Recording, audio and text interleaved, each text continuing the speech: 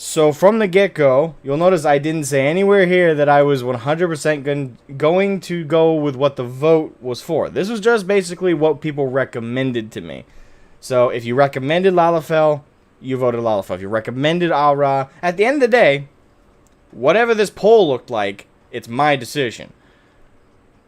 And I don't want to play a goddamn Lalafell. More or less, I just found it entertaining because I knew the thing is I knew Lalafell was gonna just be like people were gonna vote that shit.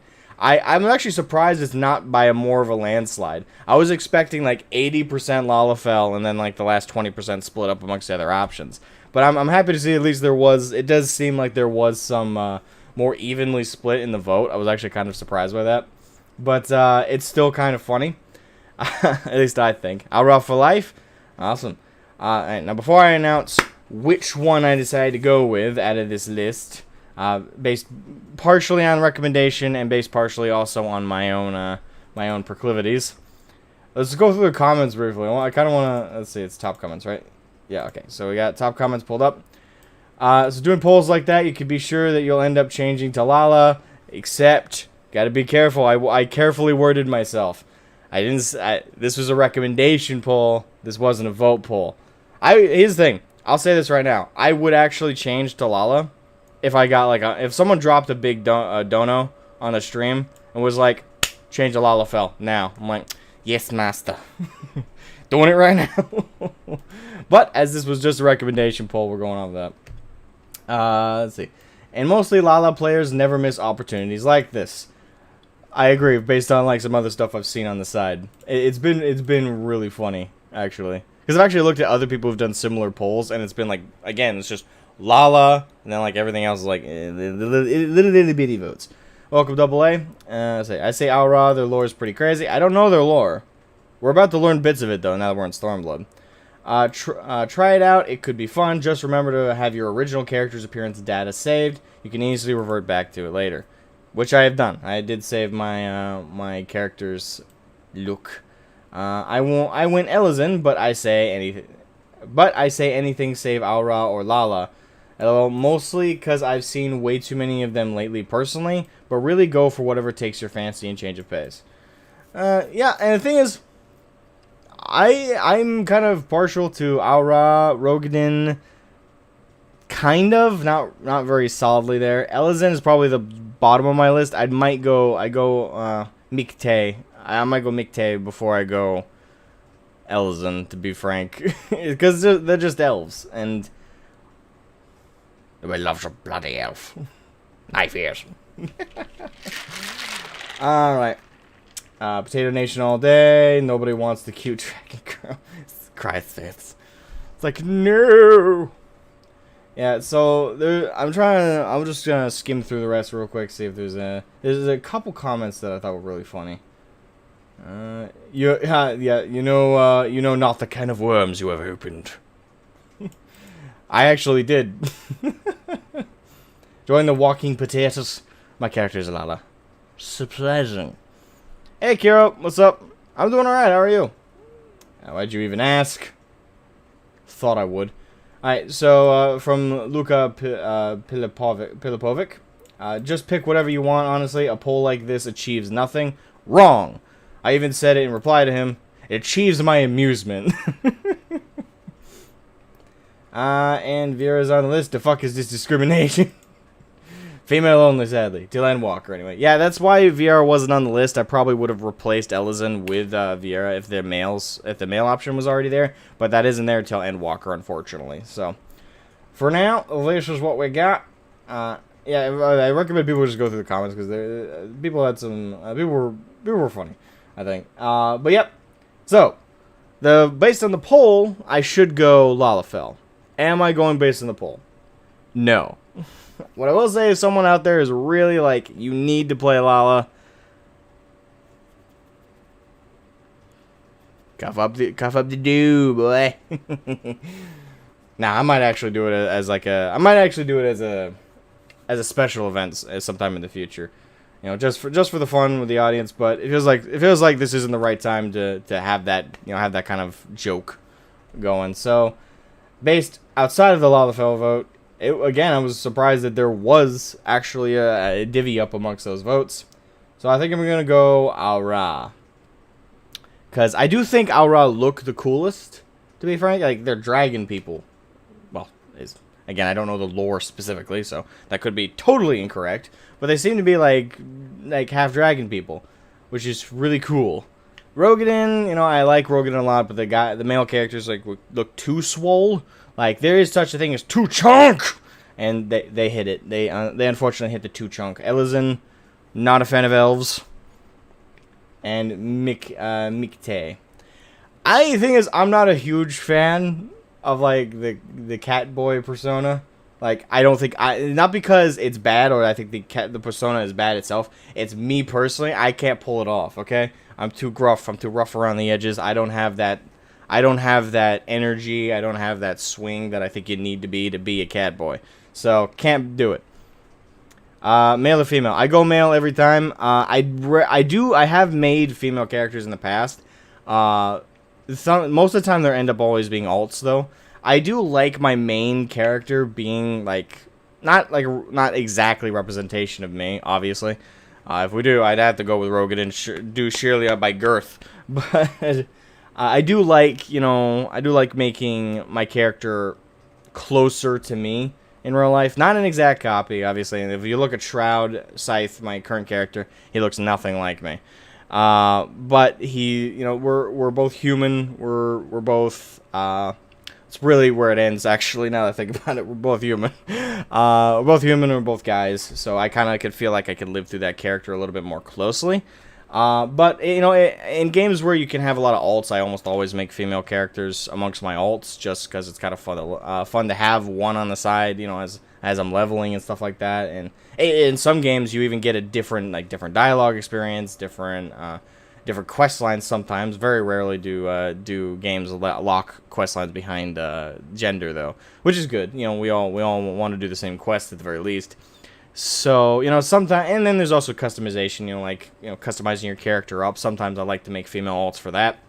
But as my main character, I like to be fairly closer to them than that. So I know it's weird to explain it, and I know a lot of people they can't relate to that mentality because to them their character is not an extension of themselves, but is basically just meh. An action figure you control from a distance, IRL, I'm a girl, so all my mains are female. Okay, well, makes sense, right? So I'm assuming you kind of get it, the inclination at least. But yeah, if this game had more of an alt system, actual making alt characters, that was worth doing, I might make a female character in that regard. But in terms of my main, male is usually what I'm gonna go with. So yep, going to both recommendation, which is 29%, which is pretty good, which is pretty damn good for the vote, and my own proclivities, we're gonna go Aura. Real quick, let me turn off that and move that back there. Boom. And bada bing, bada boom. This might be a sin, but I've never played a single Final Fantasy game. Other than this one, I've only played Final Fantasy VII. So don't worry, you're not alone entirely. Zemera, 18. There is a small bit area and NPCs you can talk to, only if you're a Lalafell in one of the Shadowbringer areas. I see. I don't know if that would make the change worth it, though. Mine are actual characters, so I do both genders at times, but then I roleplay. I don't do a lot of roleplay. I have. In World of Warcraft, I did some roleplay back in the day. Not a lot. Not a lot. It was one of those things where it got really tainted. It got really... Oh, Legend Gaming, thank you. Thank you so much. Let's see. Let me make sure I read. I only glanced it briefly, so let me read through it. Thank you so much for your awesome content. You've gotten me through some tough times, especially with your reaction to Soken's video. Keep on being you. Your humor and passion is amazing to see. Well, thank you very much. I appreciate that. And yeah, I try, you know, I'm very happy that is kind of the goal of the channel, for sure, is to, you know, is to bring us more. I like to entertain people. I like to give people that, you know, upward lint in their day. And, you know, that's why I enjoy making content. You know, content creation for me is entirely about being an entertainer. I like to entertain as many people as possible, and I like to have fun, and it can be a combination of talking about dumb stuff that doesn't matter in the real world. Like, you literally just throw a topic out there, I'll probably talk about it for hours. You know, I enjoy making fun content. You know, I'm not on YouTube and content creating for much other than that for reasons. But I am very happy that I've helped you through some times. It's very good to hear that my content's doing its job. I'm happy you're enjoying it. Yeah, and I still plenty more content to go in the future that'll hopefully scratch the same itch. Hopefully, I hope to continue to entertain you and help you through the worst times. My lore Final Fantasy is heavy. I've just never played the games. Yeah, you know, you can if you want to, you can get like pretty much 1 through 6 for like, I think it's like $70. On Steam. You know, you get the first game all the way through, and they're all, as far as I can tell, they're all turn-based strategy games, so I'm actually eager to play through them, but unfortunately it looks like the poll I put up for like what games to play on the side, I don't know if we're gonna do them in video form or stream form. That's still up in the air, but the poll went to apparently be Nier Automata, although a lot of people have told me to play Replicant first, because then I thought initially Replicant, and this actually caused some confusion when I was replying to a comment, actually. I thought Replicant was like a sequel to Automata, and that's another thing. I don't know if it's Automata or Automata. Like, I've heard both pronunciations, so I just go with the one that sounds right to say. So, Automata. I was confused because I thought Automata was first, though and Replicant was a prequel game made afterwards. But it turns out Replicant is the new Replicant, version 1.22 blah blah blah, blah, is actually a remake of the original Replicant, like a facelift. So it's a prequel in a sense, but it's technically the first game. So I'm gonna end up probably playing Replicant first. And then once we finish Replicant, assuming the game doesn't emotionally destroy me to the point where I'm irrecoverable, we'll then play through Automata. The most useless slider in FF14 is the Lalafell bust slide. Oh my god. You go from nothing to nothing. Oh yeah, you're a little potato. You know, potatoes don't have too many... I'm not getting there. You know what? I'm not going there. Jesus. The games are fun, Kira. Automata. First one. I've actually been playing Breath of Fire on Switch. I don't have a Switch. It's like Final Fantasy, and it's hella fun because the story is very good and complicated to explain. Definitely worth a play if you like Final Fantasy. I don't have a Switch, so... if it's only on Switch, no-go. That's why I can't play Breath of the Wild, because it's only on Switch. I don't have... you know, I'm not one of those people who gets the latest console stuff when it comes out. I spent so much money, you know, building up my PC. If I want to play everything on my PC. If I can't play it on my PC, I'll probably never play it, unfortunately. I've never seen the need to get a Switch. But we're of a cry fest for the Nier games.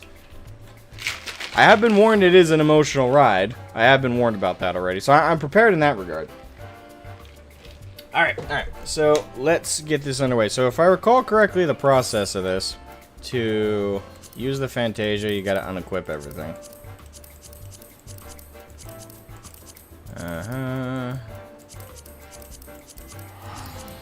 Alright, so I've unequipped everything. Alright, now pull up my Fantasia. Which is somewhere in here, I knew it.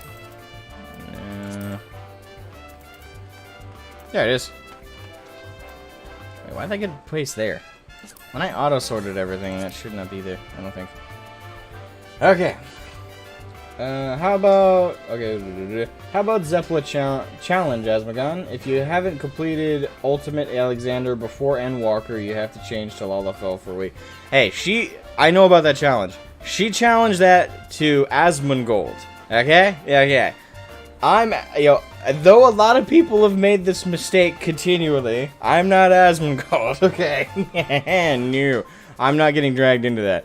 The thing is, as much as it does sound like a lot of fun to try that challenge, as I don't have as much personal stake in it, because they don't... The thing is, a challenge like that is a lot of fun if a friend challenges you to it. Like, I think Asmongold is truly, like, engaged for it, because a friend of his, Zeppela, is the one who issued the challenge. Is the one who dropped it down. Those are the best ones. If you just pick up a challenge that is going on, other people are performing, but no one you're personally invested in or has actually laid it to you, you don't feel as driven to do it, I don't think, and you also don't feel as directly connected to the challenge. Like, you feel like you can just walk away from said challenge and kind of leave it at that.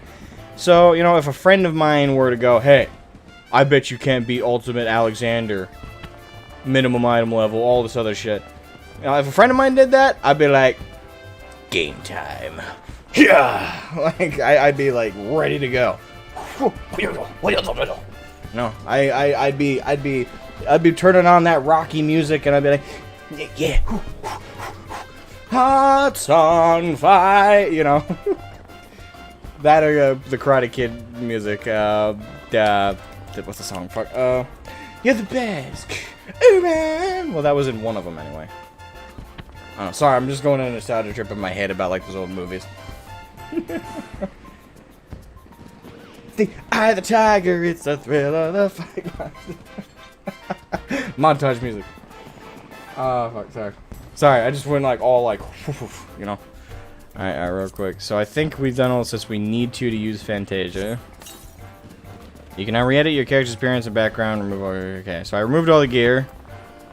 And log out. Okay, so gear's all removed except for the weapon, because you can't remove that, so... Let's log out. Let's do it! Replicant is the start of the Nier games made in 2010 before Nier. That is canon. Is Drakengard 3, then 1. Drakengard 3 makes the base lore for Drakengard. Drakengard 1 joke ending is the base lore for Nier.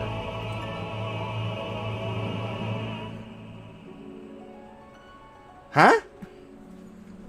Well, it is Super Nintendo Entertainment System game, but there's a thing on Switch that needs Switch Online to download, but it literally is a emulator for a bunch of NES games. Yes, but the thing is, my mom is the only one in this household that has ever owned a Super Nintendo Entertainment System. When she stole one from a friend of hers when she was in school, and she lost that years ago, so... Unfortunately, I don't have access to an SNES either. Oh, shit. No. I play that trailer. I still haven't watched that one. I've seen snippets of it, though, unfortunately. Alright, so look at that. It might be good to open your inventory all at once, so... Okay, good to open your inventory. And all at once, okay. So all the slots open at the same time, and you don't have so many tabs to cycle through. You can do this in character config menu. You can see all the items at once. Also, you're right. In before 500Q. Still awesome, Mom. Yeah, my mom's awesome, but the SNES she had when she was younger, she stole. Oh God. Oh, that was hilarious. The thing is, when my mom told me that story, I'm still like, shot scythe, cancel access. Okay. No, wait, how do I do this? Ready character. There we go. Yep. The previous save. Parents data. Nope. We'll just start from scratch. Okay. Well, it still loaded up my old appearance. All right. So, first things first. So. So, Lalafell, Mikte, Rogaden, Hrothgar. I wonder when they're going to add a female Hrothgar, or is that, like, strictly something they're not going to be able to do? Because Viera is female primarily right now, but they're adding males. So are they going to add female Hrothgar? I don't know. I'm curious if that's actually in the works at all, or if people don't even know. But anyway, Aura. Just since we are switching to it, Zahila, welcome later on. Okay, nice. Alright, so Aura. The curved horns and beautiful patterned scales that characterize the Aura oft give rise to speculation that members of this higher-like race, native to the far eastern continent of Othard, are, in fact, the progeny of dragons. This, however, has long been disputed, with scholars citing several distinct differences in the two races as evidence of decidedly dissimilar roots. The first and foremost being the enhanced hearing and spatial recognition granted by an Aura's cranial projections, traits not attributed to draconian horns, and the second being the gross disproportion in body mass between Auri males and females. Again, a trait widely unseen in dragons. Alright. Ching. Clan. Alright. One, yes. First they are rushing to put out the male Viera. They're rushing? Oh, I hope they're not. It's good to take their time, you know. If you rush things out, you might forget like certain customizations people really want to do on their male Viera. So I think I hope when you say rushing, I hope you mean just they're just doing that one first because they're prioritizing it first. Female Hrothgar will be added in 6.1. Okay, so they are adding it. I'm curious to see what that's gonna look like. I'm not gonna lie. Male Viera is at launch. And female Hrothgar will drop its one. Okay, along with Ishgard housing. Yes. I actually really want to hit Ishgard house. That's so far been the. We haven't been to the Shadowbringers areas obviously yet. I'm still playing through Stormblood, but I'm eager to see what the Shadowbringers areas look like, and if that has like, does that have housing yet, or does it not? I don't know. I'm curious about it because I'm like, so far Ishgard is the place I want to live. Like, that reminds me of my real world home very much during the wintertime. Aesthetically, it hits me right on the dot. Like, I love Ishgard, so I'm excited for that. Shadowbringers does not. So the Shadowbringers do not have housing. Okay, so as it stands right now, then I'm eager for that Ishgard housing because that's gonna be mine. Gonna be mine. There isn't a set patch. It'll be released, but they're going it during Endwalker. Okay. You need to narrate videos in that voice. Oh, I think one of the draws about the streams, if I'm, not to toot my own horn, but I think one of the draws of my like streams when I do like Final Fantasy and stuff like that is I actually try and voice the characters. Obviously, I'm not the best voice actor. I'm not even a voice actor, but obviously I try. I think the fact that I try, I think a lot of people like. I think a lot of people like that about me. I have no idea, and I don't want to sound like I'm bragging about anything, or I don't want to sound like that. I'm not braggadocious at all. But I think one of the things that people enjoy most about me is the fact that I put that effort in and try and do voices and try and give life to the characters during those scenes where they're not voiced by their proper voice actors. I hope that that's what people. At the very least, I hope people like that. If nothing else. Alright, so before I'll catch up with chat in a second. Alright. Auri creation myths, tale of a dawn father and a dusk mother, from whom all Aura are descended. The Rayen believe their veins to run thick with the blood of the former, their brilliant white scales and iron wills serving as proof of this divine lineage. Unlike their sister clan, the Jela, who bloody the land with endless tribal conflict, the Rayen have embraced a life of tranquility and solitude, long abandoning the nomadic lifestyle of their ancestors, so to settle the deep valleys of Othard's mountainous eastern reaches. Only on rare occasions would one emerge from the valley mists to seek adventure in realms afar. Alright, so that's Rayen. And Jela. Auri creation myths tell of a dawn father and a dusk mother, from whom all Aura are descended. The Zayla believe their veins to run thick with the blood of the latter, their lustrous black scales and fiery wills serving as proof of this divine lineage. Unlike their sister clan, the Rayen, who lead solitary lives hidden behind the savage peaks of Orthurd's eastern reaches. The Zayla are free spirits who roam the vast western steppe in close-knit tribes, hunting, gathering, and warring as their ancestors have for countless generations. Okay. So, I do like, almost like the biased, like, narration of their two clans. I kind of like that it's written in, like, a biased perspective from their opposing sides. I find it entertaining.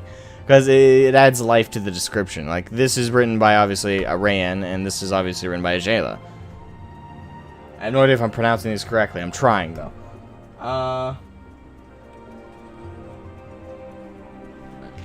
Add in new servers, new systems, and Endwalker numbers, making the servers go boom. I would more see it 6.25 or later. There's Ul'dah, Gridania, Limsa, Kugane, and Ishgard. Yeah, Ul'dah, no. Like, for housing, Ul'dah, no. Gridania, no. As beautiful as Gridania would be for, like, a vacation home, not where I'd want to live. 24/7. Too sunny. Limsa would probably be second to Ishgard. I like the sea. I like the seaside. I like the stone buildings. I like that style. Chat keeps moving, so I keep losing my place. There. Kugane and Ishgard. Yeah, I've seen Kugane. Not my style. Not really aesthetic or vibe. I'm looking for in housing. So just not my tastes. And Ishgard obviously is my tastes. 97 days. We got 97 days. Time to go farm mounts. I mean, eventually. I want to finish the story before I just start doing mount farm. Drakengard 1 came out in 3, is majorly overlooked. Due to the mandatory action gameplay, it has multiple endings. All of them are not good for the main character. The joke ending is canon, however. Is it joking? Okay. Ishgard housing is now viewable. Okay, that's cool. Male Ara are bouncy pouncy. They run like tiger. What? The streets of the firmament will run with blood. And the streets covered in lotto tickets for the lottery system for some of the new wards. Ooh. I'm a Jayla. Okay. So you're the darker tone. I like my Limsa beach house and Kugane homes myself. You have multiple? I hear they cost a shit ton. Kugane has one hell of a sunset and sunrise. I bet. I do that might be a draw for me, but it's a small aspect to draw me in. I have a little house in the Goblet. Okay.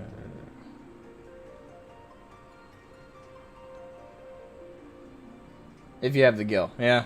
Well, that is the question, isn't it? Do you have that sweet coinage to move? On a mount farm before they do the squish. The squish? Question, Asmo, when you're doing a reaction video to the story, are you going to do like a 2-3 hour long video or short snippets? I've debated that. I think when I actually finally go back and I like grab all the streams and I start editing them down to video formats, I think what I'm gonna have to end up doing is episodic stuff. Like, as much as I'm sure people are willing to sit down and watch 2 to 3 hours of Asmongold doing it, like, you know, the view numbers on his clip channel of his episodes of him playing through the story are massive.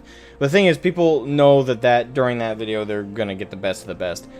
For me, as I'm a smaller creator, I don't have as much rep, you know. I think I'll and inevitably to get any kind of viewership, I'm gonna have to keep it condensed. So I'm probably gonna condense them down to much smaller snippets. Probably about 40 minutes max, 50 if I'm really gonna stretch it.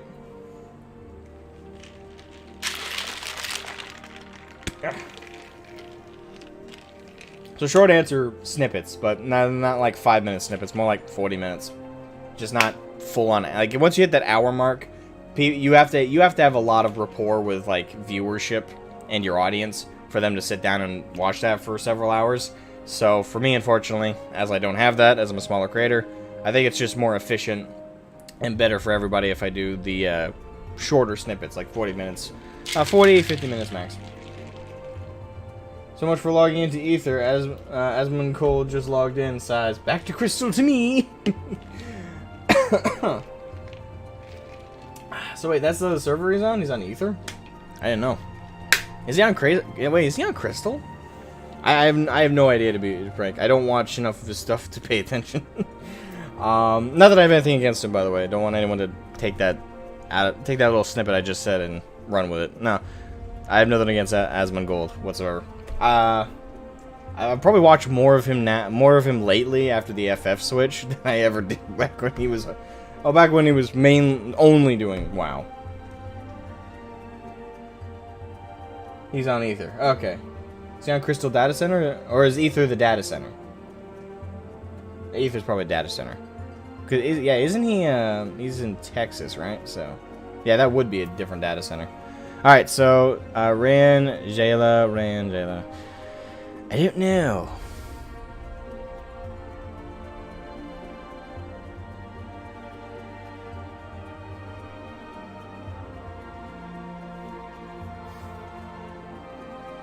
Ether's data center. Okay. Gotcha. Right. So I'm happy I'm not in the same data center. I can only imagine the queue times. Oh, that must be horrible. Oh god. Yeah, you have one of the biggest MMO streamers on your data center. Oh, I'm sure there's plenty of connectivity issues. Oh god. Alright, so Zayla ran. Oh, I feel like I get a coin toss, because they both sound interesting to me. It comes down to, like, the more noble, reserved, not outcasts, but recluses of the mountainous regions. They also kind of come off as pompous against the Zayla. But the Zayla come off as kind of begrudging to them, so...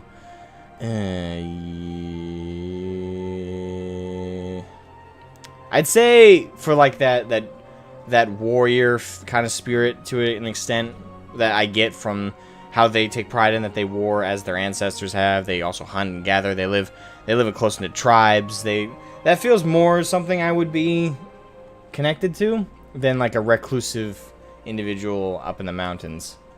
So let's go Zayla. All right, so appearance, height. Fuck it, we'll go max height.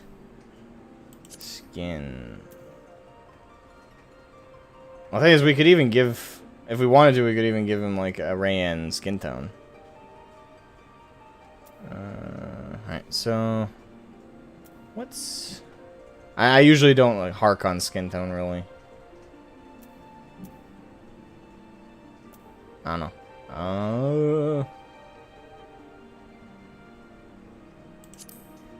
I guess that. Over there. Alright, so tail. Oh, okay, so there's 4 variants of the tail you can get. Alright, so you got... I think that's a standard affair. Bulkier version of standard affair. You got chunk tail. What the hell? I don't like that shape. And a really long tail. But it's got that little menacing prong at the end. That's kind of cool. Let's go with the prong tail. I like the prong tail.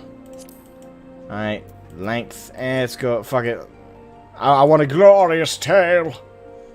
I want it longer and more impressive than the others. Okay. So the face is where we're definitely going to be doing some editing there. Alright, so hairstyles. I kind of like the spiky boy hair. I don't like that, the quiff up. Nah, fam. I kind of like that haircut. Alright, so these two so far are the best. I'll do hair in a minute. I want to fix his face first.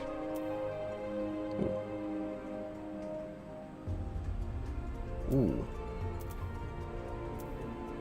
Okay, so 1 and 3 I like.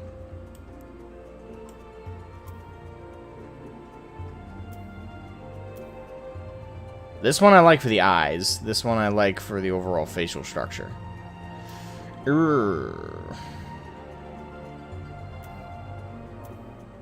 Sure.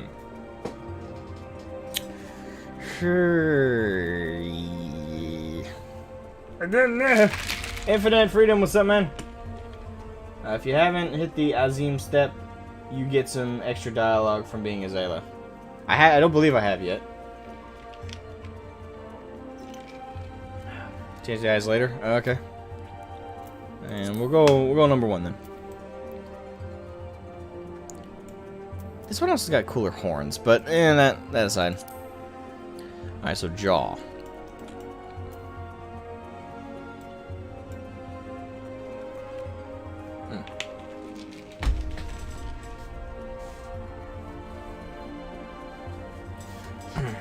Bit congested today. Yeah.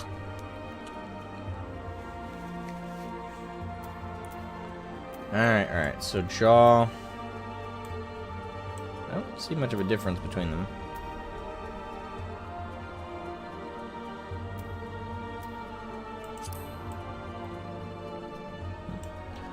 Alright. So, I think we fixed up the hair. We fixed up the face enough, so let's go back to hairstyle. Alright, let's scroll down and see all the options. I don't want to be... don't want to be that close! Stop it! Right. Actually, I kind of like that.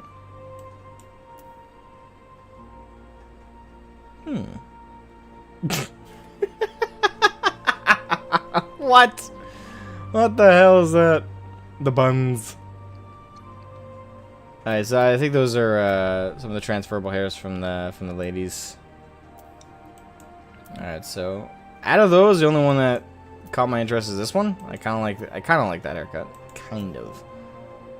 Definitely not that one. The fuck.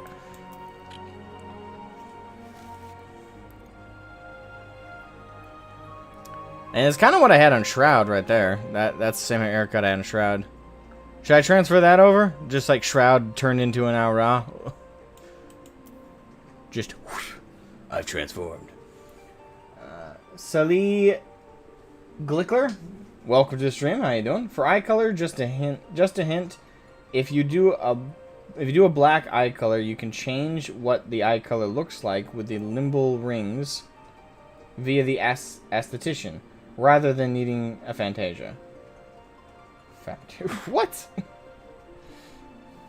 Well, thank you for the hint. I appreciate the hint, Sally. That's less of a hint though. That's more of a actual straight explanation. So like a hint is like, you know, I'm suggesting something is a thing. This is like, this is what this thing is. Do you have the Rainmaker hairstyle from the Gold Saucer? I don't believe so. I haven't. The thing is, I grinded out the Gold Saucer until I got about 400,000 MGP, and then I stopped because I was told that that's like 200k MGP is all I needed for the car that's coming in September. So that's what I was grinding it all out for. I'll probably grind there for fun from time to time, and I don't know, look at the other things I can buy. But that's the only thing I'd focused on at the moment.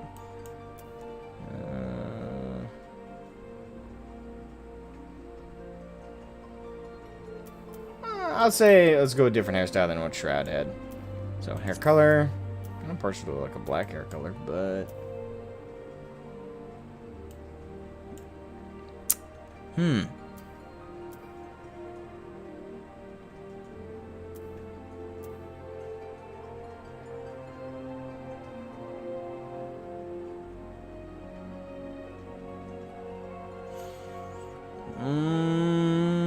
black. Tried and true. Face. Okay, we already did that. Jaw, eye shape.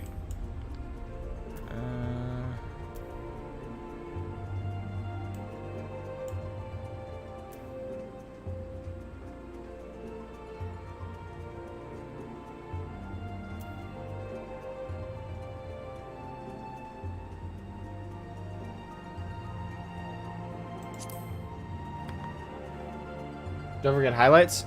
Wait, what? Hair color, highlights. Oh, right. You can do highlights. I forgot. Kind of like red highlights. So, where's my red? It's all kind of grouped up in this area. Oh, I like that. Alright. Got the highlights, face, junk, okay. Eye shape. Well, that eye shape. Actually... a little bit better. Alright, iris size. I got large.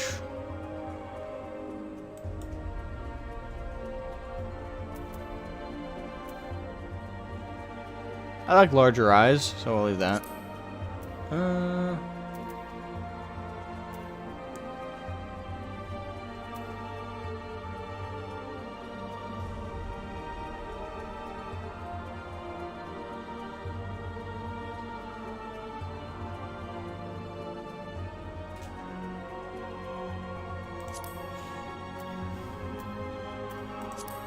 Odd eyes. Oh, that's right. You can have different eye colors in one eye.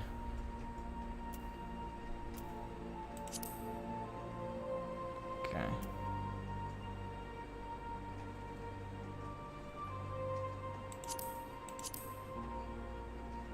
Okay. Limbo ring. I don't know what the limbo ring is.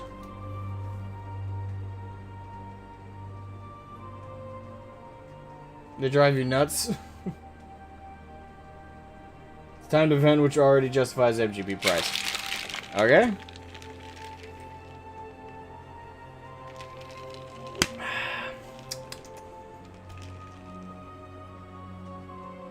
They'll never add another 2M mount? Ah, that sucks. I'm not sure what the limbo ring is, but apparently we can't have it on one eye and not the other. Well, that changes what I'm going to do with the eye color then.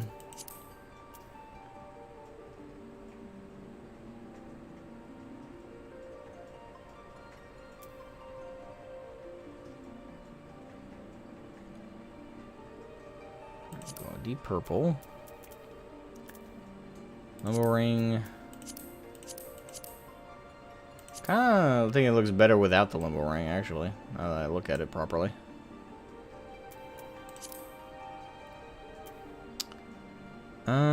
Right, so... Actually, no, that means I can do the odd eyes thing I wanted to do before.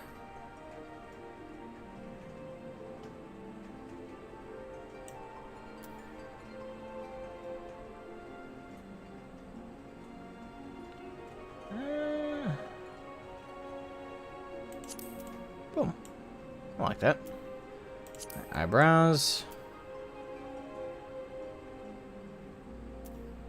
Angry.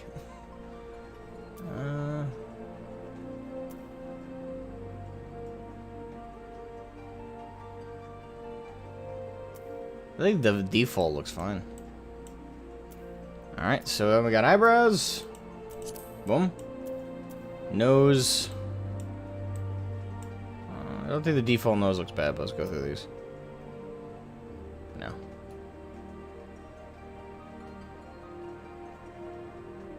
It might do 3.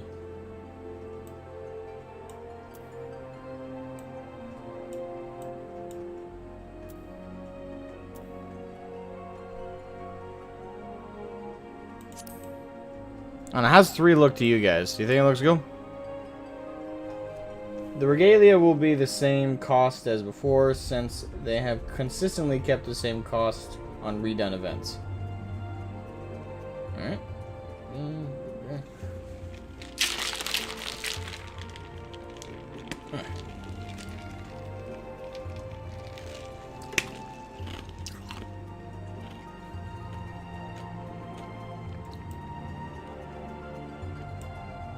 Yeah, I don't know. It's kind of... Right now, it's kind of between Type 1 and Type 3. In terms of the nose. I don't know.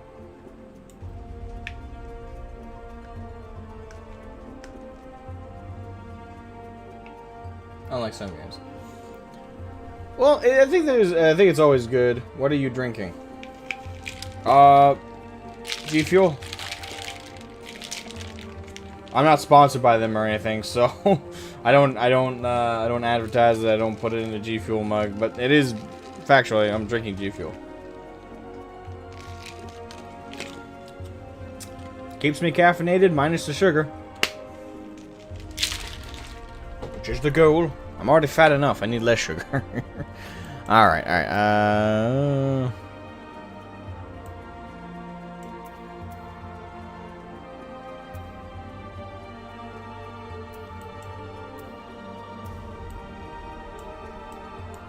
think I like those three, so we're gonna go with that. Mouth. Right, this one I'm probably gonna be the least picky on, but let's just look through the options. I don't really see a difference. Alright, so lip color.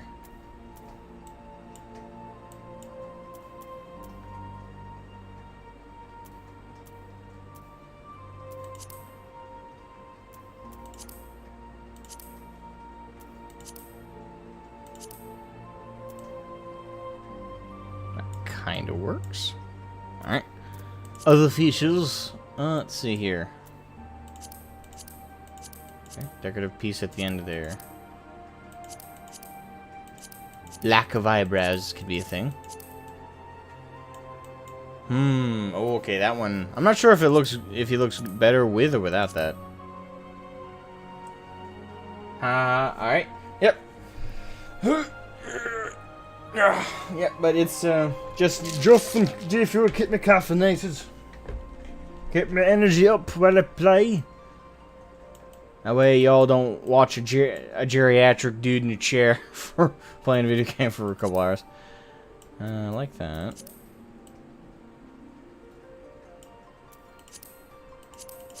I don't know if I like the addition of that or not.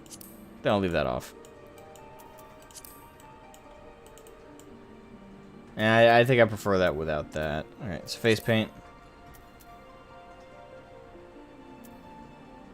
Actually, real quick, I want to see what this looks like.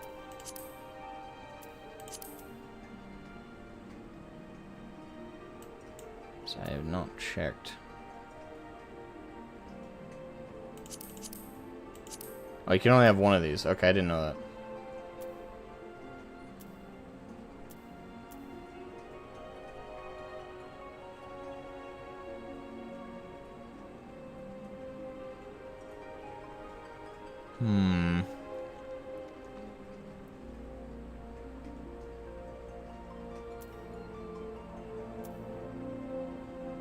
I really like that.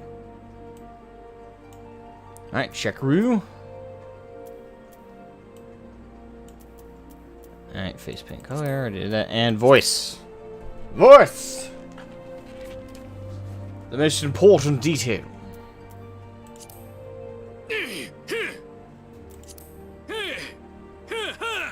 No.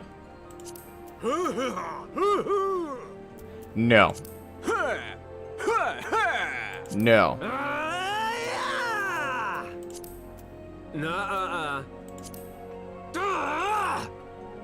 Keep 4 in mind.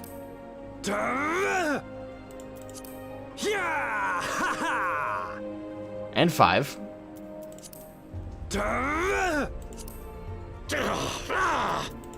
Hey! Whoa!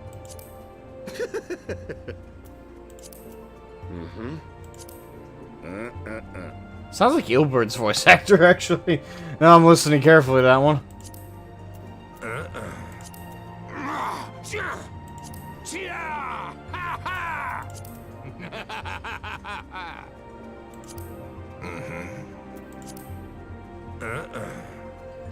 Seven so far winning.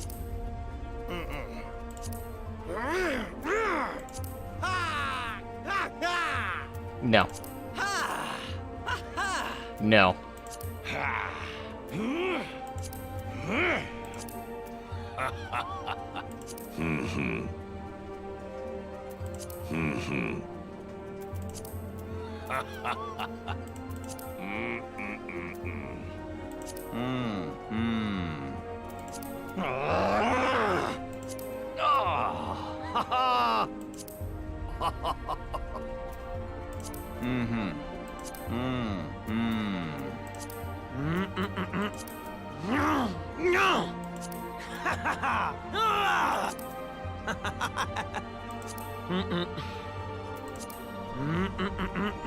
That one kind of reminds me of Axel from Kingdom Hearts 2.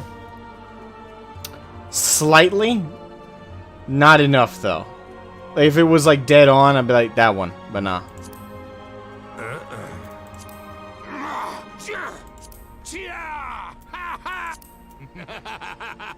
Alright, 7. 7 wins the day, boys! And ladies. We'll save the appearance data. By the way, don't be too, like, impressed by the number of these. I think I have multiple... Like, all the Midlanders, except for one of the female ones, I think are all one character. That I've saved accidentally multiple times. So, actually, with that in mind, I'm going to overwrite save slot 2. Yeah. Yeah, when I first made a character in this game, I thought you could make alts, so I think I made like 6 or 7 alts. Not realizing that this game isn't alt friendly.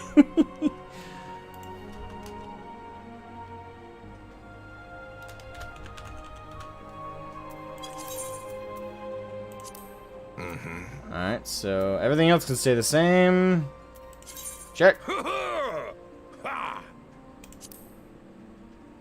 Alright, check your room. Boom!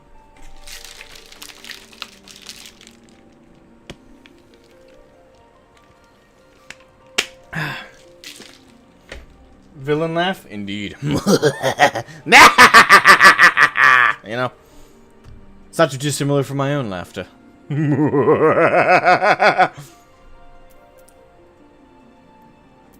Alright. It's hopping back in game. I just realized we've been doing all that took an hour. Oh, people gonna be mad. I'll timestamp this stream. Because to be fair, this one was a bit more disjointed.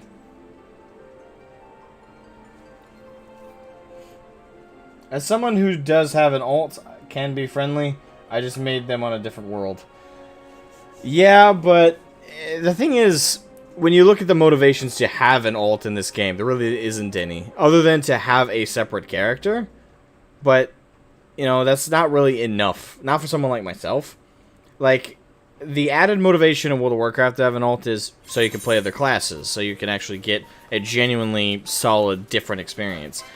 But you can play all the classes on one character in this game. So the only thing left over after that then is either to go to a different server and play with friends, or the appearance difference. Which for me isn't enough. It is, first of all, I don't have many friends in this game, and all of them I do have are on this server. So, well, on this data center, I should say. And you can travel server to server if you're on the same data center, so again, I have no reason to make an alt. So, alts are only good if you want to go to a different data center, and you want to make another character, like actual character, different from your main. But otherwise, everything else is the same. Like, you play all classes and everything on one character. Alright, so, real quick. Switch to my Dark Knight. Brief moment here to do some fashion. Look at that sexy boy.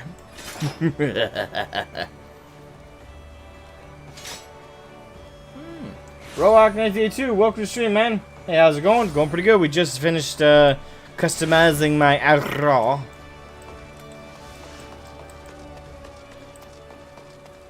I'm an alcoholic in any game, including this one. I used to be an alcoholic, but the reason I was an alcoholic in WoW was because of the classes. Like, I wanted to play every class. I wanted to have one of every class on both factions, to give you an idea. So I had a shit ton of alts. But without that motivation, you know, without that incentive to make alts, there really isn't any for me in this game. The only reason I would is if I wanted to, again, like appearance-wise, I wanted a different character for that. But I got Fantasia.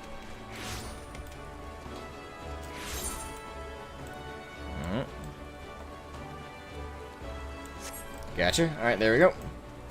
That is some great glam. Thank you! I think my samurai one looks better, though. Well, not that version, to be honest, but... Actually, given the Al Ra look, I don't think this fits for me as well. Real quick, let's hop over to the inn and get my other glam on. Get your glam on! Hello, Innkeep. Let me in. Let me in. You have characters on all NADCs, but yeah, it's for friends. And yeah, that'd be pretty much the only motivation. And I don't, again, all my friends in this game are on this data center. That's a real quick. Glamour plates. Alright, we'll apply it.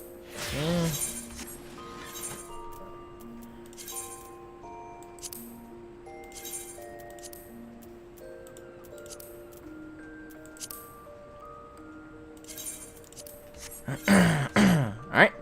So this is what my aura looks like in my samurai glam.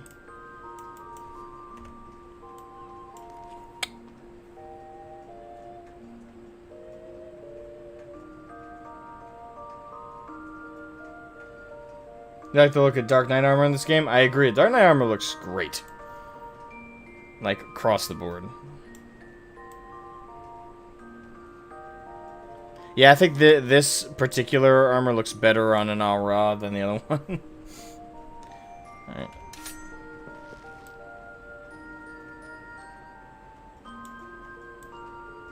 Actually, a friend of mine made a joke that now that I think about it is a little too true about me. He said, dude, you, for such an unedgy person, you like to make a lot of edgy characters in video games. Like, a friend of mine actually, you know, has seen some of the streams, saw, like, my previous character, and they're probably going to see this one, and they're going to be like, this is proof. Like, Exhibit A and Exhibit B, Your Honor. They're going to be like, dude, you like making edgy characters. But the thing is, all my friends, this is, again, granted, I'm a biased perspective. I can't conjure them up in front of me to prove this. But my friends, you know, my friends don't think I'm a very edgy person. Like, I'm usually, like, when we go out drinking, or we go out and have fun, go play pool, you know, go do that stuff. My friends usually, some of them might be in, like, a bad mood, and I'm usually the one to make crack jokes, you know, try and fool around, be a clown and try and cheer people up. I'm not a very edgy person, as an individual, so I think my friends find it interesting that all my characters I make in RPGs and shit are always super edgy. They're like, it's just not who you are in real life. I'm like, I don't know, it's what's in my soul. I'm a black vacant void and down below. Oh god, it's funny though to me. It's lullaby music. Alright. Exit room. Alright, and back to the Stormblood MSQs. Back to the MSQs. Samurai. It is interesting how Aura run.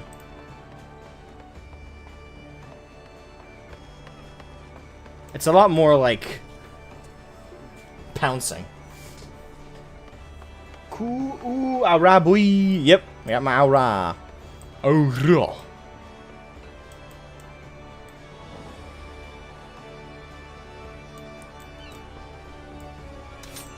Fire!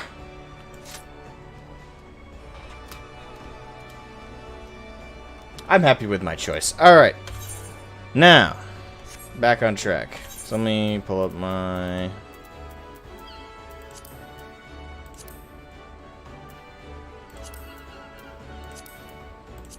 Alright, none of those are related to the main story quest. Gotcha. Alright, to Hien. Alright, before we do, let me hop over to Namai. Just to show you guys, off stream I unlocked flying in both Ruby Sea and Yansha. 'Cause I could.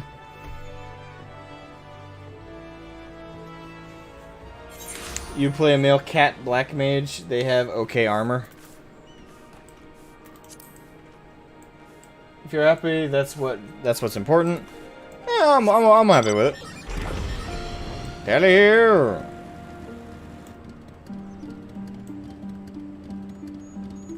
Where'd he go?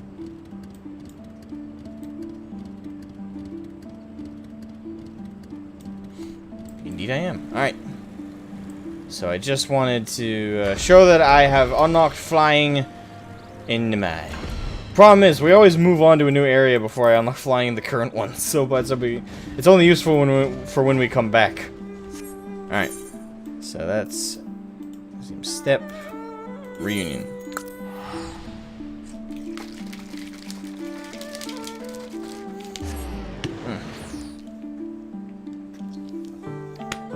By the way, I'm thinking about doing the Hildebrand binge stream either Wednesday or Thursday.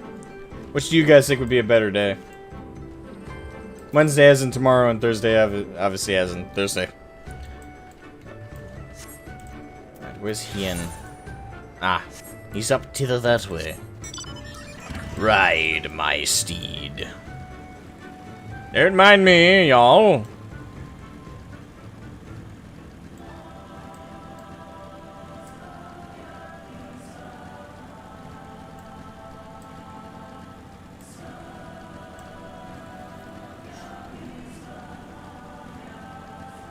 Nice? Yeah.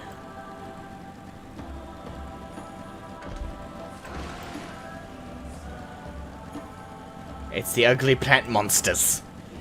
Run away! I do like this music, though.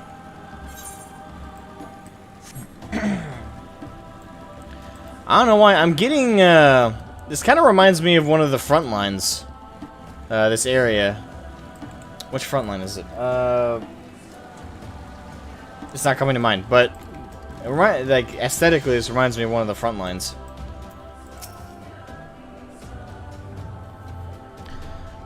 My friends, I give you Mal Ilo, the Khatan of the tribe. Timulin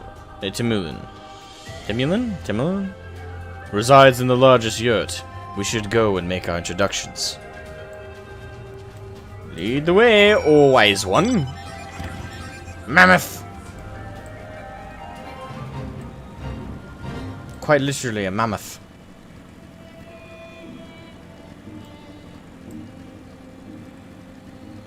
You discovered new location. Yes, I did.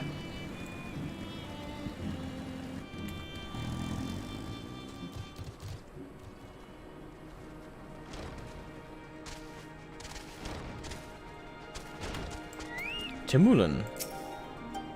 At last, the traveler arrives.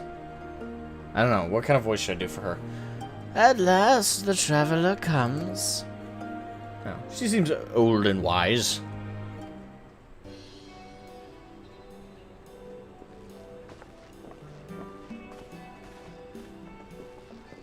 Tamarun Hatun, Sirina, I am returned. Ah, you found each other. Ours is the soil, Hien. The Domans, and the Eorzeans too. You know us. The gods know you, child. As do the stars in the heavens, which shone bright at your coming.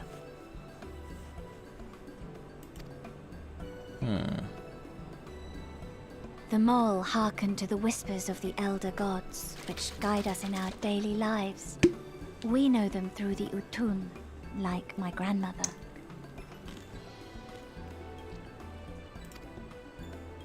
Go on. Let's do this. Hatun, I am come to beg a boon of you and yours. That I might liberate my homeland, I seek to rally the strength of the steppe.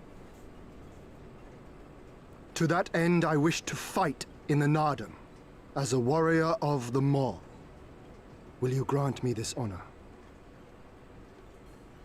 To stand with the Mole is fruitless. You gotta give him- Do not do this. I want to give him The credit. gods may have willed that our tribe join in the Nardum, but I think I gotta give him credit though. He's being Unless you direct path to and victory, honest with them we are about his weak goals. and our numbers few. Even He's not with he's your not trying to help, play a political it would game be where impossible.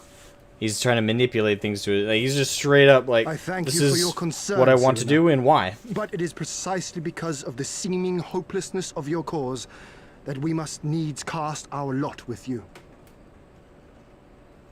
Were we to join hands with a more favored tribe, our victory would inevitably be attributed to them, and no one would follow me to Doma.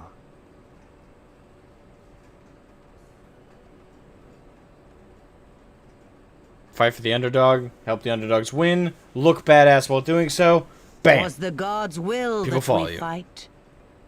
Mayhap this too is their design. Hear me then. As Hartun of them all, I invite you all to join with us in the Nardum. Cartoon.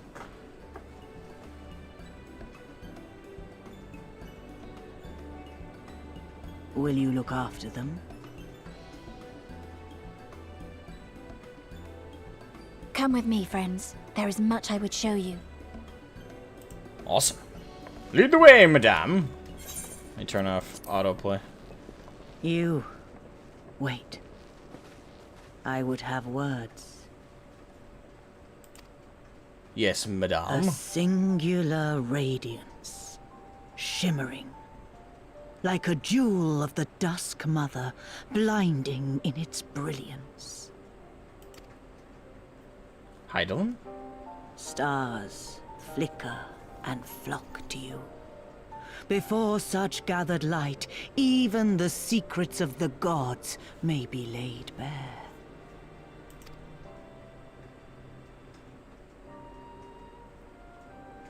Some are fated to rise in grace and glory.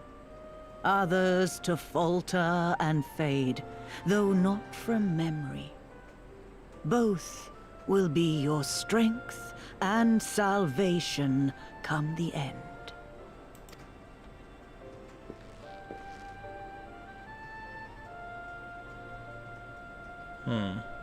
Cherish the stars and the light they bring you in the dark. For you are a traveler, are you not? I mean, factually, yes. Once you've gone from several continents around, I think by default you are considered a traveler.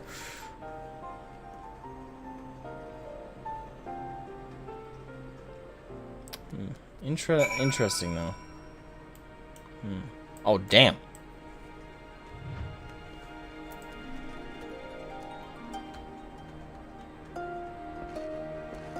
Nice! Oh, he's a ninja, too.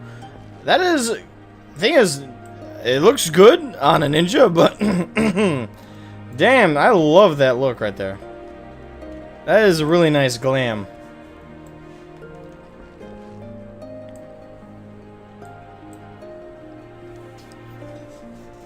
It looks like it would be a great on a samurai, though. Like, that would be great samurai glam right there. Whew. I like that one.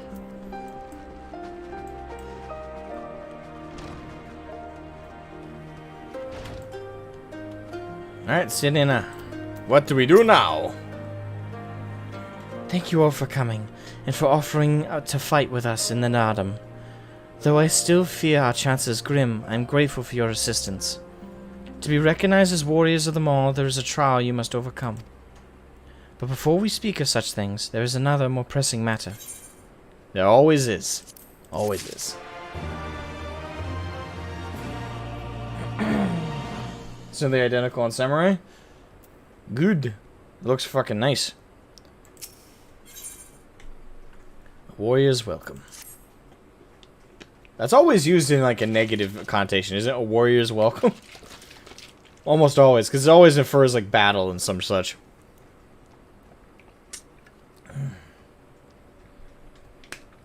My friends, I must warn you, the path upon which you embark is fraught with peril.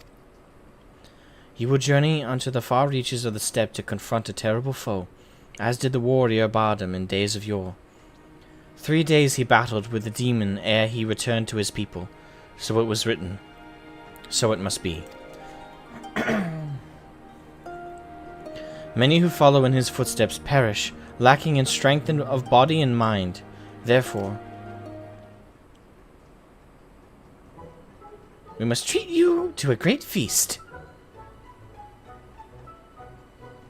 I like this place. Food! Feed me.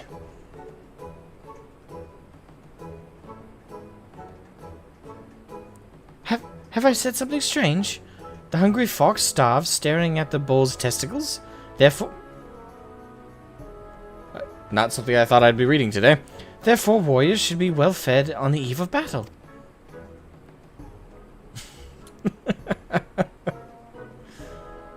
She does have a point. You have been keeping busy in my absence. A brief repast may be in order, lest we collapse of fatigue and malnourishment in the midst of our trial.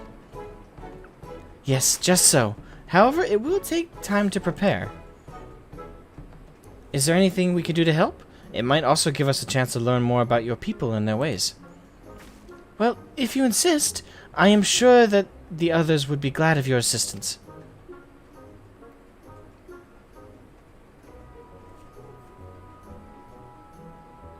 You should look into lunch. Yeah, I haven't eaten at all today, but I usually only eat one meal a day. Would you go and speak with Dorbe? Dorbe, these? Aye.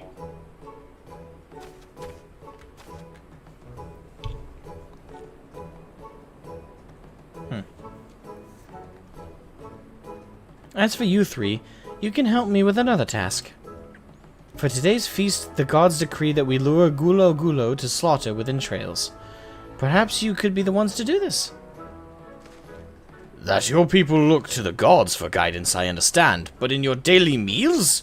I say your grandmother must be quite busy. Some days more than others, but every night we come together around the cookfire. Even babes must earn their keep on the steppe. Give over the entrails, Serna. We will bring you a bounty of meat. The three samurai.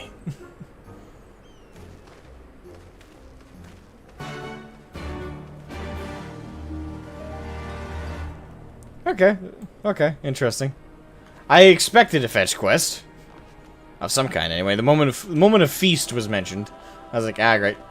What meat do I have to bring down? I always seemingly have to bring down the biggest game in the area.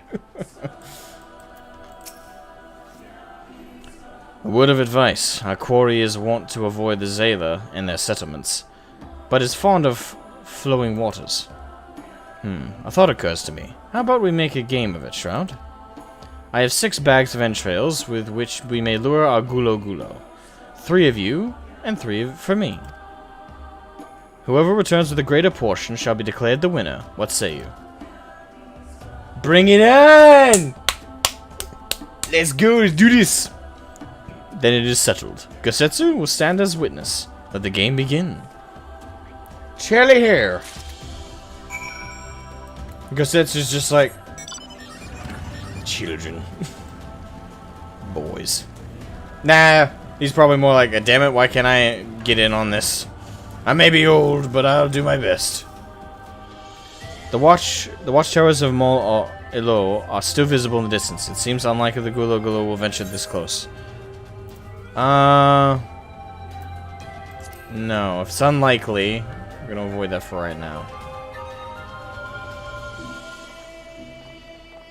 Or we only have 3 areas to use it anyway. Oh no, we have several. Alright.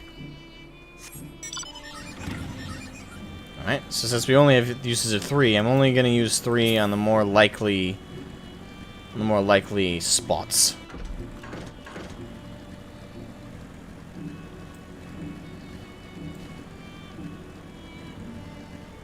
Listen to the clues.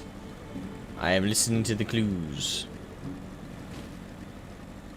Well, I'm reading the clues. I can't hear them, unfortunately.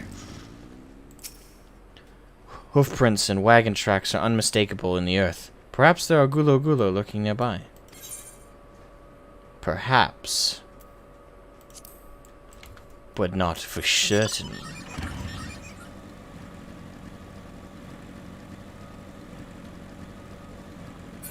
I'll note that that's one of the spots that might be likely to house one, though.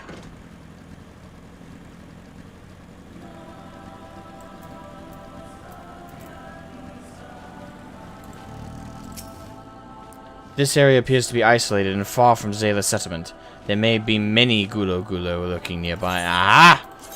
This one!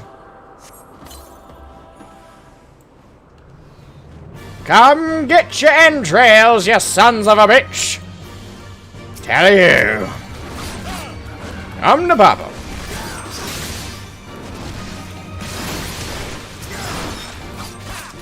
Alright, give me my damage buff.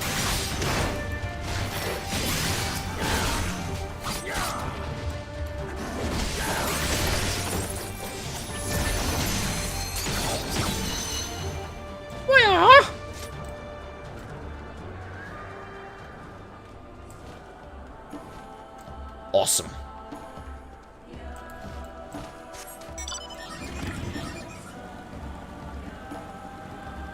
Water and out of sight.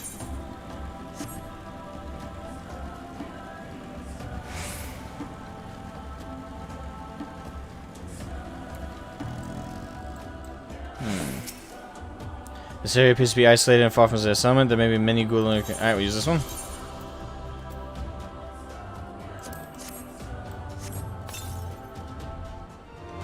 Hello, lads. Who wants to die first? Alright,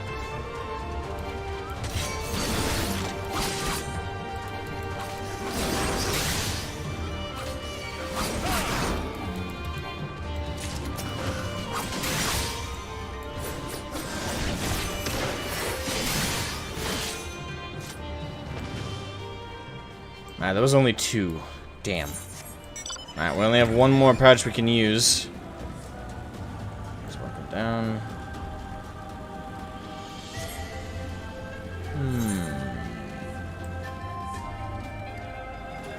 That's the only area we haven't checked over here.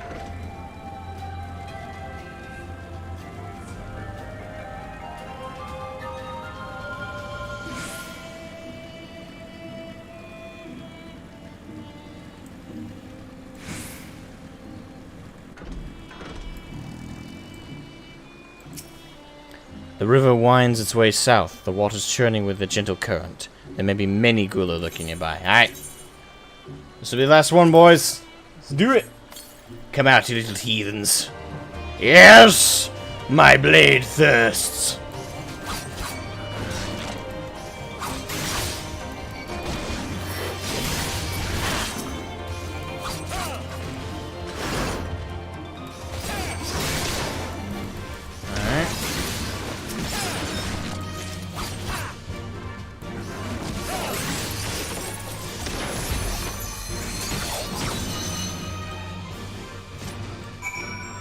Thank you for dying, much appreciated. Alright, we got what we could.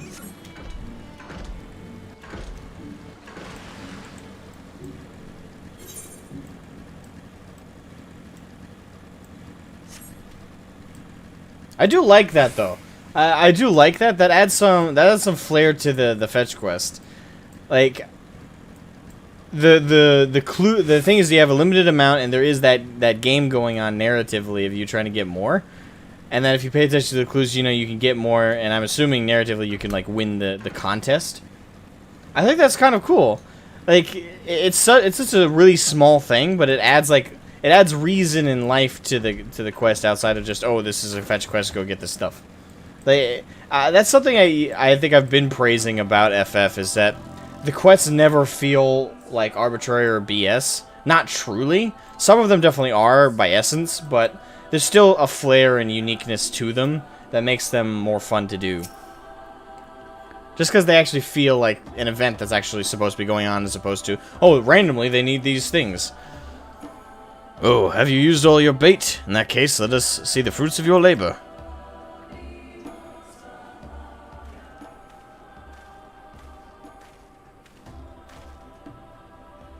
Oh, it would seem that, at the very least, you are the faster hunter. But speed is not everything. For my part, I slew 6 gulo gulo. I definitely killed more than that.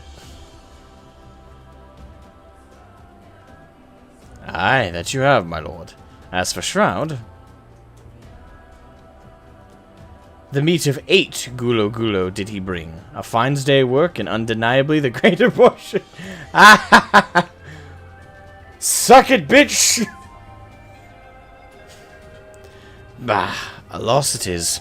And how confident I was in my chances. Dude, I am an Aura. I had the advantage. Home field advantage. Nevertheless, it is a testament to your skills as a hunter and a warrior. How fortunate I am to count one so talented among my allies. And with that, our game is concluded. Let us return to Mol Ilo forthwith, and let us have Shroud present our meat to Serena.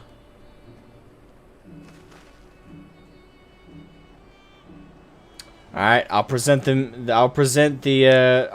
meat to the nice lady. And I am waiting for someone to take that and run with it.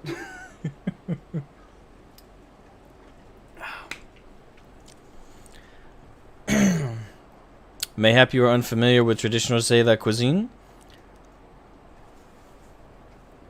It would be very odd if I was unfamiliar with it. Let not its appearance deceive you, it is quite hearty and nourishing. Were it not so, I doubt they could have nursed me back to health. You should have seen the state I was in.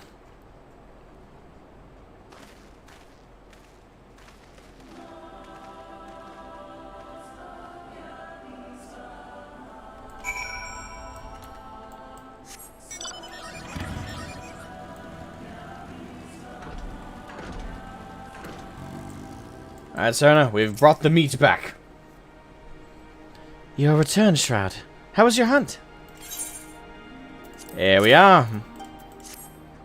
My word, this is impressive. Or were you so hungry that you felt the need to kill so many? I mean, a little bit, yeah. Well, I shall endeavor not to disappoint you all with my cooking. I volunteer to cook it. Can I not? Damn. It will be a little while before the meal is ready. If you and these wish to fill the time, perhaps you could assist Orbe. He has many responsibilities and would welcome your help, nor would you regret making his acquaintance, for he is liked and respected by all. You may find him by the other yurt, taking stock of our supplies. Very well. Look at all the side quests, damn. It's like doodle-doodle-doo. I gotta make note to go through at some point and do them, like throughout the whole game. Oh, one of the newcomers. Welcome. I spoke with Lise. I bade her help the children gather fuel for the cook fires. I trust it will be a good experience for all. For you too, perhaps. Seek them in the south across the bridge. Yes, sir, Monsieur Daubert.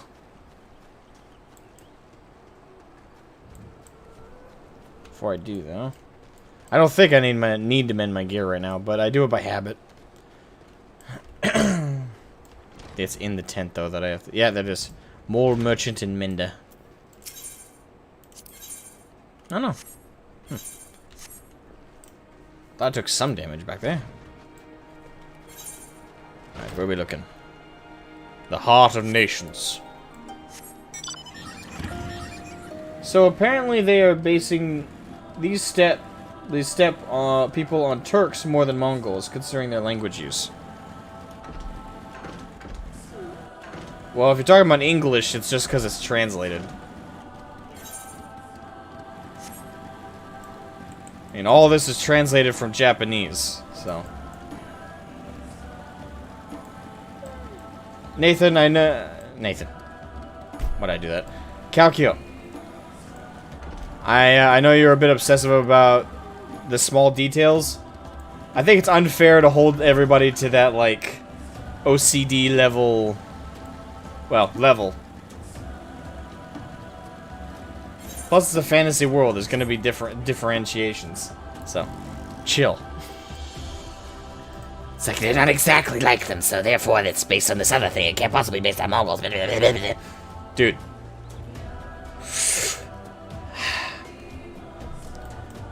There's a giant plant monster over there. Do you think this is based entirely on the real thing? As far as I'm aware, no Mongol has had to slay a giant bug trap monster. Outside of myth. Oh, Shroud, are you here to help too? Yes, I am. Great. So I suppose Dorbe told you that the children and I are gathering fuel for the fires, did he? It'll need to be dried before you can burn it. Of course, you do understand what we're here for, right? Only some people can be a bit squeamish about this sort of stuff. Then again, you've never minded getting your hands dirty, have you? Anyway, we're trying to get 4 piles each. Good luck, and keep an eye on the children while you're at it, eh? Yes. Aye aye, muy capitan.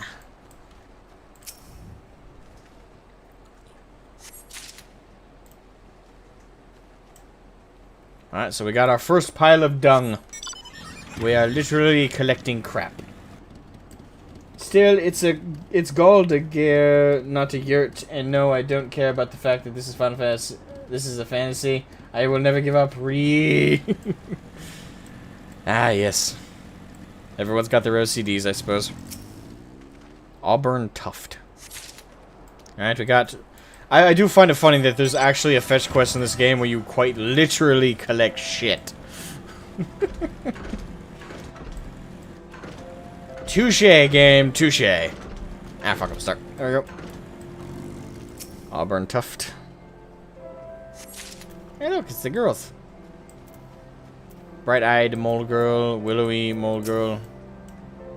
I cannot seem to find any dung here. Maybe somewhere else?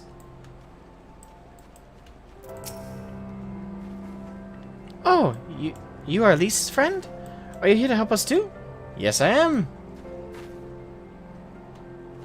Kind of worries me you guys are so close to literally okay. I'm not a parent, but my paranoia would be allowing children too close to a precipice. Like, listen, when something's so far of a drop, there's literally a mist cloud down there. I think, like, probably not a good idea to have children too close to that. If you started in Limsa, then it's not the first time either. I started in Ul'dah. I was Black Mage. That's what I started with.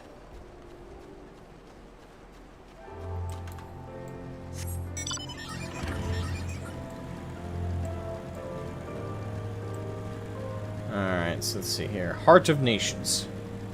Deliver the dung to Lise. It's like, Lise, I got the shit. Literally.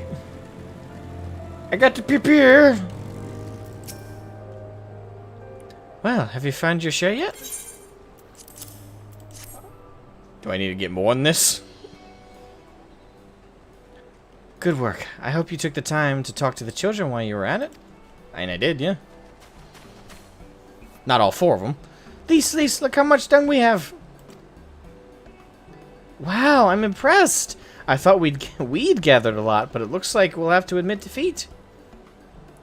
Dorbe will be happy we found enough.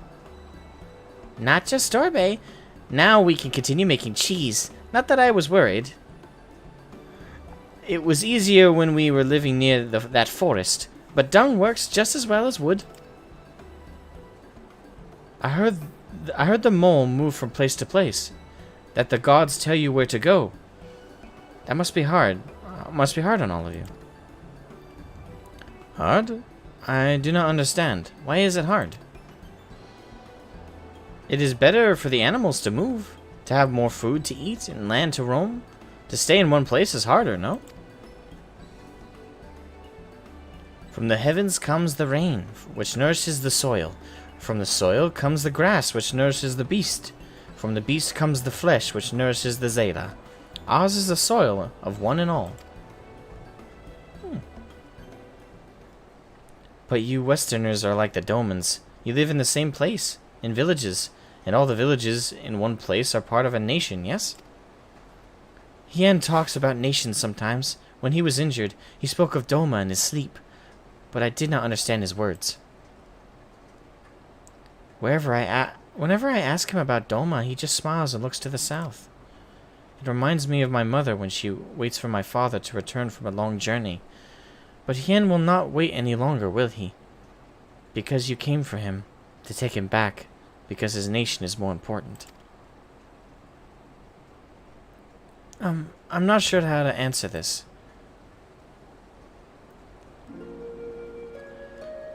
A nation is A nation is a place, I suppose. A place, and the people in it, and maybe the things too. But more than that, it's the history, the traditions, the words, the stories we tell ourselves and our children. Everything that came before and everything that comes after. The place we were born is part of who we are. We carry it with us. No matter where we go, whatever we become, that part remains. That link to our fathers and their fathers before them.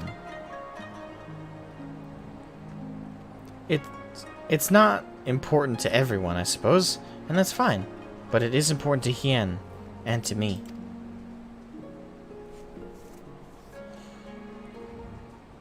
Some call the mole fools for listening to the Elder Gods, but it is our way, our pride, our nation.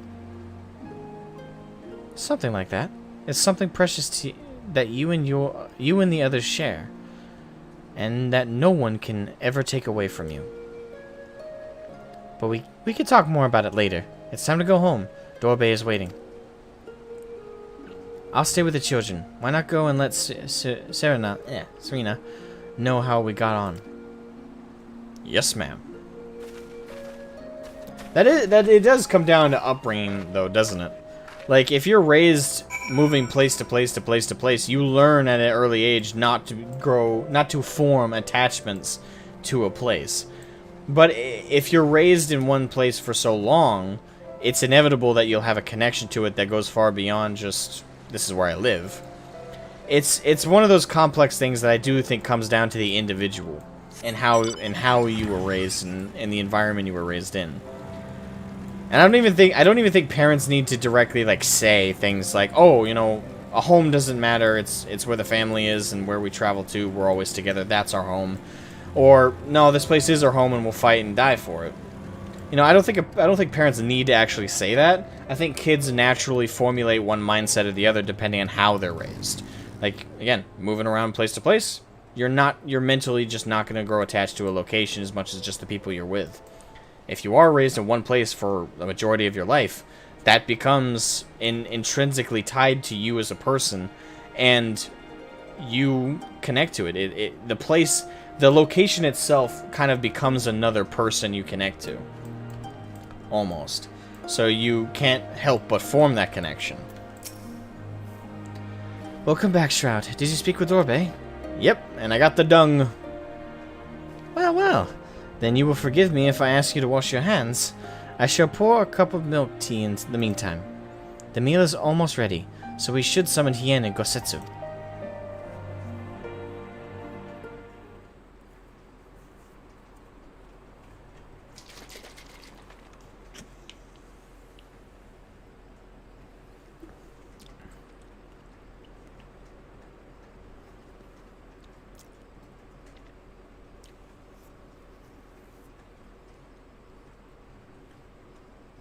How do I keep coming into these philosophical conversations? Good afternoon, by the way. Hey, Mary. I wouldn't say it's really too philosophical. To come so far and carry so much. I wouldn't say it's like you always come in during the philosophical. You do come in most of the time during philosophical conversation, though. But I would say that wasn't too philosophical. I think it was just stating a matter of fact.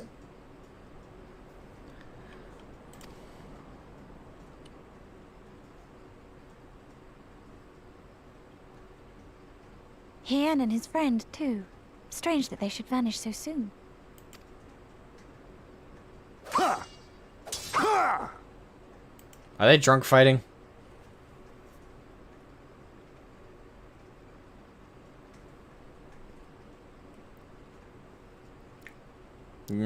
Probably not drunk, but certainly sparring.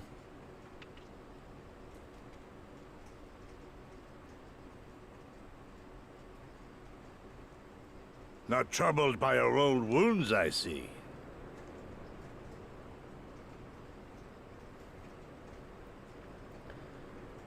You went to 7 different schools before finished 7th grade, and yeah, and for you probably aren't attached to a singular. And maybe you now are as an adult because you might live in your own home now, and you've lived there for a while. But I think that I think it does come down to, like, when you were a child, you probably learned instinctually not to grow attached to a specific place for too long because you moved around so much. And it's not like your parents told you not to get attached, or they might have. I know, I'm just speculating. But yeah, that's a good example of a lifestyle that would lead one to not intrinsically connect to a location as much as just the people you're with, like your family. Whereas I'm not an Army brat, I'm not an Air Force brat, I'm not a Navy brat. I'm kind of a Navy brat in a small sense. But it wasn't the actual Navy that my family served. It was contractors for the Navy. However, that did require a lot of moving around at one point, but it was very short-lived. So I can't call myself a Navy brat either. Because, first of all, parent wasn't in the Navy. They just worked for the Navy. Very different vibe there. Still had to move around a little bit, but we did end up staying in Maine 99% of it. The small times we moved to a couple different places was very short-lived. It was only because it was more like brief vacations than actually moving somewhere. We only lived there, we only lived in certain locations for like 2 months, 3 months, and we always came back to Maine. So very small. That's the closest I can come to relating to that life. But again, for me though, I lived in one location for the vast majority of my time. So for me, when I was 18 and my family, my whole family and we all moved away from my first home, we lived on that ranch my entire life. Like I was 6 years old when we first moved there. We only moved. We continued to own the place when we had to move out to different states for a couple months for my dad's work. But we always came back to it, and it was the consistency in my life of like a location. And for many years, we didn't move anywhere around. We stayed right there, and that ranch is my home in many ways. And at 18, I'm not ashamed to say I kind of cried a little bit when we had to move away. Because it was my home. Like, for me, as much as this place, we live out in the woods and we still have a farm, still have a ranch, still got my family. So the important parts of home are here where I live right now. But for me, I'll never lose that sense that place was my home.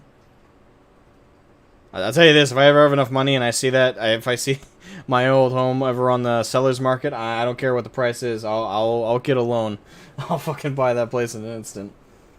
I do miss it. That would have been so nice. I still despise moving, though I'm very good at it.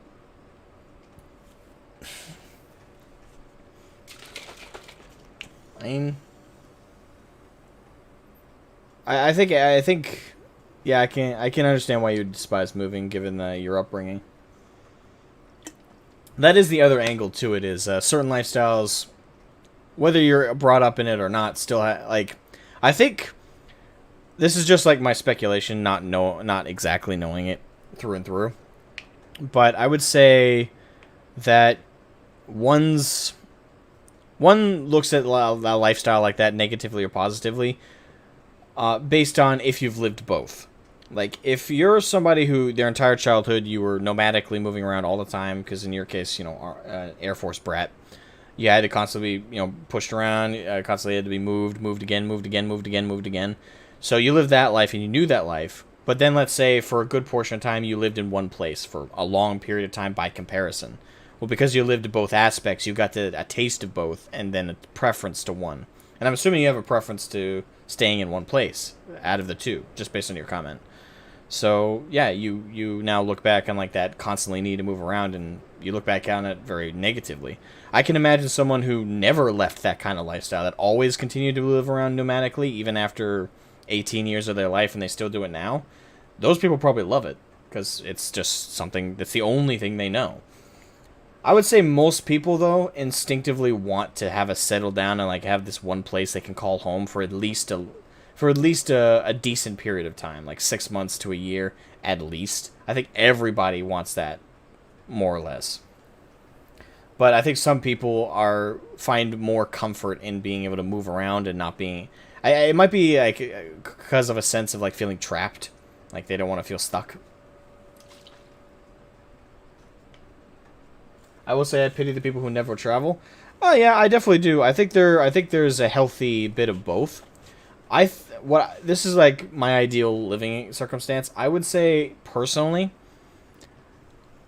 there's what we're talking about is like nomadically living, not just traveling. Traveling, I think, is important. I think everyone should travel in their life. Like, you need to get out of like your immediate surroundings once in a while. You got to go. Whether it's something like a small travel, like you just go up your state for like a few towns, or even like drive 2 hours and you travel from like the southern end of your state or to the northern end, or vice versa. That something, start small with that, and travel that, and just get out of your house once in a while. Like, I think that small, like, work your way from that to actual major travel. Like, go to Europe, go to Canada, even, it's right there, Mexico. Just hell, in the U.S. alone, the culture change state to state is so significant. Literally, you could just go to all 50 states, and that'll feel like going to 50 different countries. So I think traveling is good. Yeah, it's good in moderation. Yeah, you absolutely should. But I think it's also, I think the ideal aspect of that, though, is you always have the same familiar place to return to after all that traveling. You have one. It's good to have that consistency amongst the chaos. The chaos of moving around, growing all these different places, experiencing these new things is great for you as a person, and I think it helps people grow. But you should always have that fallback, that place that makes you feel at home, the place that you want to be the most, no matter where you go. That's home. And I think everyone should have that. I think that's very important. Sorry for the spiel. Know you by yours.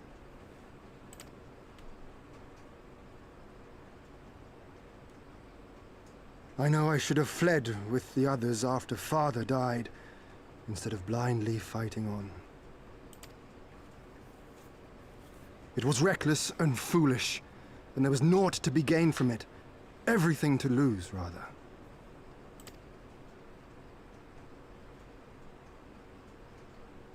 We know no path save the one we walk. I myself am in no hurry to meet those who have gone before. Not while I have still to make amends. Well said. Aye.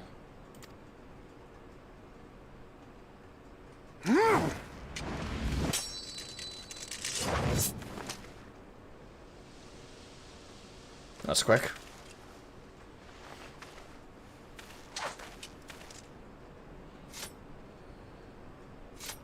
You are none the worse for your time in the wilderness. On the contrary, I would say you have improved.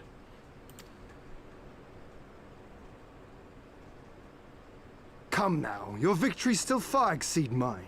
Or have you forgotten all the times you trounced me as a boy?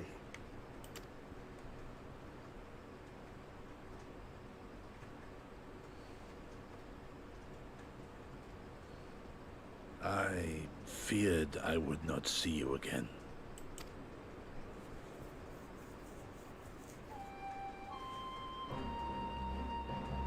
A life so fortuitously saved should be spent wisely. Without regret, would I have traded it for our people's amnesty, had it been their will.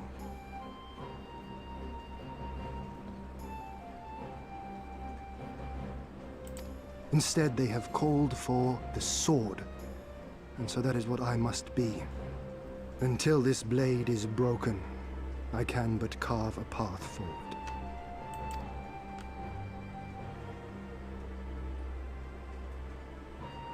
Were you truly so concerned for my well-being? You never showed it when we used to spar.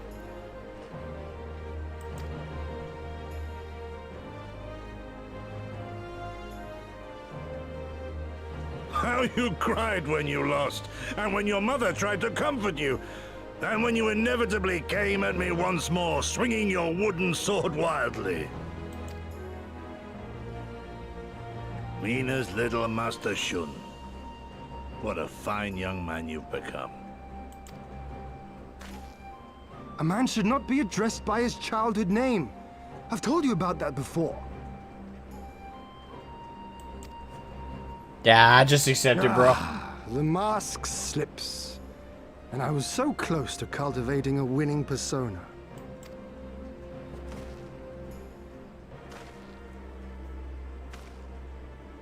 There will be opportunity enough for putting on airs after you have returned in triumph to Doma. Now is the time to show our true character. Indeed.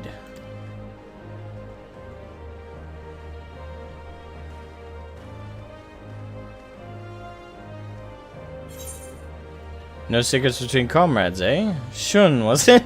So long as we win when it counts. Okay. I feel like being cheeky and saying Shun, was it?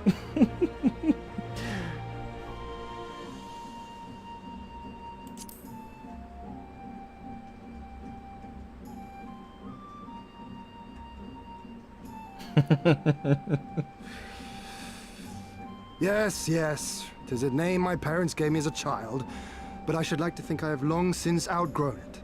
Nah, you never outgrow the... Not fully. You never outgrow the shit your parents... Nah, never fully. I will give you this. You do grow out it, like, using it, like, majorly. But, like, my mom still has pet names for me and my sister that she still uses. Like... For my sister, it's like Sade the Paid, and for me, it's, well, she's got a couple for me, but, Smart Alec is usually, for those who don't know my first name, it's Alec. A-L-E-C. Door, I'm not doxing myself, but my name's Alec, and that's my real name. My mom has, like 3 or 4 nicknames for me when I was a kid. Smart Alec was the one that was used the most, though, because... Even my friends use that fucking joke. I hated it so much. Not unless your legal name is tough to say or has odd vowels next to each other. I mean, true.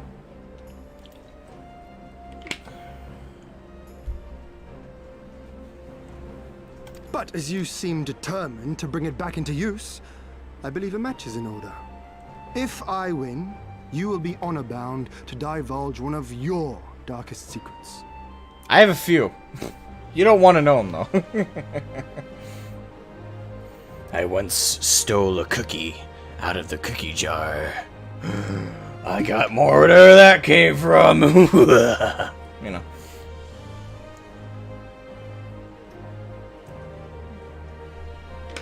Al the Pal was another one. I hated that one, to be honest. Al the Pal. I don't know, it's just... I think it was because my my aunts used it too, so fucking much, that I'm just like, I always hated that one. Al the Pal. I have both U and U together in my first name, and the E is silent technically. So U. Okay. Excuse me. And I say for a West, I'm not gonna make any assumptions about like your origins or anything like that, and I'm not asking you to reveal that. But as a Westerner, I think inherently I'm gonna have difficulty saying any names from the side of the world I think you're on. Again, no need to elaborate. You know. But yeah, I think for me, it's hard to say those names anyway. I would think like most people from that side of the world would have an easier time saying names like that, though. I would think anyway. I mean, then wouldn't they be more commonplace? I'd say, despite how simple I think my name is, like it's only 4 letters in the English language, and it's very easy to pronounce. I'm still called Alex a lot, like a shit ton. Like the amount of time I was actually called by my real name growing up was like a 5th of the time. Most of it, everybody just said Alex, and I just got used to it. And sometimes when people would catch themselves and go, "Oh, I'm so sorry, I'm an Alec," I'm like, I don't care. Like, once people make that mistake so many goddamn times, you just gotta go, just call me Alex. I'll live with it. You know, I just grew used to the mistake.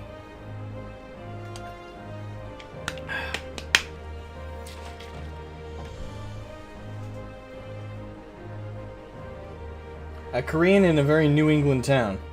Oh, nice. Yes. I'm Irish and Scottish in New England.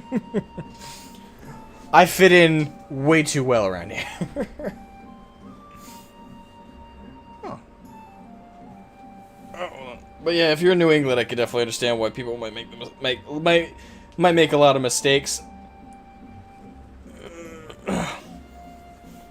Just gotta be forgiving of it, you know. People, unfortunately, you know, you can't really blame anybody. Like when they thing is like with me when people call me Alex as opposed to Alec. Alec is a very rare name.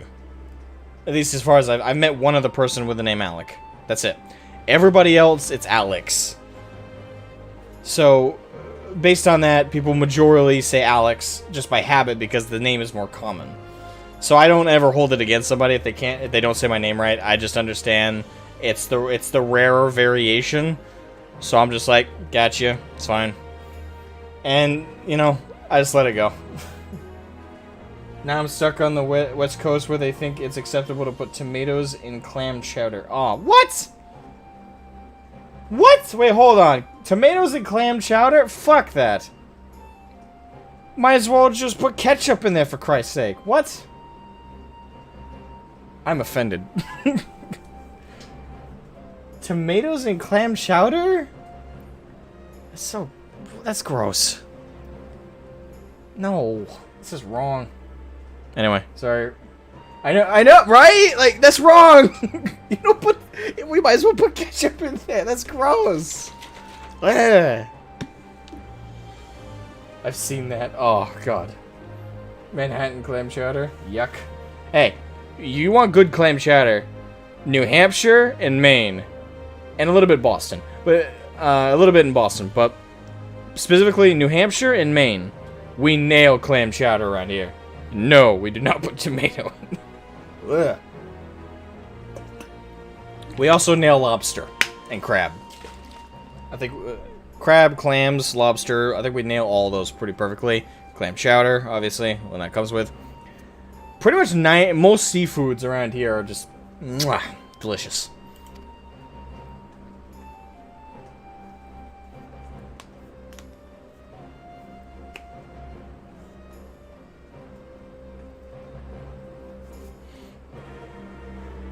Yeah, Calcia, that is unfortunate. It's something about I think it's almost worse when your name is close to a common name. Like again, I'm Alec. Most people know Alex. So I think because mine is so similar to such a common name that they make that mistake. I think people make the mistakes more if your name is closer to a common name that they know. If you would just have an out there name that's completely dissimilar to anything anyone knows, they're gonna have trouble with it, but once they learn it, they now know that's you. I miss having lobsters that didn't cost me 50, 60 bucks for 1 pound. What? 60 bucks for a pound? Really? Like around here, they're like, you can get like 4 or 5 lobsters for like 20 bucks, 30 bucks. It doesn't have, most places don't even go by weight, they just go by the number. Like, oh, you want 4 lobsters? Okay. 20 bucks, 30 bucks. And a local grocery store has a tank they occasionally fill with them, not very often. Yeah, it's really, yeah. But mine isn't similar to, it's a travel fees. Oh, okay. That's right, because like here, it's just, yep, Alex short for Alexander. Alec is not common. I know. It's a fairly rare variant of a very common name. So, a lot of people make that mistake. What's my spelling today? You're just like, you're doing the old-fashioned, like, I'm spelling it correctly. It's okay. I can't spell for crap most days anyway. Alright, let's turn this in.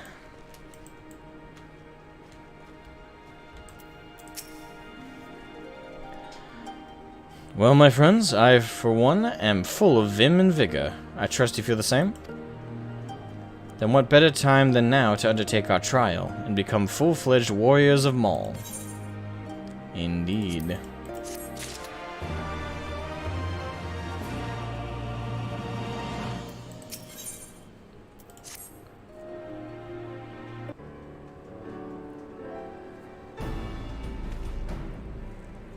Actually, the funny thing is one time I ordered pizza and I gave them my name, and they spelled it A-L-I-K. I think that is the funniest version of the spelling of my name I've ever seen. Now then, Sirna, if you would tell us of the trial we must undertake, that we might participate in the Nadam. Ah yes, as I mentioned before, to be recognized as a warrior of the steppe, one must follow in the footsteps of the legendary warrior Bottom. He embarks on a great pilgrimage, eschewing cart and horse, and walked for many moms until he came to a holy place, thereafter named Bottom's Metal. There at the altar, as he did, you must pray. The altar lies deep within the breeding grounds of the Yol. To complete your trial, you must tame one. Only then will your trial be complete.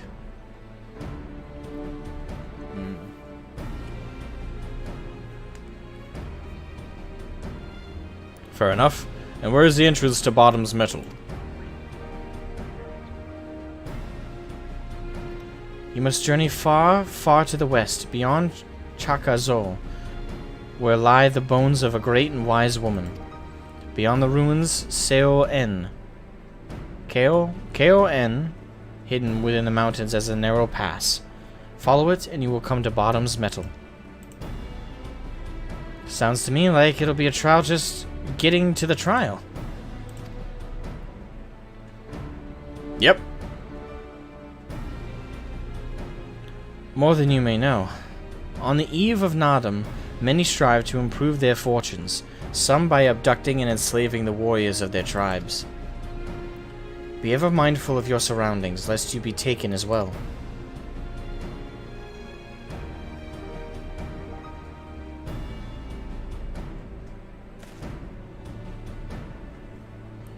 Ha! What grim expressions you wear while nodding so powerfully. Warriors such as you are not like to fall en route to a mere rite of passage. We shall proceed with all due caution, yes, but let us not worry overmuch. We will overcome this trial and next, and the next, and the next, until we stand triumphant. That is all there is to it, no? With me, my friends, to the west, to Bottom's Metal. Tally-ho. Lead the way. Wait, Ian. Oh dear, I knew I would forget.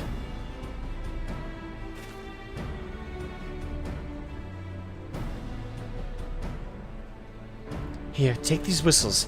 Once tamed, your Yol will hearken to their call. Are we getting a new mount? Thanks. We'll try them out once we finish the trial. Let's catch up to Hien and Gosetsu. They literally just left. They should be an eye shot.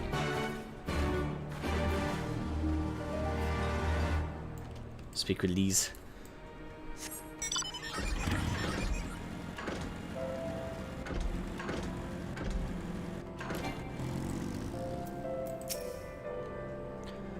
We still have a long way to go, but I think I can see that monument Serena talked about. I don't see Hien or Gosetsu, though. We should hurry. Are they doing the Naruto run? Is that why they're so far ahead of us? Adamantine Pizza, what's up? Good afternoon. Yeah, what's up? Welcome, man. How you doing? Yeah, we're making our way to the next trial. Trial before the trial. They could have Lalafelian powers to travel incredible distances despite tiny legs in short time. Perhaps. Perhaps. Actually, it's kind of be funny. I'm now picturing a Lalafelian, Gosetsu, and Hien. It's kind of like thinking of chibi versions of characters. Hey, I don't know about you, but I can't shake the feeling someone's watching us. Sienna did warn us about tribes that kidnap warriors and make them fight for them. Something tells me we're about to meet them. Well, good thing my blade thirsts. Frostmourne hungers. Whatever I know it's random, but whatever happened to the original voice actor for Arthas? I mean Warcraft 3 voice actor. Oh, hello! What'd he say?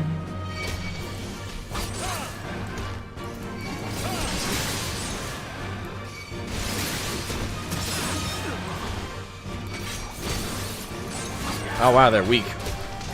How pathetic of you!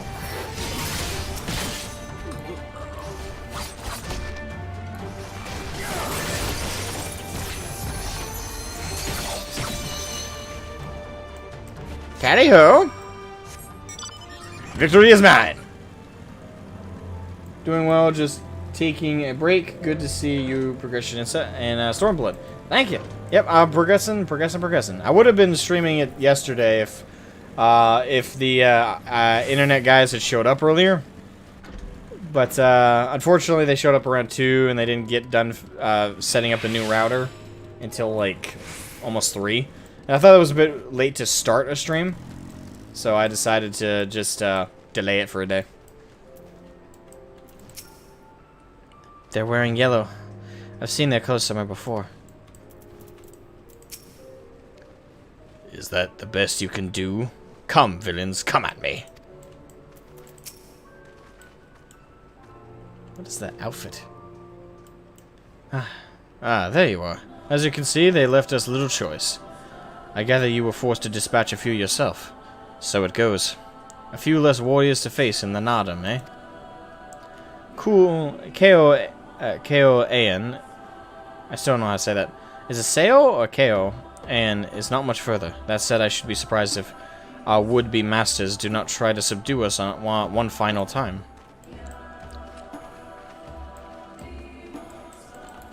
Bring it on! Bring it on. I relish the challenge. Hey, Draw, what's up? I'm an Aura. Yep, I am. I did the race change. The poll voted for Lalafell, but I don't. The poll was never going to be the final decider. I was going to be, so yeah. And I treated the poll as a recommendations. If you and though I really am not going to play Lalafell, period. So, well, again, if someone really wanted me to, and donated a generous portion, I would. Like, if someone dropped a dono and said, play Lalafell, fine. But even then, it would depend on the dono, and if I was, hold on. It's always Lalafell's when it's an option, so how it goes, every person who asks. Why? Well, I get that there are the players who, you know, play Lalafells seriously, if you will. Hold on.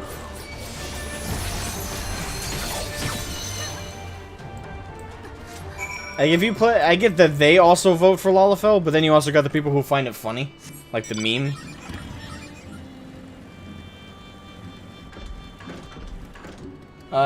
Jie? I'm not sure how to say your name. But welcome. After I switched to Lala, I started to enjoy the game more than I used to. Well, I'm enjoying it quite a bit now as it is. And playing what type of character I play, I don't think affects that too much. But I could get how it would be funnier. Like all these serious moments, and then you just got this little potato.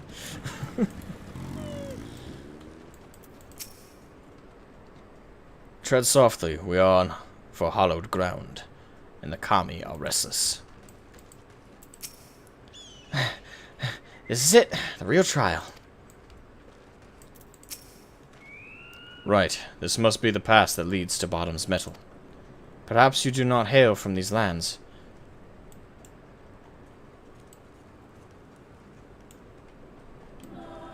But your forefathers did. You do them honor to carry their legacy this day. Okay.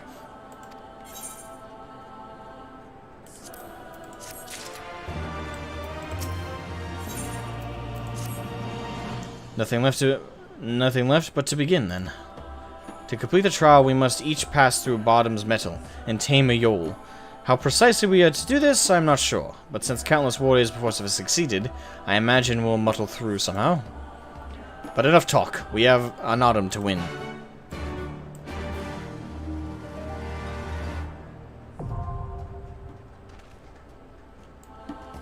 Ah, okay, so it's a dungeon. But of course! What else would it be? Of course. Alright. Queuing up.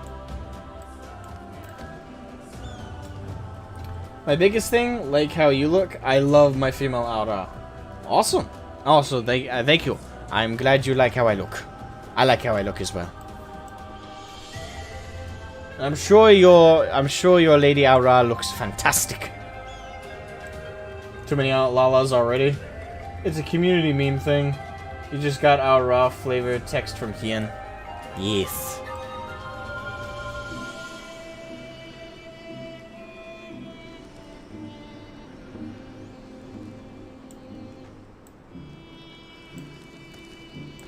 I love how the only one taller than me here is Gosetsu.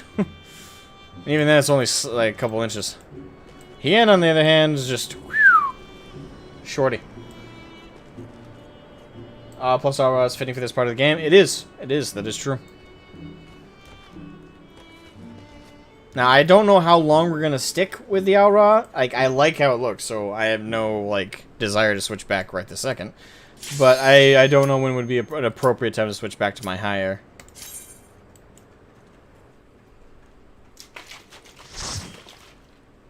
Light party.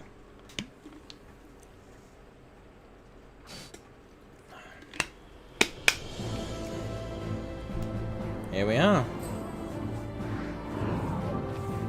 You did Shadowbringers as a Viera? Yeah, but they're only female right now. Unfortunately. Are they a notable faction during that? No, that's rhetorical. Don't answer that.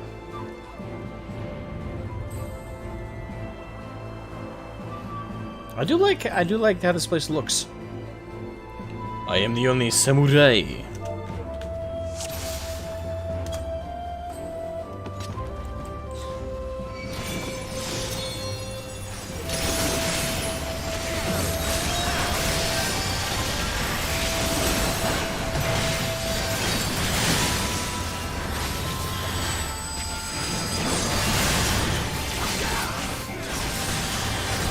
Let me get my buffs up.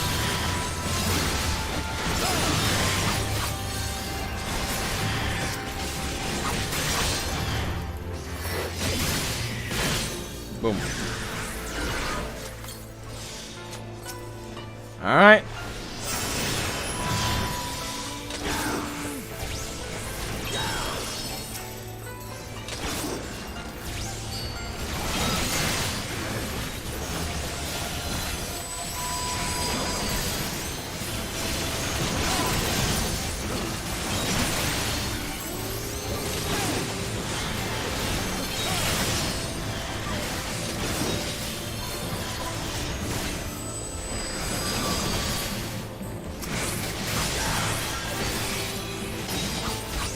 Boom. We bring them down. It's a wall! Literally.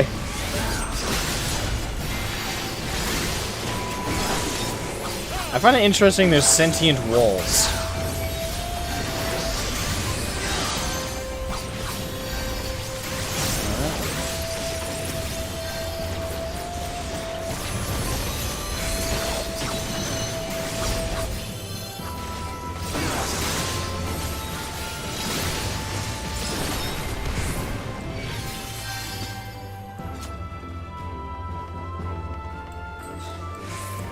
Here we are.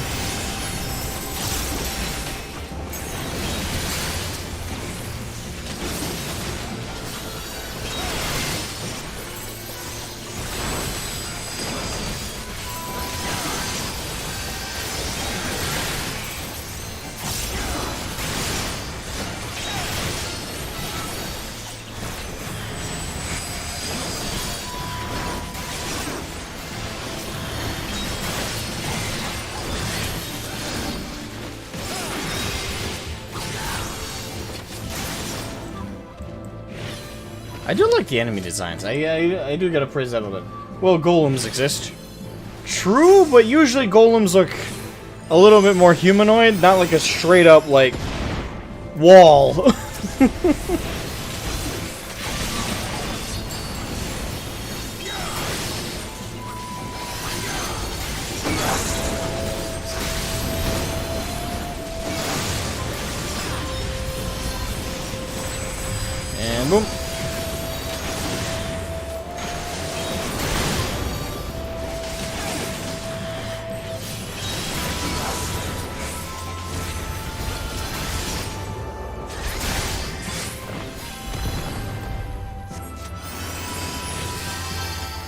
Alright, first boss.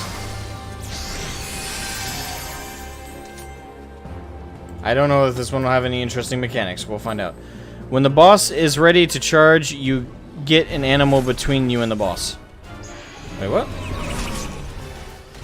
Okay.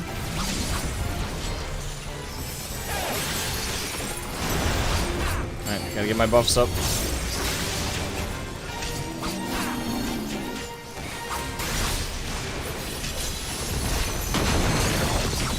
Whoops.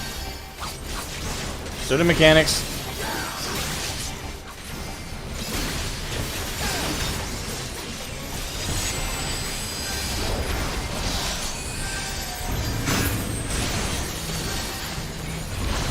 Alright. Crap! Oh no, no, no!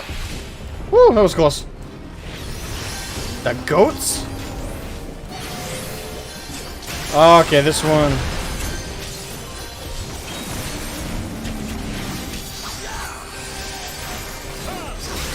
You watched MTQ.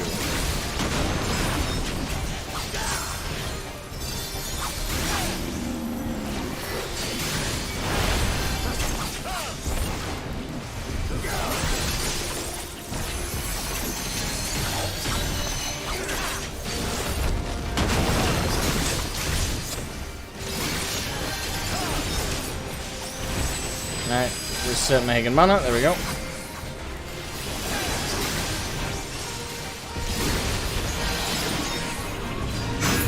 Yeah, crap, here we go.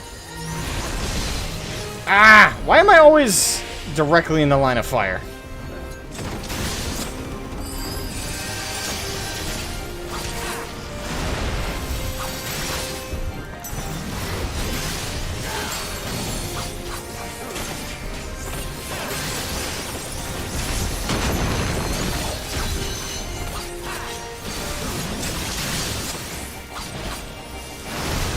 Come on, go down, you fat fuck. There we go.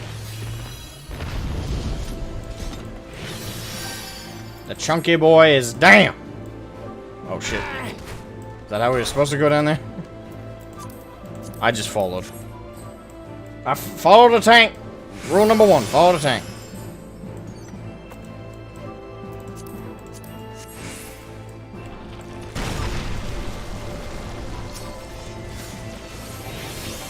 Should we be fighting, like, right there?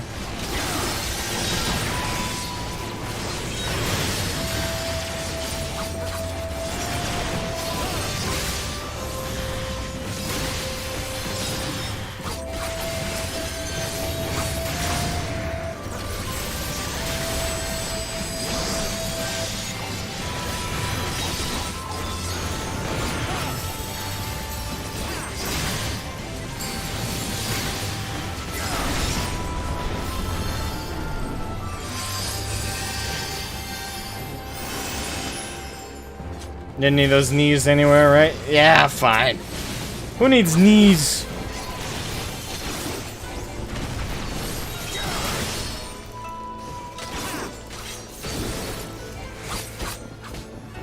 Oh damn, her tank is aggro wing.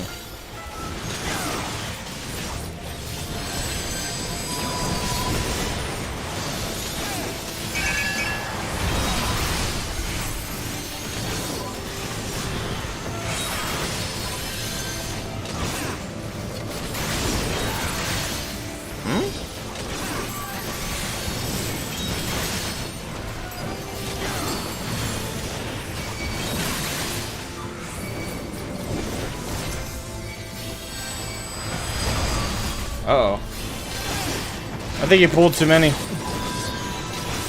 Yeah. Oh, for a second there, I thought the tank was down.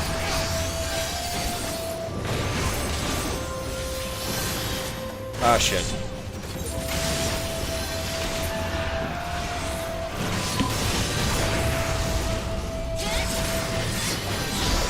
Cheers, mates.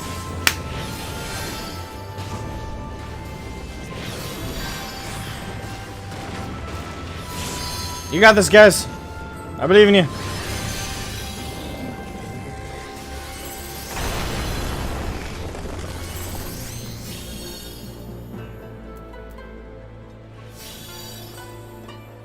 Well, at least the tank said, my bad.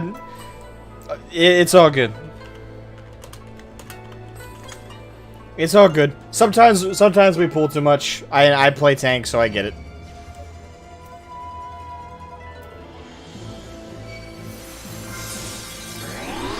Yeah, but I totally get it. Sometimes there's just big pulls.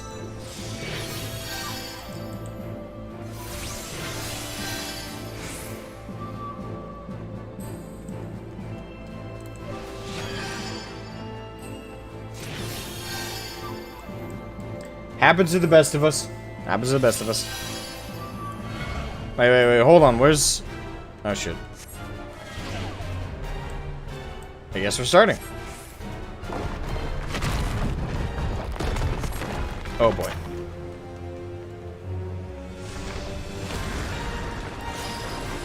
Fuck.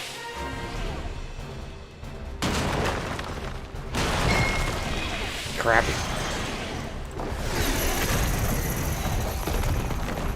We just started.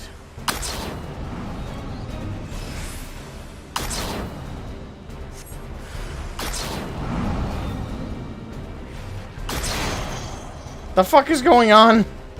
I don't know.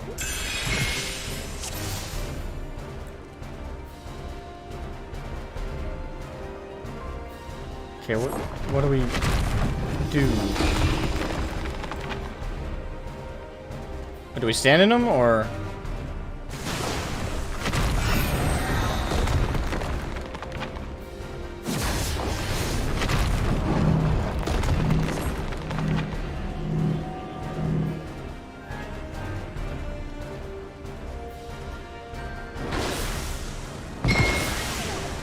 Oh, shit.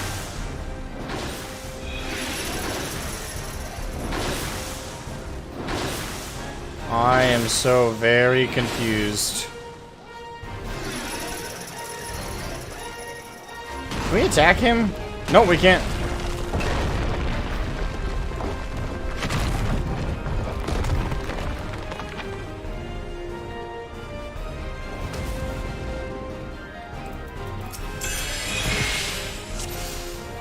Second trial overcome. Really?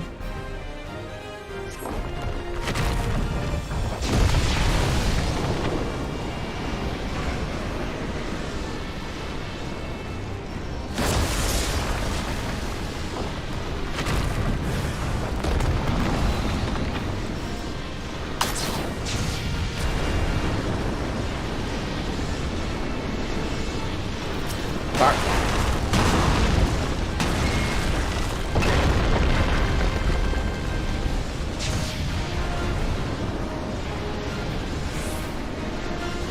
This is Simon Says boss.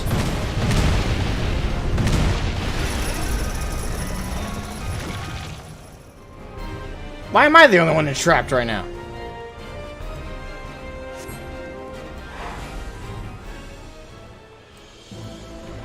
This is weird. That was weird. That's the first boss that we beat by not hitting it once.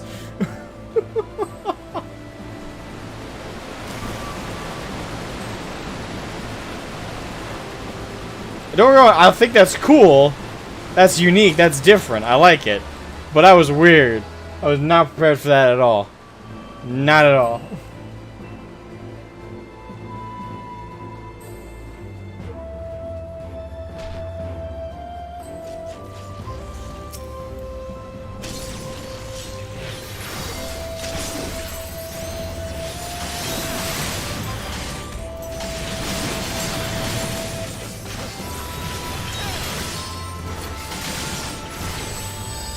Butterflies.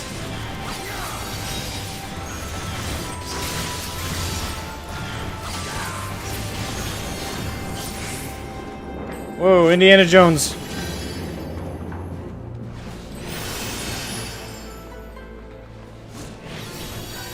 Oh, Lord, he coming.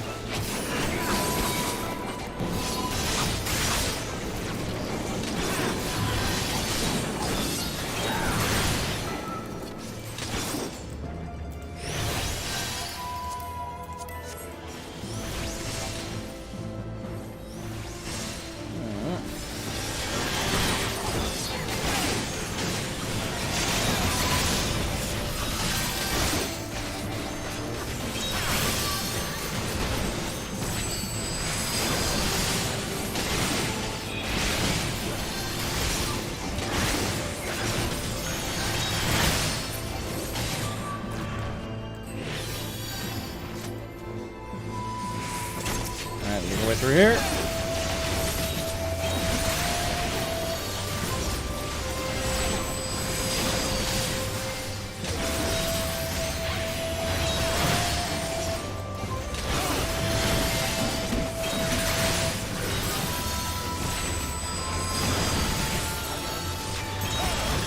Oops, there's a combo.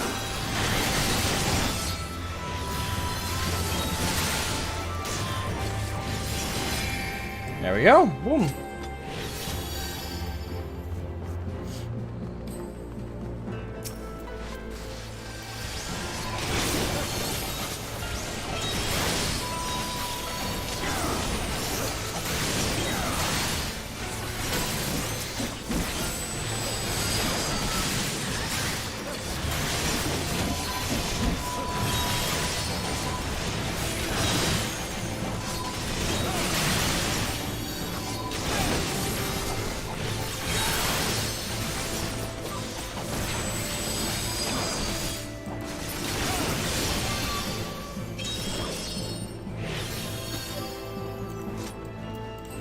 Crap.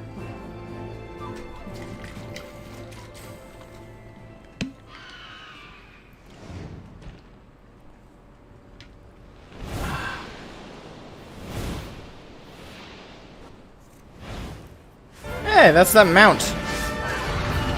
I've seen that around. Is this okay? So this is where we get the mount. Okay. It's a bougie at my house. It's a bougie at my house. That's what one of the party members said.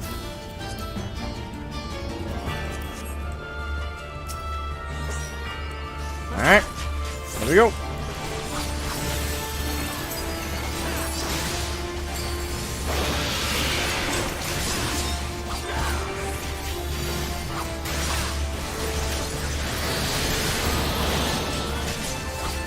Crap, I forgot to draw my Higginbana.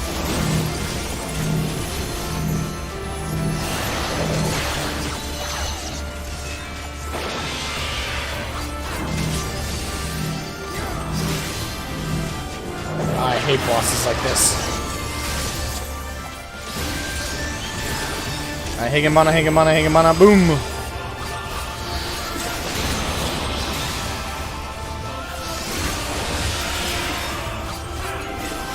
Fucking hell.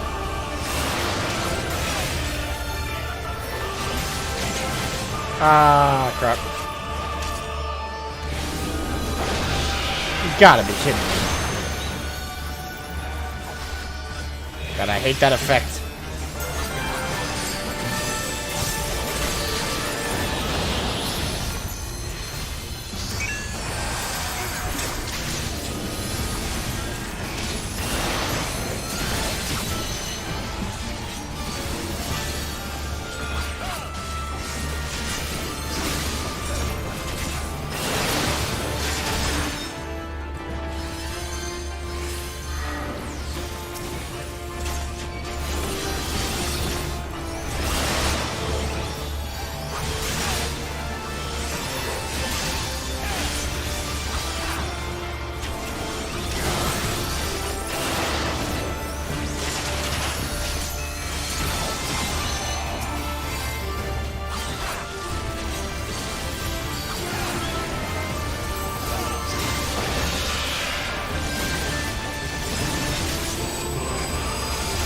Music really helps enhance the moment's intensity, though.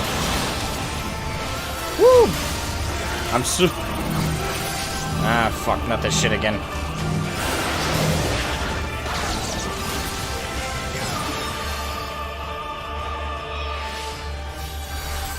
Oh, boy.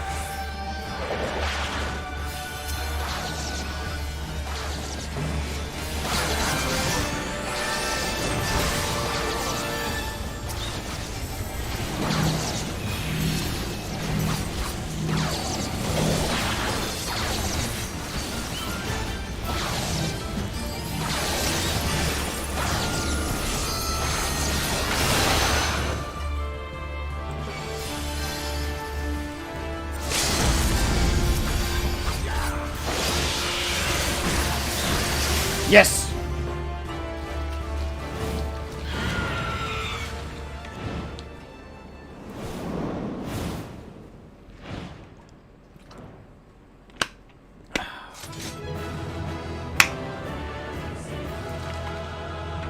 Alright.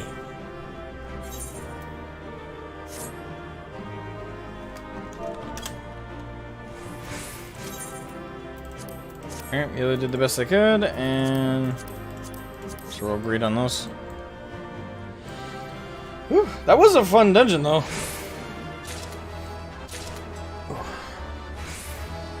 Hell yeah.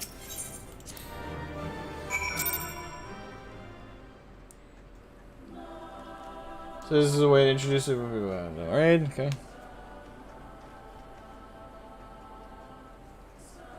Like an eye marker to the boss will always be turn away and avoid X. Or that green marker in the center was always giant Mephin death rock. Oh, should I should have known you'd be the first to make it through.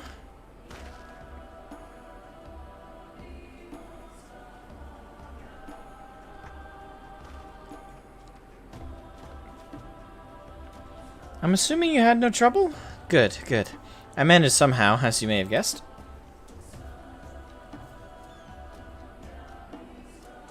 Looks like Hien Gosetsu is still in there. Though, nothing for it, but to wait then. Indeed.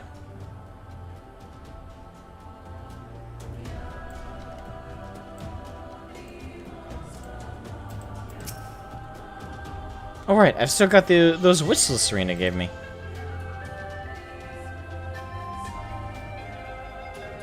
Here's yours. I suppose we ought to give them a try, like she said.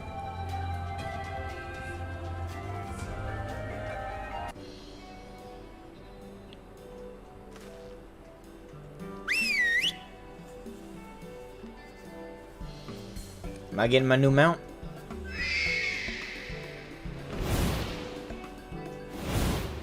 Up there, look! Oh, hello! I think that means we've won them over. That one there is yours, right? The other one is mine. Aww.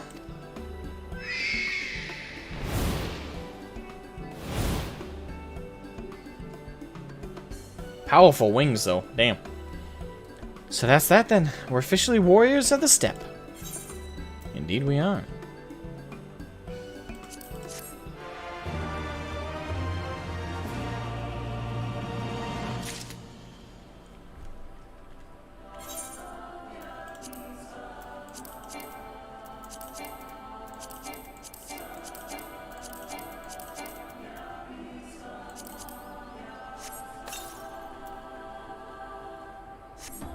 Summon a your mount.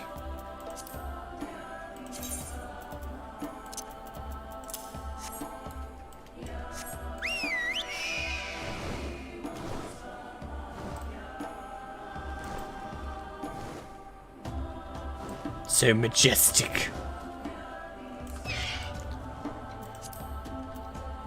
Alright, so let's switch back to the faster ground mount till I unlock flying around here, eh? Alright. The Children of Azim. You don't think they... No, of course not. Hien Gosetsu will come out any minute now. I suppose we could chat a little while we wait. Oh, so the other day I said to Alize, I said... Alright, better learn to sleep with my eyes open. Occasionally make a sound like, Okay. Cool.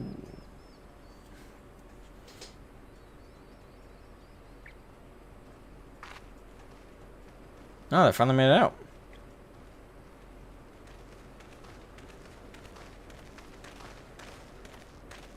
Mission accomplished.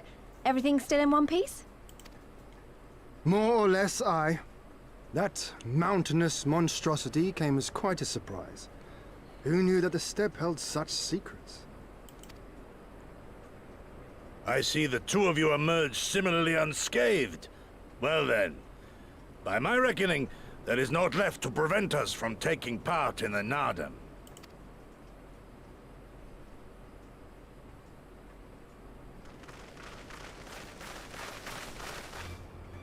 Except for these jokers.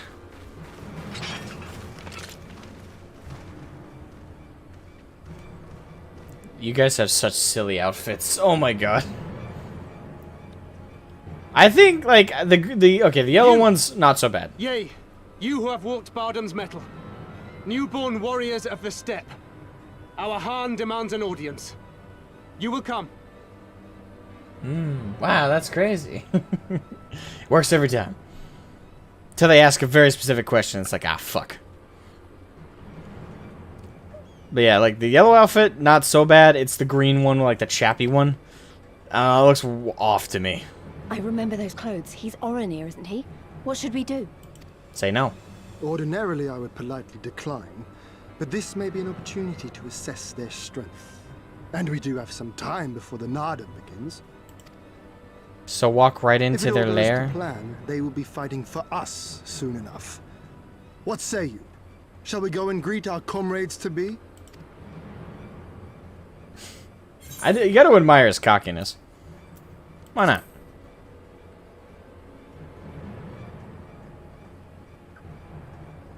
Whatever happens, we shouldn't keep Siren and the others waiting. Let's be ready to make a swift exit, alright?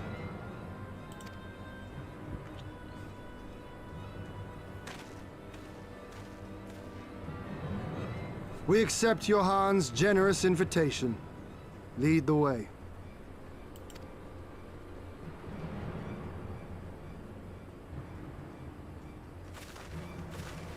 Okay, we said lead the way. We didn't say, hey, blindfold us and drag our asses away. Very, very different chosen vocabulary.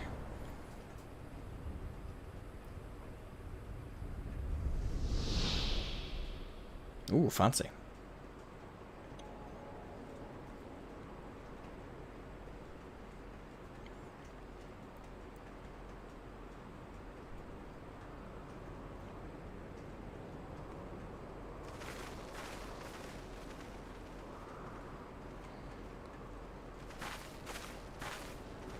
Two banners.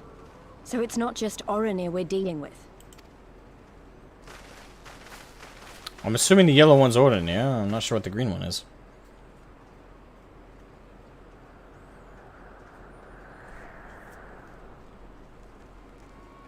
Not some Garlean bullshit again, is it?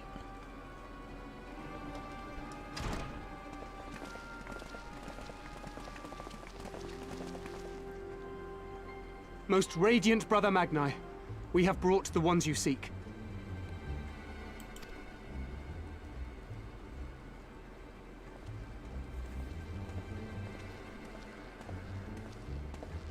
I'll answer that after this draw. You conquered Bardam's metal.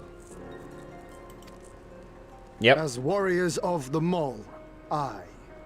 You were the Khan here, yes? Why have you summoned us? Mayhap to propose a joint endeavor? Nay, Doman, we shall not speak as equals. Born of the sun are Oronir, and born of the earth are you. When I learned of trespassers, I bade my warriors take their measure, to flay them if they failed. But if by the grace of Azim they should survive their trials and emerge anointed, then bring them hither to pay tribute. Tribute, should it prove satisfactory, shall earn you the favor of the sun. His beloved shall bask in his radiance, and their supplications be duly considered. Interesting. So you want us to bow down and serve you? What if we don't feel like it? The defiant will suffer in shadow. It would be an affront to the resplendent Azim himself to refuse this generous offer when by rights you should be condemned. But in lieu of tribute, swear fealty to the sun. Pledge to him your body and soul.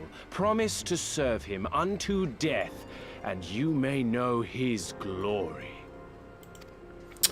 A generous offer granted to but few. Though perchance this is too merciful.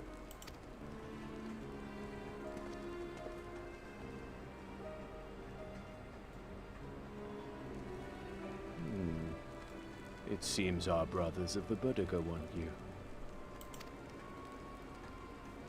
The men only. Like the Borlak and women. Though you know them not either, I'm sure. No matter. All you need know is that you will serve, one way or another.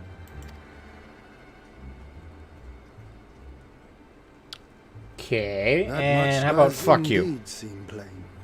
However, as we are but newborn warriors who know little of your customs, we struggle to conceive of ways in which we might be of service to the most gracious and illustrious son.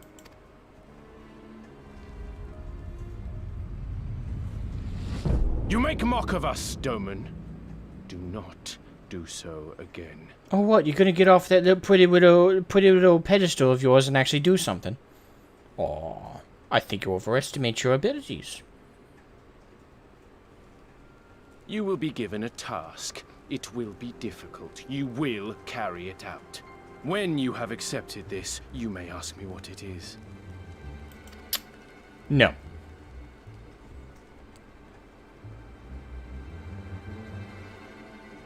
What?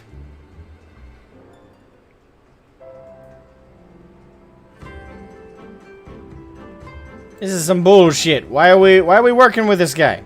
You, bitch boy. You will conduct yourself with the utmost propriety and magnize presence or face con.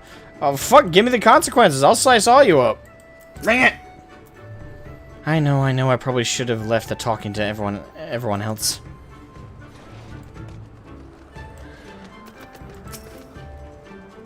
Pretentious and preening he may be, but doubt not that he is a warrior. You saw the axe by his throne, and the rage in his eyes. Fuck it, bring the axe. Bring it, bitch! Favor, tribute? How easily the language of tyrants tumbles from this Khan's lips. Or Han, I suppose. Alright, I'm gonna... What do you think of Stormblood so far? Popular opinion is it's not as great a story as Heaven's Ward and Shadowbringers after it, but fun mechanically with its dungeons and bosses and its new areas. I would say that about... I'm sorry, but apparently I fit the popular opinion. Because, yeah, that's about my take so far. The story is engaging, I think. I don't think it's not engaging, but so far it doesn't feel as concise and as epic as Heaven's Ward's was. It's not like leagues worse or anything like that. It's just, it's not on the same level, I'll say. It falls short of it slightly. But I enjoy it immensely. It's been a lot of fun. I like the story that's unfolding. Yeah, it's a bit like area to area hopping as usual, but you know, makes sense. That's how it works. I like the enemies we faced. I like the dungeons so far. They've been fun. And I'm engaged. And again, I'm engaged in the story. It's not like I'm not. I'd just say I do so far prefer Heaven's Ward. Heaven's Ward was a bit better, but. Oh, I too am the same with everyone else.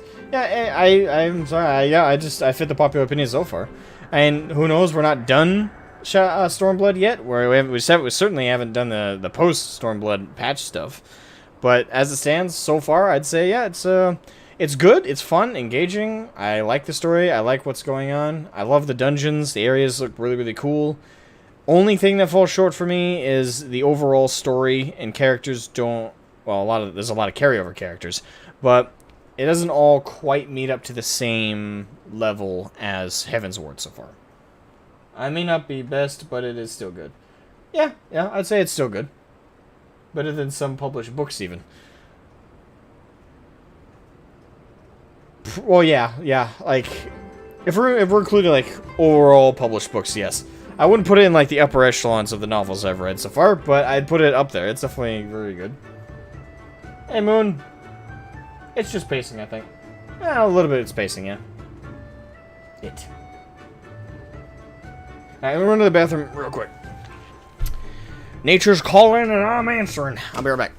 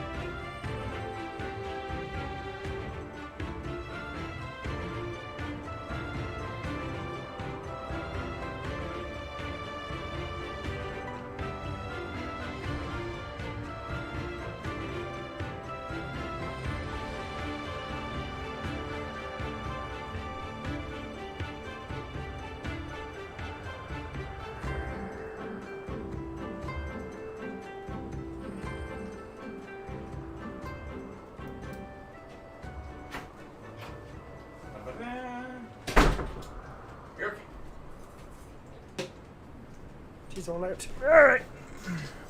I have returned.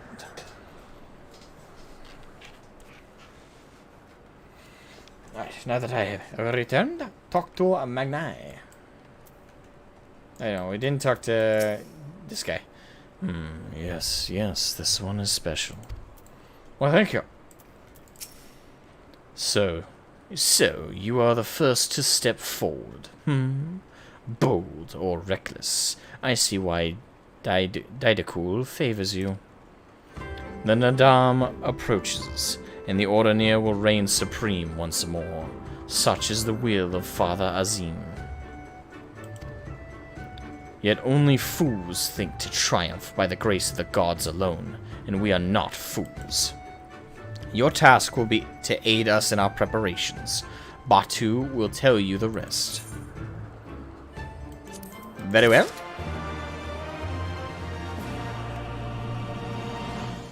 If you were female, he would make a comment along the lines of, if only you were male. What? For what reason?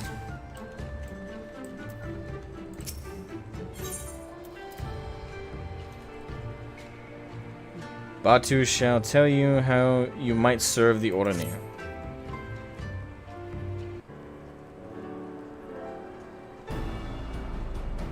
Heaven's Door is a really hard act to follow. Yes, I agree. And for a follow-up, it's pretty damn good. It's just... yeah, it's not easy following up such a heavy hitter. Warriors of the Steppe, by the grace of our most radiant brother, you will not die this day, but instead be granted an opportunity to contribute to our cause. Rejoice, for this is a great honor indeed. Serve well and you will be rewarded. Question. You keep calling Magnai your most radiant brother. You're not related or something, are you? All Ordinary are descendants of Father Azim. But if you mean to ask if our mothers are one and the same, then no. The most radiant is the elder brother, and we younger. The strongest and most deserving of respect. No more interruptions. Your duties are as follows. You, the Red Woman, you will milk our beasts. To grow strong, one must be well fed, and we have great need of kumis and cheese. Is that it? I mean, I'm not happy about all this, but I suppose I can go along for now. I mean, pretty easy job. You, the one who lumbers as a mountain. An old warrior. I see. We have arms and armor in need of repair. Go and speak with our menders. I have no talent for delicate work, but if that is your wish, then so be it. So wait, we're just doing chores? You, the insolent fool. As for you... this one carries the fire. The Badugo would take his measure. Seek my comrade outside tending to the stores. He will give you your task. You will need him by his cloth. Know him by his cloth. Unlike they of the yellow, we are the green. I, for one, would welcome the opportunity to learn more of the Baduga and their ways. It would be an honor.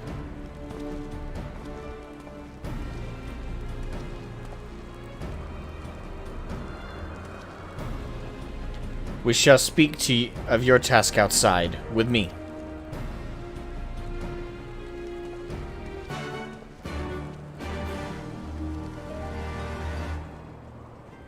Only consists of men. Oh, okay. So they're only dudes. Really? That would be weird. And would kind of suck. It's like, don't get me wrong, it'd be fun, but it would suck. It's like, it's just guys. What the?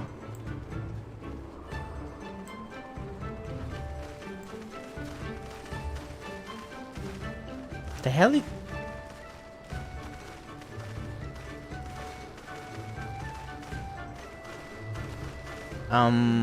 Have fun.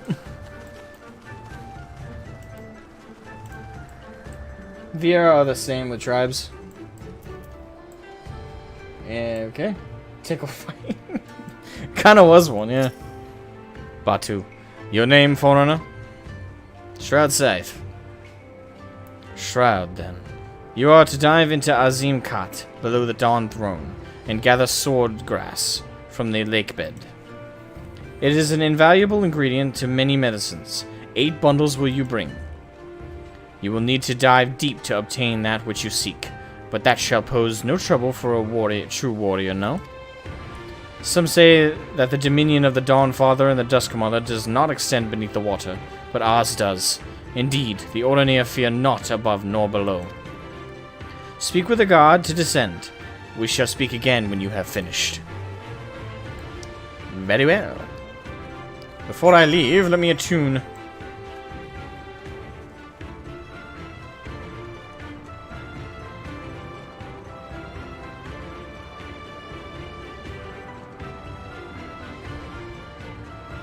Males. Alright, so you're talking about the Viera, right? Males leave and form their own tribes, while females are their own. The males only return to breed and take any born males they leave again.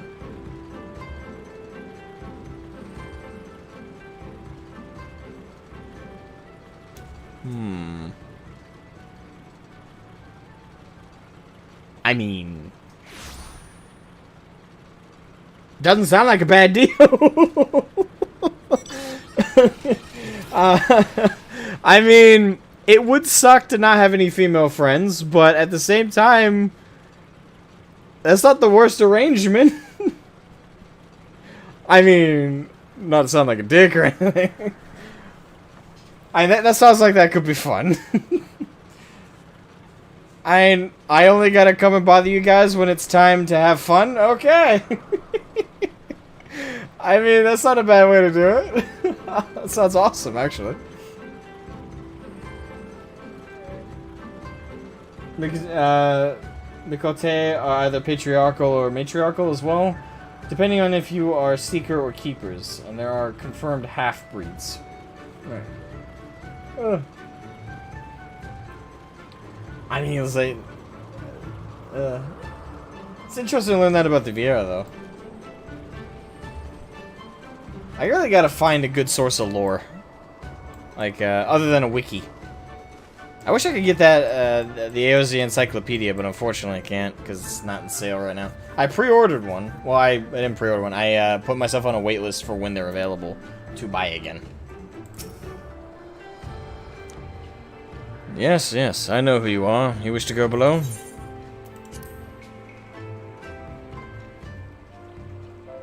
Oh shit, we did a tune, right? Nah, crap, we didn't. I blanked.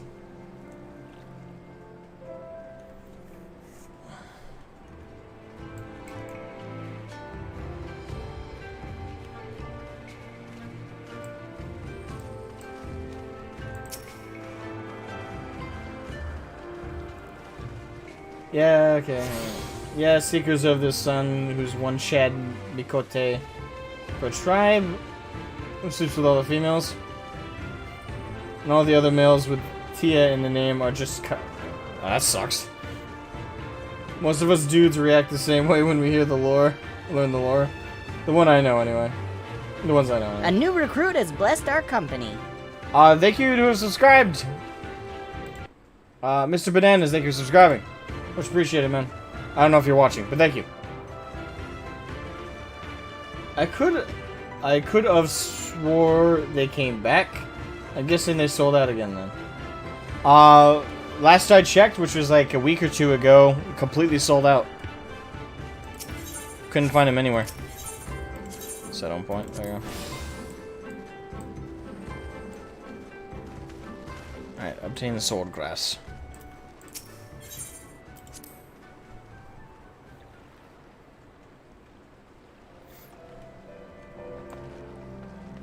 Alright.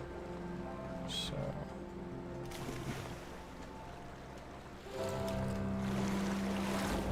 It's so dark. Well, that's a tad better.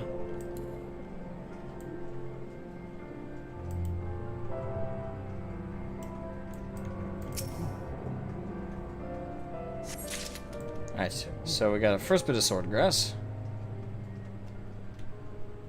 I do like the underwater sequences so far. Like, they seem very calming and soothing. Just relaxation. And put the nuns back in their place. Wait, what? They missed it. Well, the nuns are the lead, but there are hints of a very lion-esque situation. That women really run everything. They do most of the hunting and gathering. Okay. And put the nuns back in their place. I mean, yeah, if they do all the hunting and gathering, inherently they're gonna knock you back on your ass when you piss them off. That's like one of the most powerful things about being the what is it? There's a specific word, but it's escaping me. It'll come to me later. Anyway, swordgrass. Find it kooky. We don't have to worry about drowning.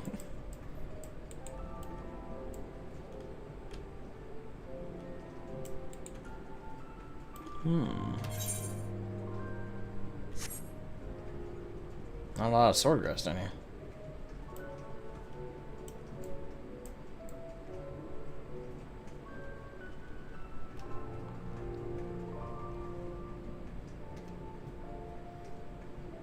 Oh, there's some. Swordgrass patch.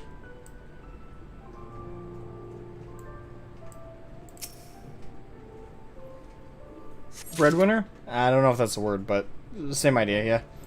Like when you're the one who does all the work in the well, not all the work, but you do the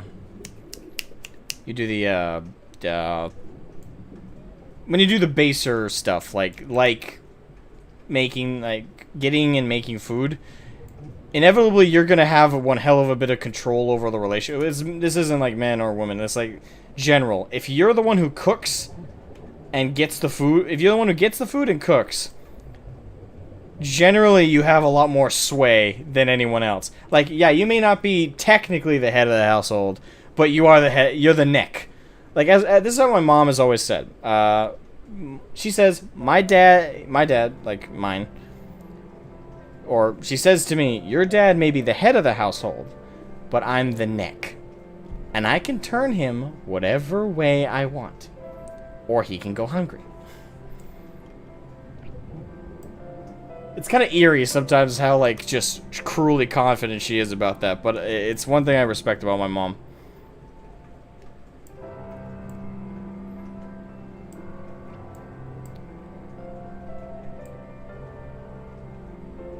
And my mom's a damn good cook. So, I don't cross her if I can avoid it. I've teased her once in a while. Same way I tease my dad. I crack now that I'm older and I'm an adult. It's easier to be friendly with my parents, because they're not as much like the wardens of my life anymore. It's like that's one thing that I definitely was happy about when I became an adult is just, yeah, they're still your parents. Still gotta respect them, obviously. That'll never change. And you also have to respect their authority. But you can also be more friendly with them. You know, you can actually converse with them and talk to them. That gap, of the social side of things, is gone. Basically, but the nuns are there to stop unneeded bloodshed, since too many tias can cause friction, or thin the group when too many people break off. It's very systematic. Let's see, it's 5 out of 8, so... Oh, I need 3 more. I could probably listen to this in my ears and fall asleep, I'm not gonna lie. It's very soothing, just the bubbling of the water and just the graceful music. It's like...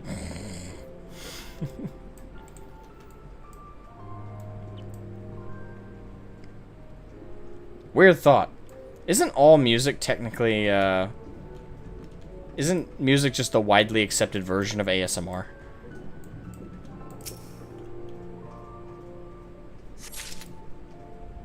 Oh, it's a weird thought that just popped in my head. Every race has some darker side to them in this game. Like the Elezen, the Duskrites are repressed, and the other side is kind of elitist.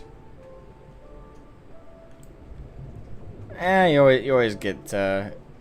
I'd say that's pretty. That adds depth to it, of course, which makes it more interesting, and kind of relatable. Like everything in the real world has a good side and a bad side to it. I mean everything. Like every society isn't perfect, and I'd say that perfection is not something people should be trying to achieve, because it's impossible. By all depths and bounds, like it's impossible to achieve perfection in anything, because inherently we measure how good something is by its flaws, by its negatives. So I think inherently that's just a fact about life. Is as much as we may want there to be like those positive angles, or that the ideal that we can achieve some kind of perfection, I just think the goal shouldn't be to achieve perfection. It should just be the goal should always be to outweigh the positives from the negatives. Because you're never going to annihilate all negatives. You're just, it's good to try. I'm not saying that don't try, don't bother, but it's just not going to happen. But aim for the best that you possibly can. Absolutely.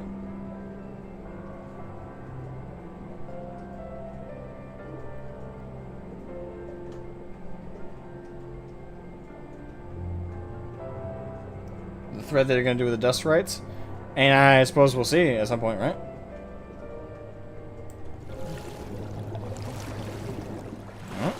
Can I hop up over here? No. Too shallow. Alright, where am I hopping up?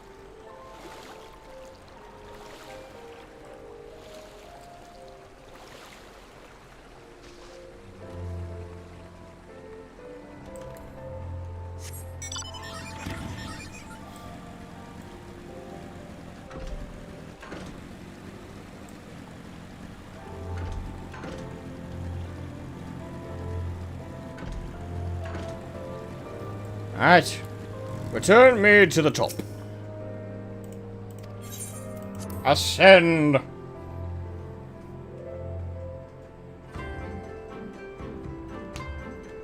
Alright, here we are.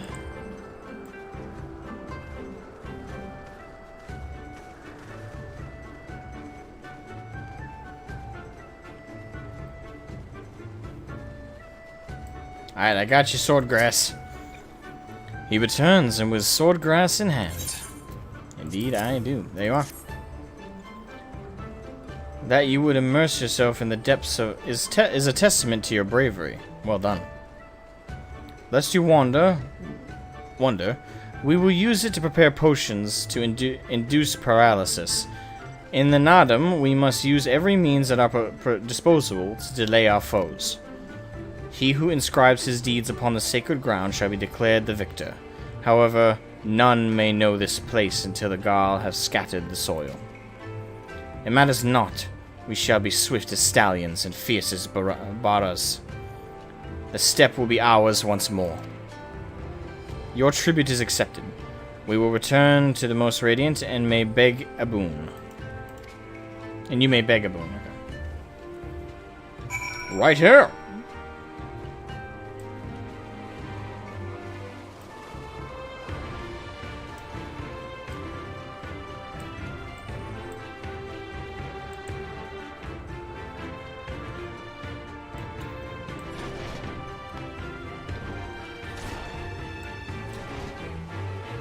Alright.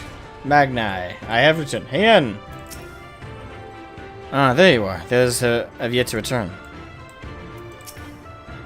Yes, this one is special. Alright. I'll turn in my quest! Am I to understand you have completed your tasks? I know not what yours was, but mine was surprisingly simple.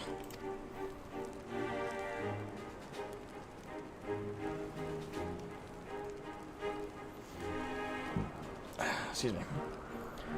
They bade me carry various goods and sundries from storehouse to storehouse. Alas, it was difficult to learn much with all the Badugas swarming around me.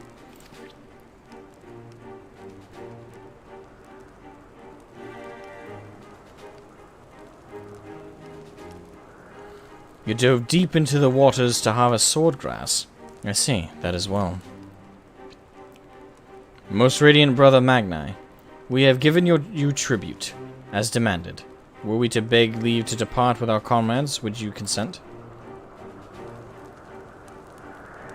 We never intended to press you into our service, and tribute offered in good faith cannot be denied. To grant you naught in return would be an affront to Father Azim. However, the boon must be proportional to the supplications. What you ask far exceeds what you have earned.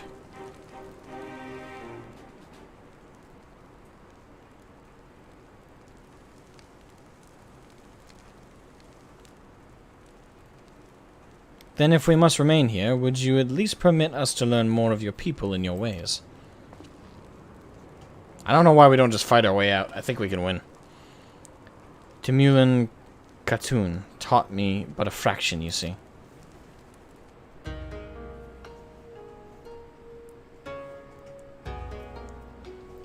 How this world born of the gods was to be their battlefield, their creations to fight in their stead. How Azim, father of the dawn, who had birthed the sun, and Nahama, mother of the dusk, she who birthed the moon, made the Al-Ra. Yet though these children warred for a time, eventually they laid down their arms and came to love one another, and so the gods bequeathed this world to their children, and ascended to the heavens whence they came. Those born of the dawn father were called the Rayan, and those born of the dusk mother were called the Zayla. So it was, and ever after. But I say to you, Brother Magni, how can this be? How can Oranir be the children of Azim, if they are Zayla born of Nahama? You amuse me, Doman. How you wield your ignorance as a weapon. Very well. I bid you speak with our elders and learn the truth of this world.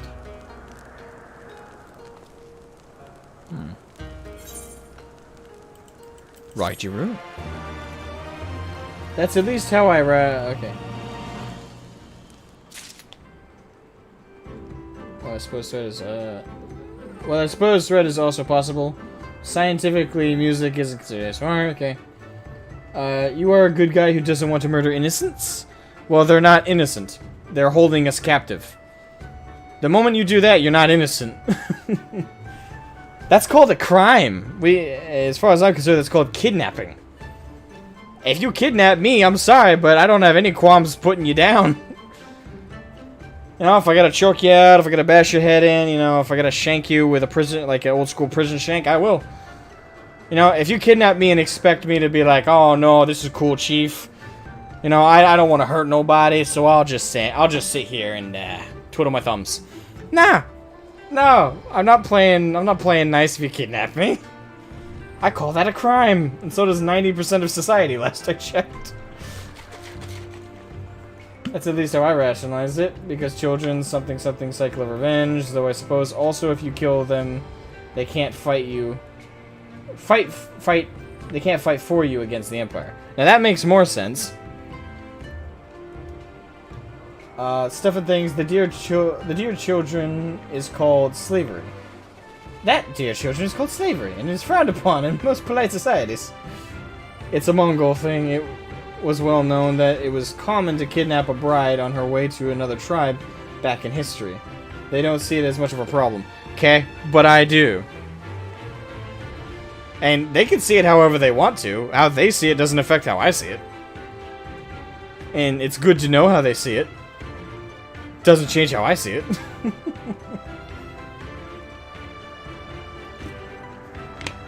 I see it as kidnapping. And I got a problem with it. So let me sharpen my prison shank. Alright, Ian.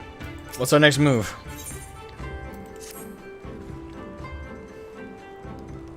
I know what you're thinking, and yes, I could probably have convinced him to let us go had I handled that differently.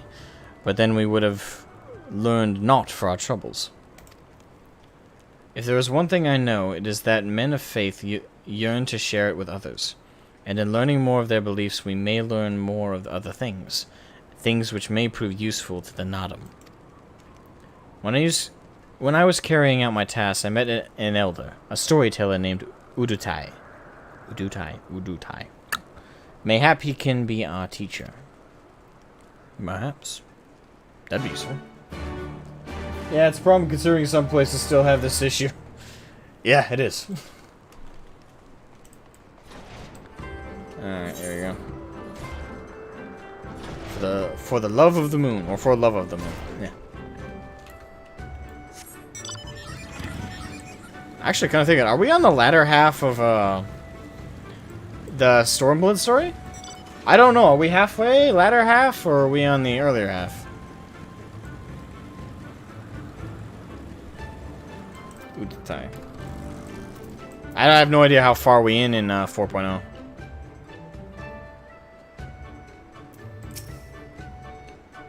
This is the man of whom I spoke, Udutai.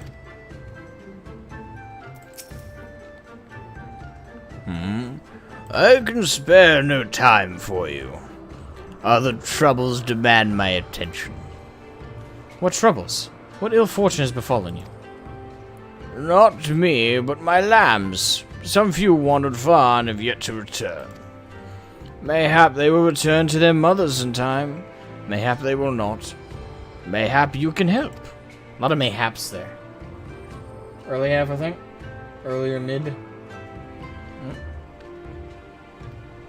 If we must, then we must. Let us be about it, Shroud. Indeed.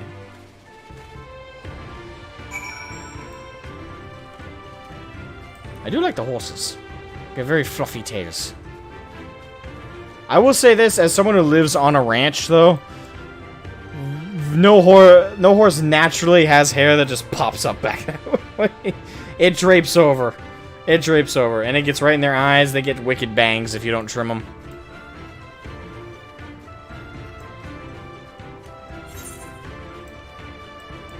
Alright, so find lost lambs. Watch, he's lying about. Oh, hey, Aether Current. Hey, you little shit. I love how it's just like... He won't find me. But I'm like... Shit.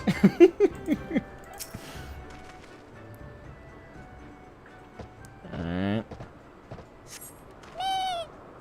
Oh, that's... Okay, that's kind of cute. I've never, now on our farm we've never had sheep, but we have had goats. And I can tell you this, I understand why medieval people, like in medieval England, thought they were like the symbol of the devil. Because, A, their eyeballs, they're terrifying, their eyes are terrifying, to be honest. That and the creatures themselves are just kind of nasty. Like, goats are adorable, and they're great, but by God are they, like, terrible. The males pee on themselves as a cologne. The females can be total bags sometimes and like attack their own children. And there's some really bad mothers amongst goats. Some really bad ones. We had one named Ruby. She was the worst. Oh my God, she was the worst. She had 3 kids, and 2 of them died. She only took to one of them. We actually had things got so bad with her. We actually had to bring her in our house to care for her and her babies. Ah, she was a total bag though. But I could definitely see why folks would think that in medieval times why they were like the animal of the devil. I could kind of get it because there's also like their screams.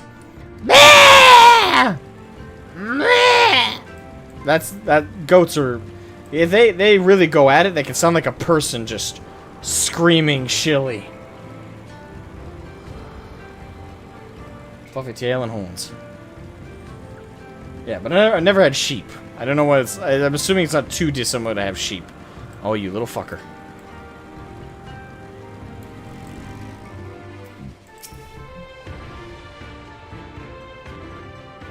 I wish we could get a normal horse like that outside of PvP.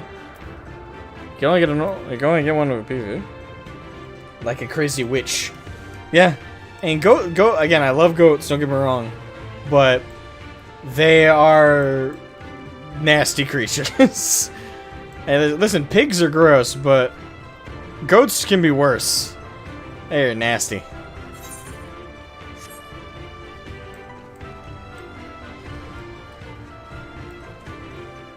Alright, so we found 2.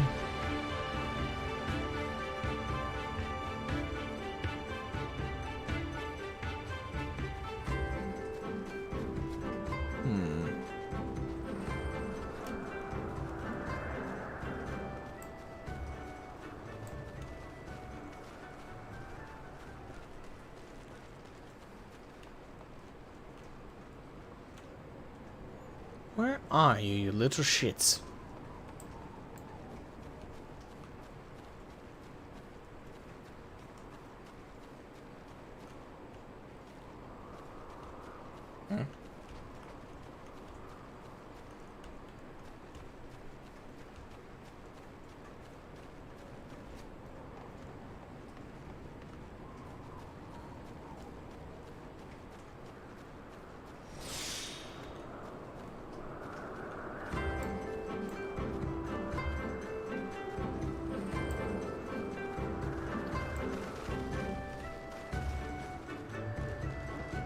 Where are you?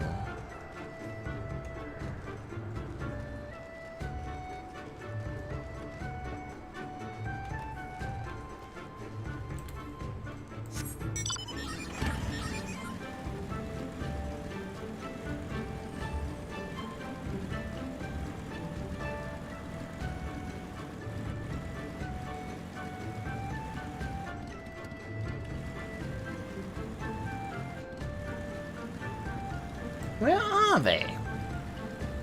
Rascally little shits. Ow, you! How the fuck?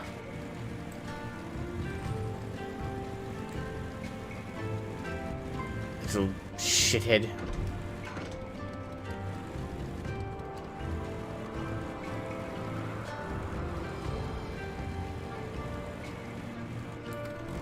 Come to Papa, little lost lamb.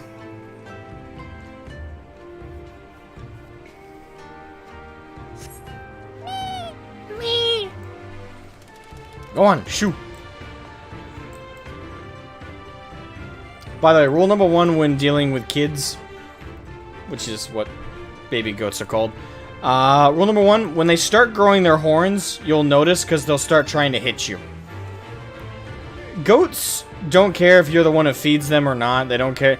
They just, at some point, they're just like, I want to smash everything with my head.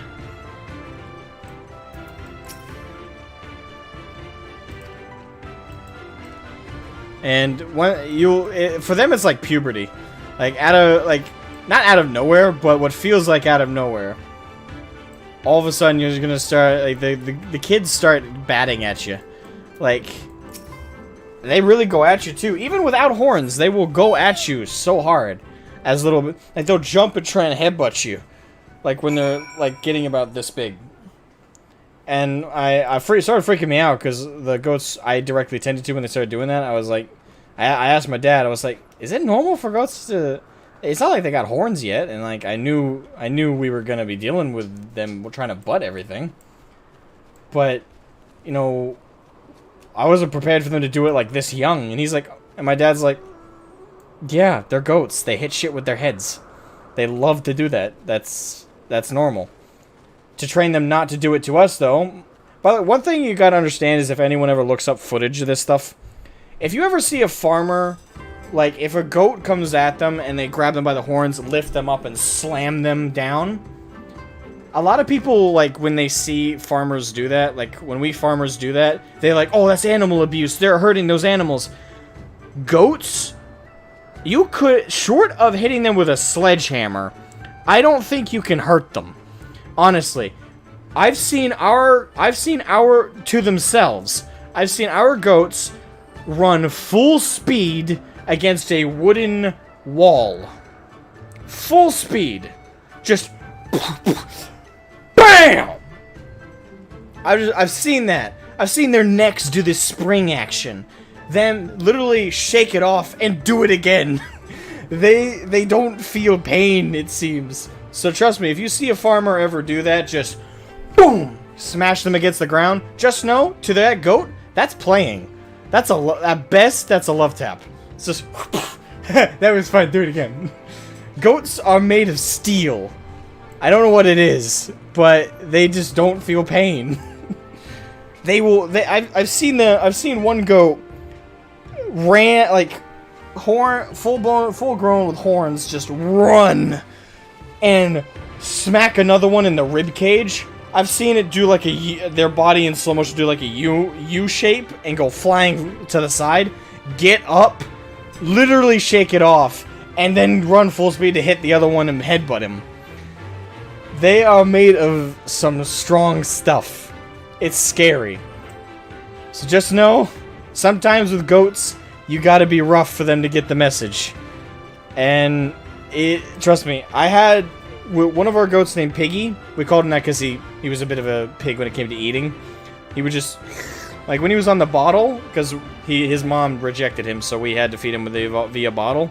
And he would just, like, you would watch as the formula would just leave the bottle. Just... Hungry? Ah! Okay, then.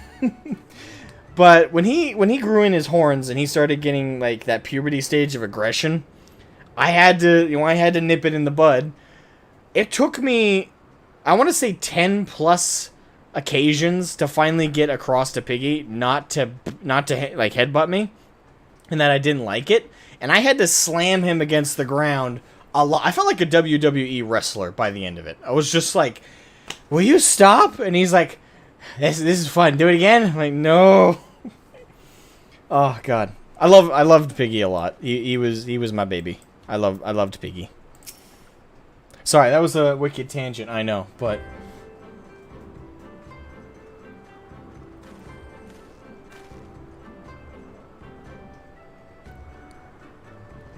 Greetings. I trust all of you little explorers are safely accounted for.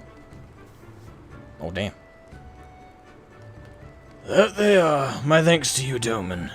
Now, you had questions for me? Aye. I would know more of the Orania, of their creation, and of Father Azim. As you wish. Come, let us sit.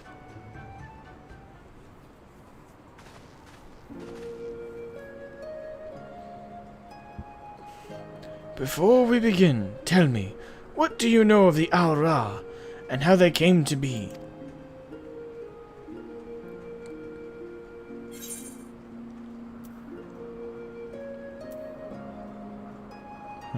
In the days before men, Azim and Nama waged a bitter war. Okay, the Ran were born of the Dawnfather and Zayla the Duskmother.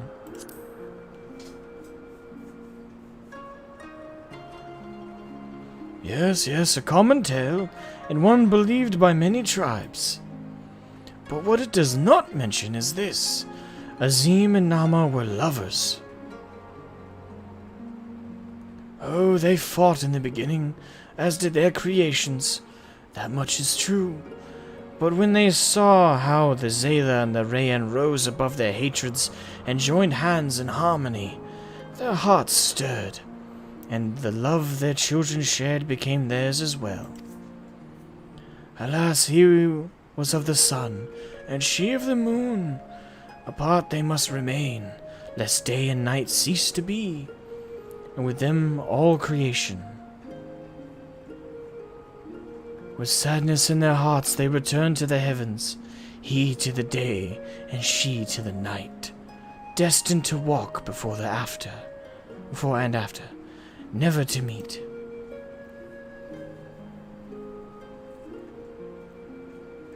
As time passed, Azim's yearning for his beloved grew deeper still. Was there truly naught that could be done? He wondered. At last he knew. If the father cannot be with the mother, then he shall go amongst her children, now and ever after. So it was that Azim took a fragment of his being and with it fashioned an avatar. Clad in scale of midnight, he descended and sought out the Zayla. Yea, he was the first Orania. We are of his flesh and his blood. We are the children of Azim, and it is our duty to watch over and keep the Zayla safe.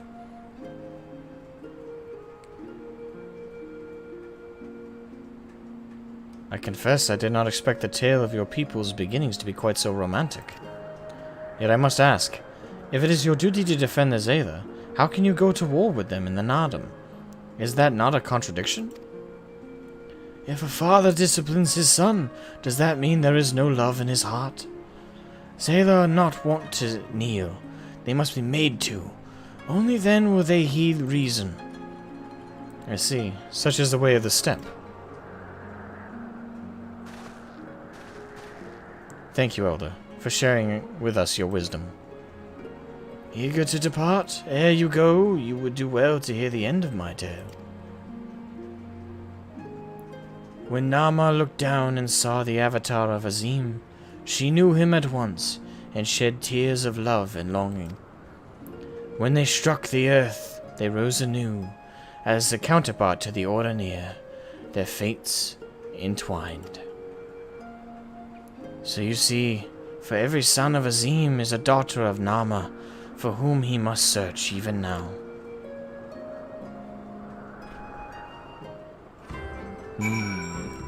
Interesting. Mayhap I am being overly optimistic, but I sense that these Ordinary may prove loyal allies to Doma under the right circumstances. Their arrogance is rooted on the belief that they must act as caretakers of the Zayla. Therefore, if we can prove to them that we come as kindred spirits, seeking to defeat a common foe. But mayhap this is a discussion for after we win the Nardum. Come, let us return to Magni.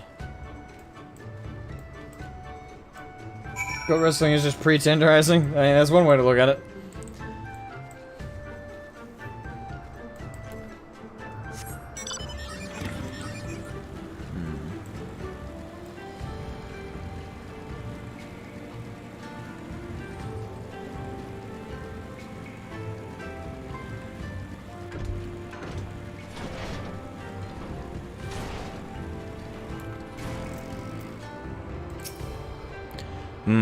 You shine with the light of newfound wisdom.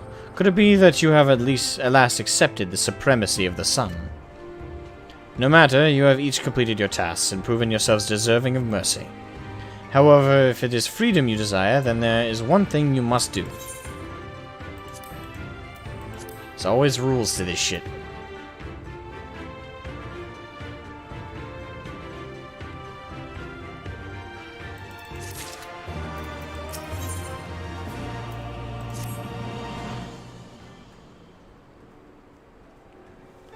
A pity you will not pledge yourselves to the sun. You might have proved useful in the coming Nardum.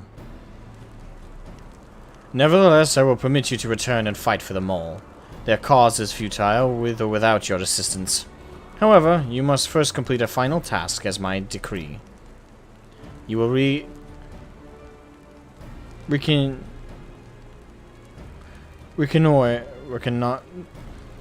that word, the encampment of the Dothal. For this task, 2 will go and 2 will remain. Should the two who embark upon this expedition choose to flee, or be captured or killed by the Dothal, then the others will be taken as slaves and serve the sun unto death. I better be one to go then. We'd better not fail then. The question is, who should we send? That is not for you to decide. All of you have conquered Bottom's metal, and proven yourselves warriors of the steppe. You should all be equally capable of carrying out this task, and therefore you should have no objections.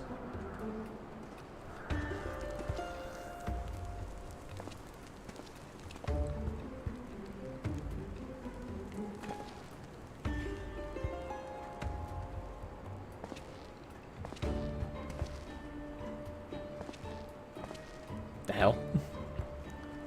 This first choice of hostage shall be mine, though it is hardly a choice given the circumstances.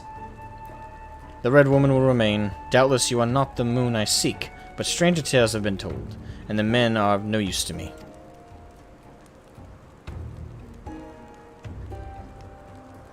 Okay. You may have your pick of the men. Yes, yes.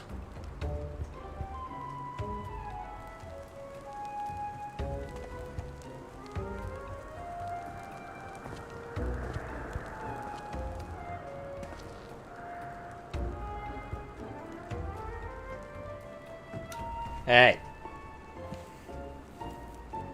Lily Phoenix, what's up?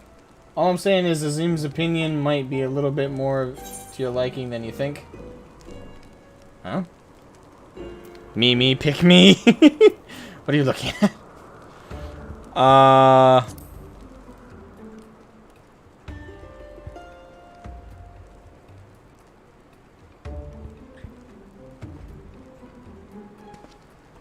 Yeah, but welcome to the stream, by the way. Azim's opinion might be a little bit more to your liking than you think. Okay. Not sure what you mean by that, but okay. The Firewalker. Yes, this domain is my choice. I don't know whether to be flattered or insulted. Mayhap both. I had hoped to see these undying ones for myself, but it seems it was not meant to be. I know you'll be fine, but permit me to wish you luck all the same. We will return soon, my lord. But if the Kami are unkind, we will fail in our mission. Then do what you must to survive, for Doma.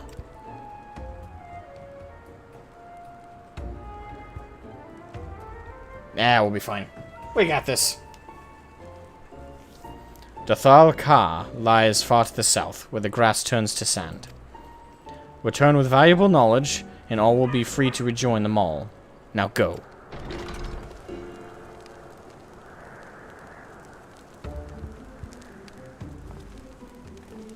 Okay. Oh, taking them prisoners. Have no fear, my friend. We shall see them freed soon enough. Let us quit this place and seek of our plans outside. Speak of our plans outside. Alrighty.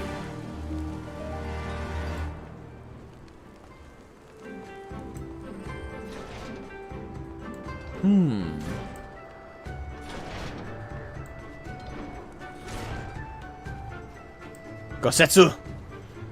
We must begin our journey. 'Tis plain they hope we will never return. I shall enjoy disappointing them. According to my trap, there is a colossal wreck to the south, which should provide a vantage point from which to survey Dathal Ka from afar. Let us go and do just that.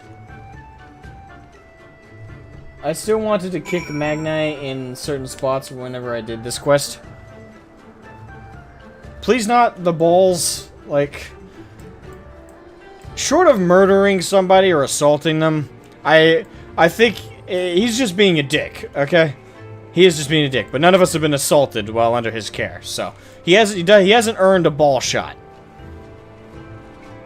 Kick to the face? Maybe.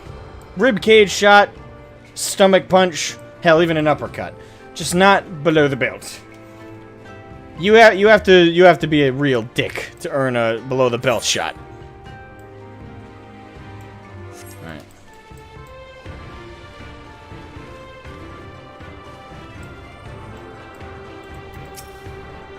You wish to leave the Dawn Throne? Very well, you are free to pass. Do, however, take care not to trip on your way down. It is a long way to the bottom. Thing is, Adam's apple. He has earned an Adam's apple. He has earned. Thing is, you don't even really need to punch your Adam's apple full on. I think if you just do like if you do the middle finger and index finger like knuckle outstretch and just jab it, that'll cause someone to be unable to talk for like a day, if you hit him right. Just whoosh, you know.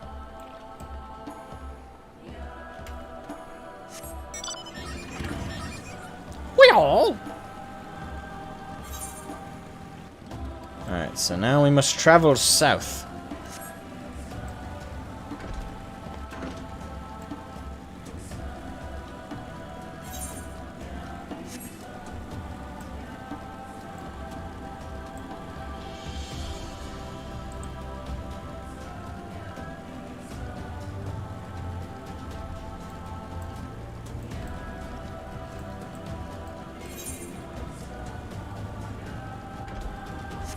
Oh, another ether current. We've got 2 so far.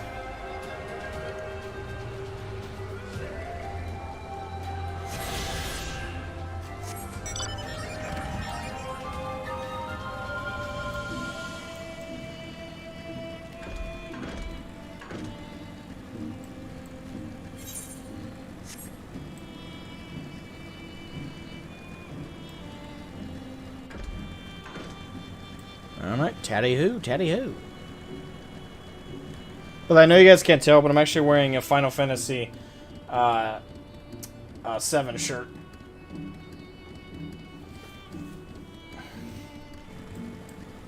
I just realized it hasn't been visible the whole time. I was wondering if anyone would comment about it, but of course you wouldn't if you couldn't see it. Dirty her. Well. I see a glimmer.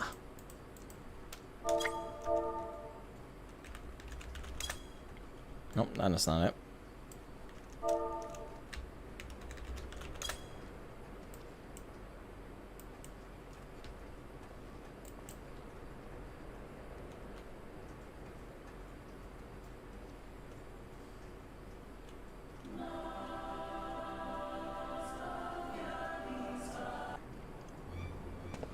Music cut really sharply there. Over there. Look! Those men are in danger. Hmm? Gah, too late for the one. Perhaps there is yet time to save the other. Come, we cannot abandon him to his fate.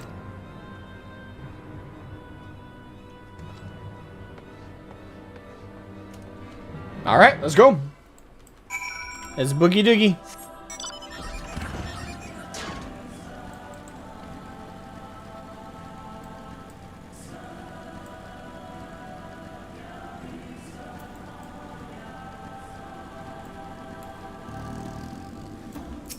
Oh yeah, of course I take the 3 on.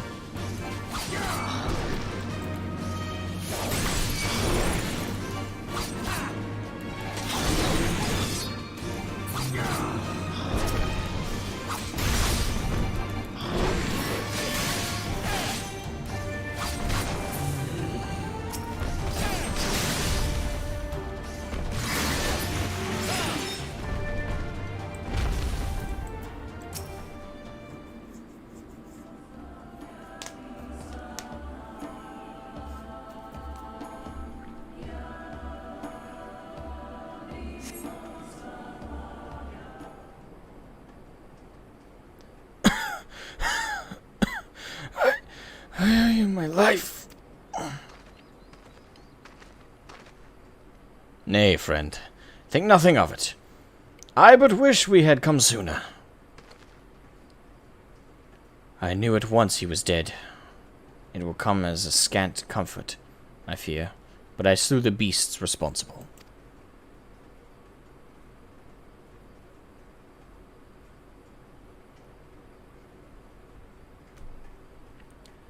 Nay, there is no way for a Dothal to die.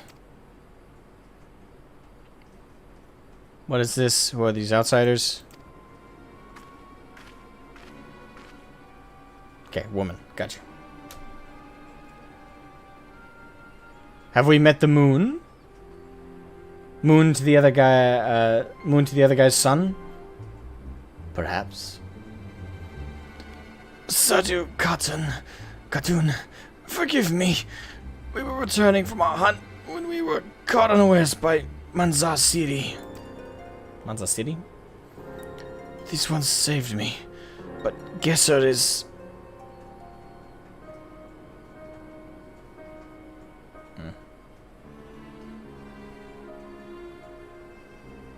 Who are you? Why have you come? Not to cross the sands, that much is certain. I have heard tales of travelers in league with another tribe. Are you they? Who do you serve? Answer me. Technically we serve them all, but right now we don't. If I may begin to answer your question before you ask more. We are friends of the Mall, and we are come to see the strength of Dothal for ourselves.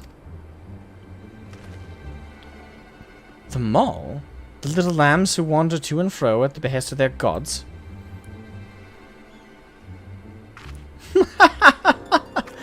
fools you are to share the soil of such weaklings. Next, you will tell me you wish to fight in the Nardum. Well, funny you mention that. Ah, so you do. Ha! This is unexpected, yet not unwelcome. I am Sadu, Khatun of the Dathal. For your deeds, I grant you leave to walk among us. Come, look on our glory and despair.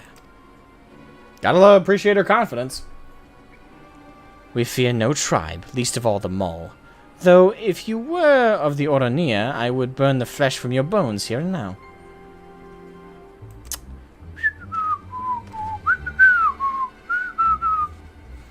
You can stand, yes. See to the corpse. Yes, Khatun. That's kind of dismissive. See to the corpse. Not to your friend. Okay. Kind of. So that is the leader of the Dathal. Clearly not a woman to be crossed.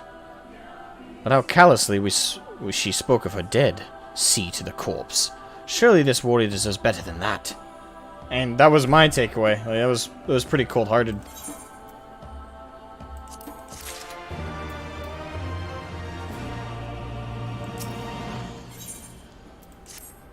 Forgive me, Shroud, but I cannot in good conscience ignore the callous disregard that woman showed for her kinsman. We must seek her out at once. With me! I mean, this is one of those situations where I wouldn't go seek her out for an answer, but if I ran into her again, I'd ask... I wouldn't hesitate to ask, like, why did you just dismiss this guy who died for you? And died for your people? Just so callously. Like, I would definitely confront her if I ran into her again, but it's not so much my business I would seek her out.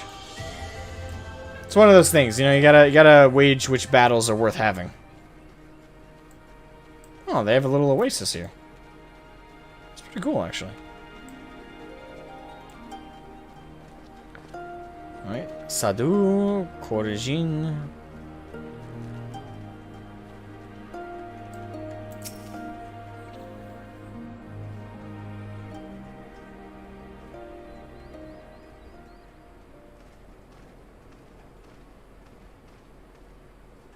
How he died matters not. Gesser was a great warrior. He will return to us in time. Not soon enough, Khatun. The Nardum is nearly upon us. Mayhap we should cancel restraint until after. Wait, what? He will return to... He's dead. I do not understand. If Gesser is dead, how should he return? Exactly. Gosetsu is literally my Silence! soul You right come now. to spy on us, knowing naught of our ways. We know you are fearless, and that you are called the Undying Ones. Wait. I think I know it. Alright, so they probably... I'm gonna take a guess. They see the soul... Okay. This is just what I am totally spitballing here before it's revealed. So they're called the Undying Ones, and she referred to the corpse as just the corpse. Maybe that wasn't callousness. Maybe it was they don't see, like, they see themselves as undying in the sense that they believe in reincarnation. That's like the short way to put it. Longer way to put it is they believe that the body is just your current vessel, like a pair of clothes, and once you die, you just simply are reborn into a new one. That is my guess. It could be a little bit more literal than that, though. That is true. None are braver than the Dathal, for we do not fear death. With death, a warrior must dance boldly, fearlessly, for thus does his soul burn bright. Then, in death, his soul shines white, exalted. The flesh rots, but the soul endures. And ere the seasons have turned, so he shall return. When he is glimpsed in the eyes of a newborn, he is blessed with the same name. Gotcha, so I was that he right. may grow into a great warrior once more. Okay, so, yep, I nailed it. Yes.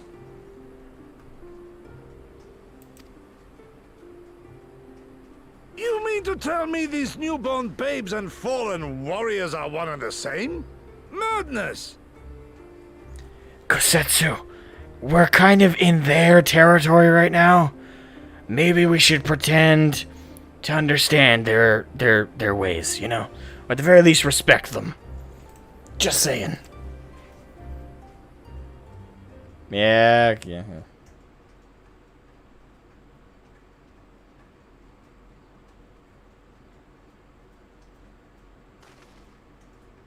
I just want to point out, I didn't say shit. I gave you leave to observe, not to insult our beliefs. Just want to say it. I didn't insult shit. It was Gosetsu. I'm innocent here. Okay? I am clean. I have said nothing.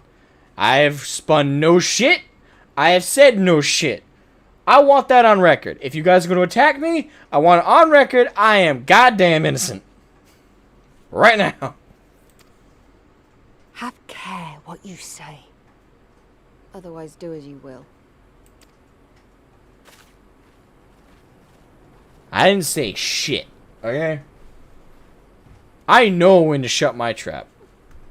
Most of the time. Okay, maybe not all that often. Actually, now that I think about it, I don't really know when to shut up either. So sometimes I know when to shut my trap. This would be one of those occasions. And the thing is, it's not like they're... when it comes to belief systems like this, it's not like you can prove them wrong. And yeah, it sounds crazy, but it could be just as valid as any other crazy belief. I say, just respect it.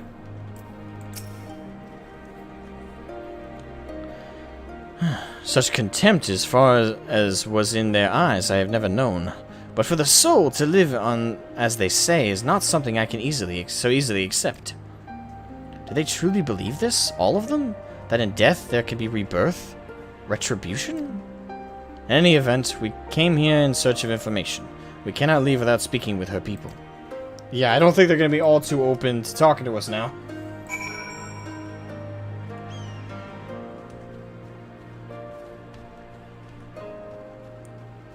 Alright. Coco. It's actually kind of a cute name. I know you. Reunion. The travelers with the mole girl. I marked you after I left the Orania. Ones from Doma. Others I could not place. My name is Coco. Welcome to Dothal Ka. At least they're welcoming. Coco sounds to your ear the name of a woman. Well, of course. That would be because it is.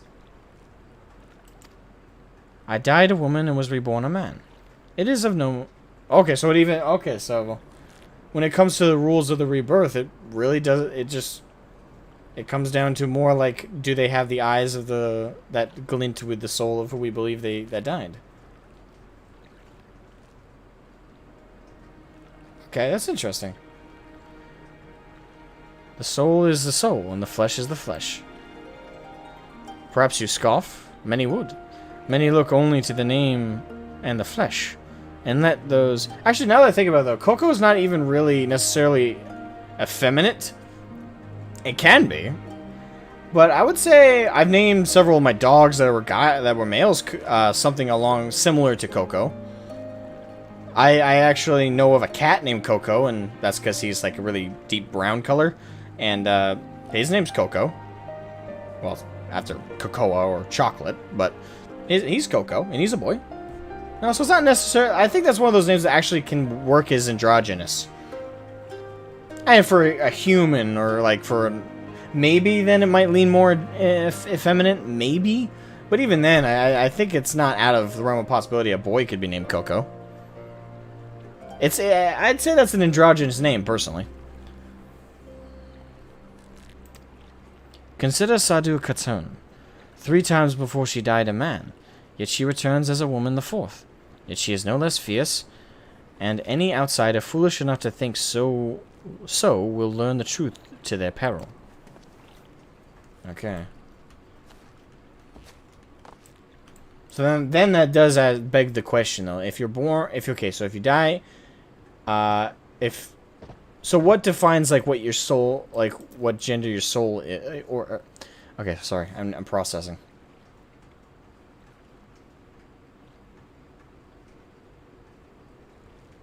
Okay, I think I'm too stupid to break this down, so we're just gonna keep going. It'll explain its own stuff. I think I'm too stupid. My brain don't wanna process all that concepts right now. I'll probably be here an hour trying to break it down.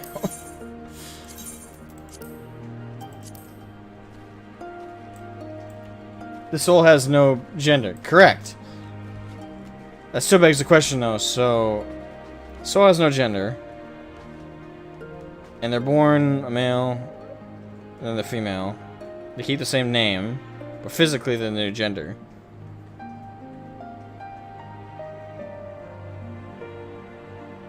Do their attractions stay the same? Like, if you were first male, and then you were born a female, are you still attracted to women as you were in your first gender, or maybe you weren't? I don't know. I'm too stupid. Think of liquid in a bottle? I mean, yeah, but when I think of the soul, I think of a combination of, like, memories, experiences, loves, hates. Like, everything that makes you up as an individual and as a person is what I consider part of the soul. So, that includes, like, attractions and loves. So, if you loved, like, women in a previous life, and then you became one, and obviously a lot of people say, like, oh, okay, well, they could be a lesbian. Correct. But that's what I'm, like, asking. Like, would you then be that, or would you... Or what if you were physically attracted to men at that point? I don't know. Like I said, I'm too stupid. I'm too stupid to try and break down it's actually a lot of complexity now that I'm trying to think about it. Oh, whoops. I'm too stupid. I think they're very open. Probably. I mean, this is one of those things where my brain's not going to want to process all of it.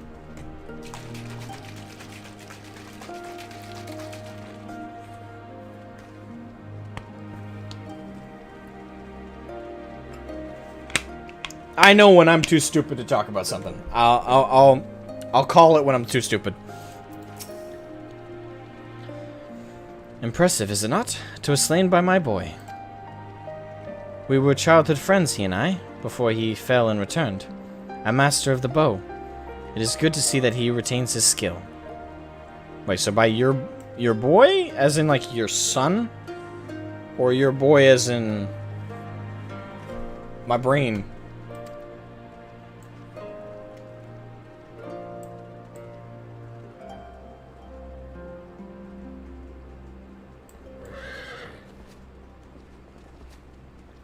This is some deep philosophy shit that I don't think I'll know how to talk about. Alright, so... gather information to third I guess we have to talk to one other person, but who?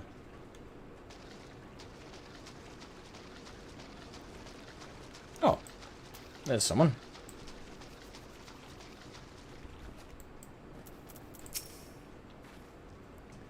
The cycle of death and rebirth. It is simply that. Take me. I died in battle with the Hotko. Hotko? Fiercely did I fight, and so I returned. Alas, we know naught of our past lives. I must learn what it means to be courier again and again. It is difficult to remember everything, but important.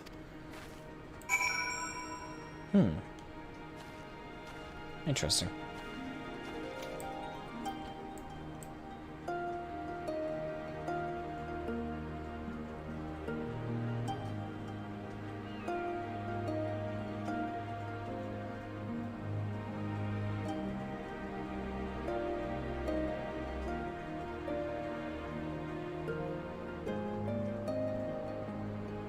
But I want you to buy it. Okay. Yeah, thing is, I think, like, the idea of rebirth sounds kind of cool. I do think there's a level of complexity to it, though, that I think I'll probably never have the patience to try and, like, break it all down in my own head. But I would say that there's definitely something fascinating about the idea that instead of there being, like, an afterlife you go to, instead you die and then you start the cycle over again. In a way, it kind of makes sense. In a way, like I said. Oh. It is always cool hearing, like, other, like, spiritual beliefs and such.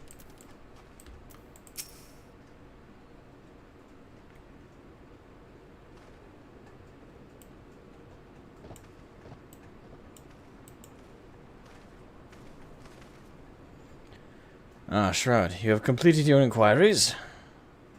Indeed I have. Yes, I believe so. Aye, it is as she said. They believe with every fiber of their being that their bravest warriors will be reborn. As for me, I observe some of their warriors in practice. They are as formidable as the Ordanier, perhaps more, and their weapons are their equal as well. Yet while they do not lack in skill and resources, 'tis plain to see that their numbers are inferior. Well, sometimes superior training can close the gap.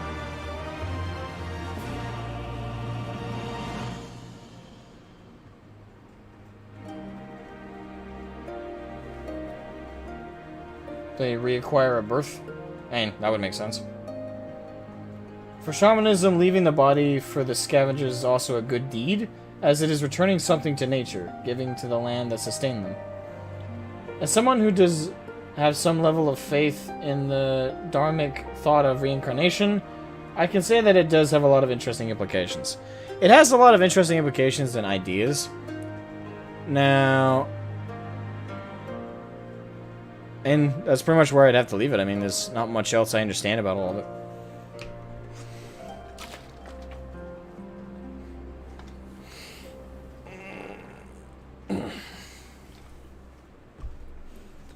Yeah. When it comes to, like, the faith discussions like that, I'm not a very faith-driven person. So, I find it fascinating. I find it cool. I don't dismiss faiths at all. I find especially the origins of, like, where a lot of the ideas stem from is actually fascinating. I'm just not a very faith-driven person as well. I'm boring that way. I know.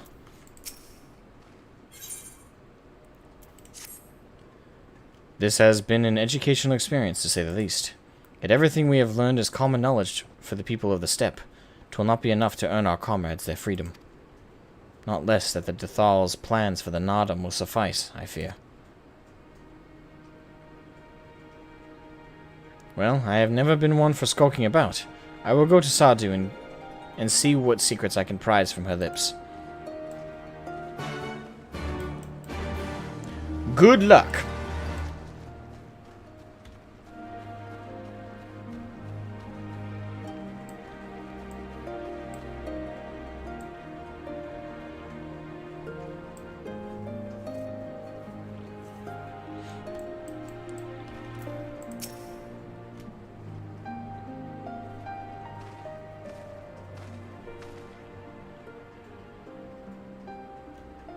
The spies return, and they have learned naught.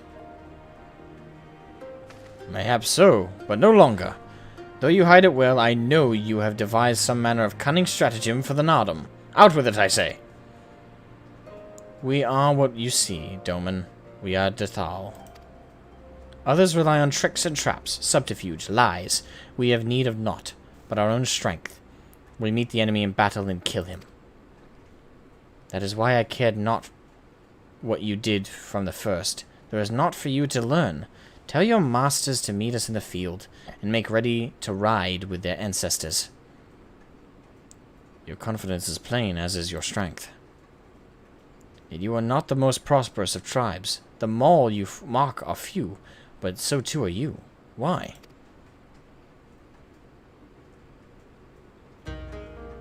Though a glorious death is to be celebrated, it is yet death. While we kill many, many are killed in turn. In the wake of our battles, the soil drinks deep of the blood of the fallen, their bodies piled high. Not all are born again, only the bravest. Yet one cannot return unless there is a vessel to inherit the soul. And if warriors die ere they birth children, then that is it. Even the brave warrior who finds a vessel will for many years remain a shadow of his former self. It falls to his elders to endure until he is ready to accept his responsibilities. Ever will we meet our enemies in battle without fear. Such is our way, even. Even when our numbers dwindle. If we die, so be it. But know that we fight to live, not to die. Dothal train and make ready for the day. But they do not rush to meet it. Not until we have done our duty.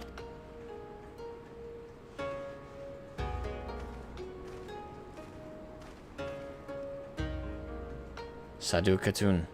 Gisar's body has been given to the sands. Then our part is done. Rest, warrior. The Nadam draws near, and you will need your strength.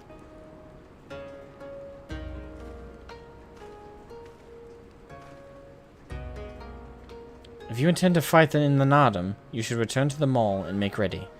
But know that when next we meet, you and yours will die. Or you could fight for us and live. Think on it, travelers.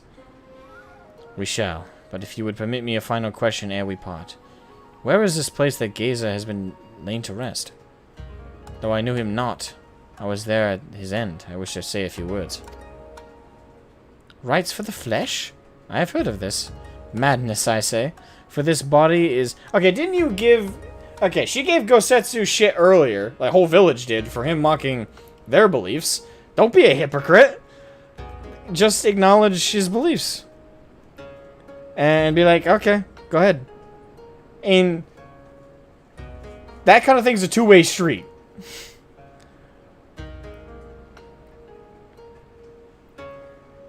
He will not hear you. But you may speak to the sands, if that is your will. They lie to the west. Make haste, for the Gedan may already have caught his scent.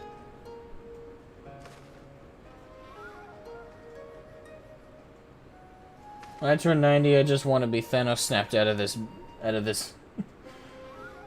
That would be nice if it was that quick, wouldn't it? It's sad that a man who does not fear death is deadlier than most. Well, I'd say... And this is my personal... keep in mind, I'm not a faith-driven person.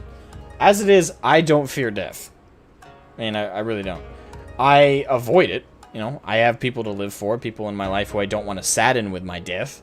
But the actual fate of dying, I don't really fear. Like, we all die eventually, and should I die a slow and painful way, that's how I was meant to go. It sucks. I hope to die fast, no matter what way it goes.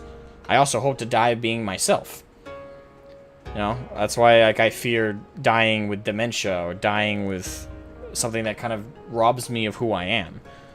You know, if that ever were to happen, I would ask that my family put me to rest before I degrade to any significant degree. I'd rather be put to rest while I'm still myself.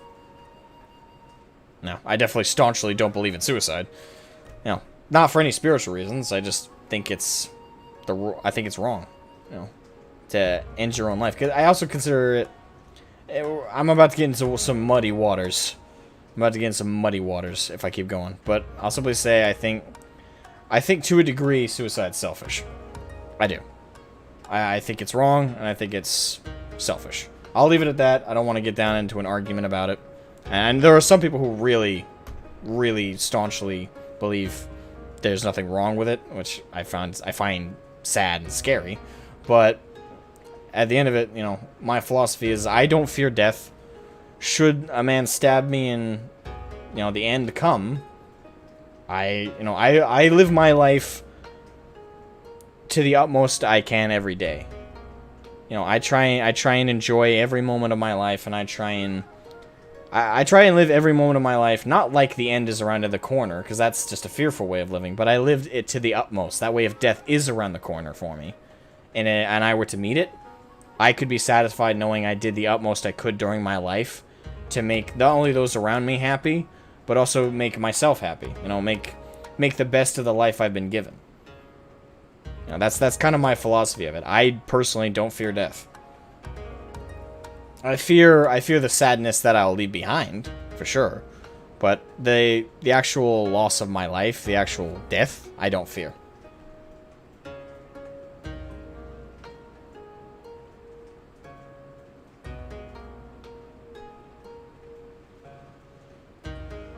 The two types that don't fear death, fools and heroes? No, I wouldn't necessarily say either.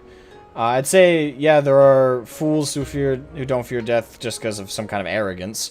And then there are those who don't fear death because they live a noble life and want to defend and stand up for others. But I'd say it's not just as simple as you're either a fool or you're a hero. I'd say that's a funny way to think of it, but I'd say in reality, for some people, when you die, the thing is, we all die, so why fear it? I don't think you're a fool if you have that philosophy. I mean, I have that philosophy, and I don't think I'm a fool. We all eventually die. Why live your life being afraid of it?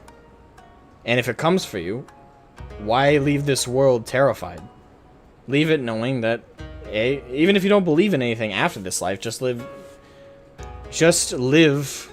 the best life that you can. And if the end comes, it came.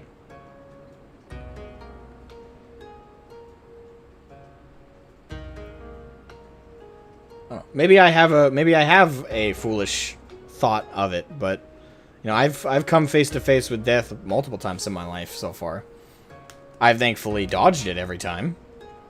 But should the final time where death comes for me, I'm not gonna lie there terrified. I'm gonna accept it. Because I have lived the best life that I can.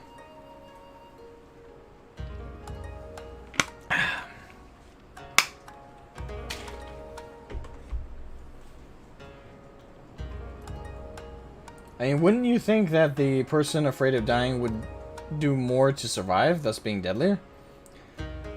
Most of the time? Yeah, generally. And if you fear death, you're going to do everything in your power to avoid it. Therefore, you are going to, you know, use dirty tactics. You're going to be more aggressive. You're going to be more violent. But at the same time, if you fear death, some people just avoid situations altogether that would lead to death. So, in many ways, that person isn't deadly because they're running away. They're avoiding the fight. So, if you're stuck in a fight and you're backed into a corner, yes, absolutely, if you're afraid to die, that is one deadly opponent. But if you're someone who's generally afraid to die all the time, you're probably the least scary opponent anyone could face. In a fatal duel, anyway. Because you're someone who avoids it. You know, you're not someone who's going to rush into battle and at the risk of dying. If you're afraid to die, you probably aren't going to bother doing that. So, in a general circumstance, no. I'd say if it's only in the circumstances when someone's backed into a corner and they have no choice but to fight or die, those people are terrifying to fight because they want to live viciously. And they are afraid to die. But generally, no, if someone's afraid to die, they'll do everything in their power not to die, which includes surrendering, which includes waving the white flag, which includes betraying others if it means their pulse continues to go for a few more years. You know, I'd say generally, overarchingly, no. It depends on how specific of a scenario we're talking about.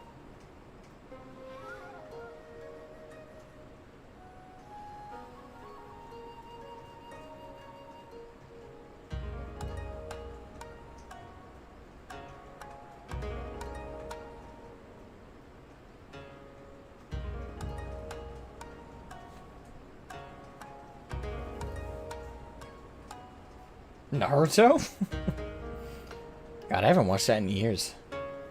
Is it still going?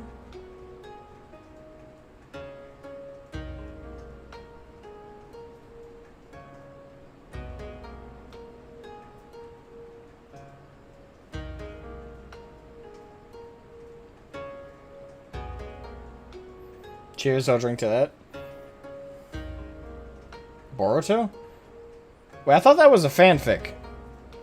Wasn't Boruto a fanfic manga thing that someone did?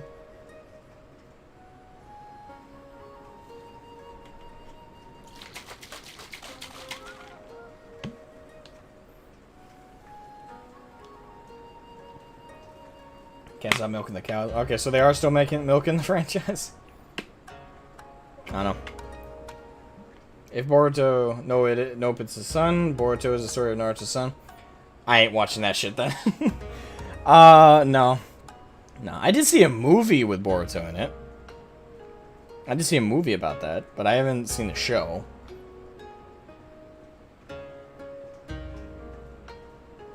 It has its own anime? Oh, okay. So that is probably official then. Yeah, I probably won't watch that. And I enjoyed Naruto and Naruto Shippuden a lot. I don't need to watch the sequel series about his son. And I doubt they're going to be able to tell as epic of a story with the next generation.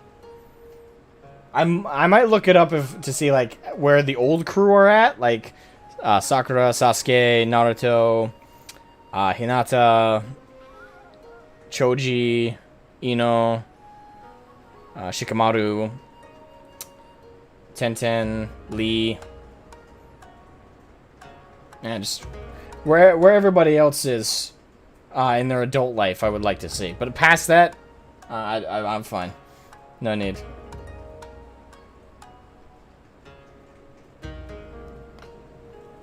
Alright, my apologies for how this will take but a moment.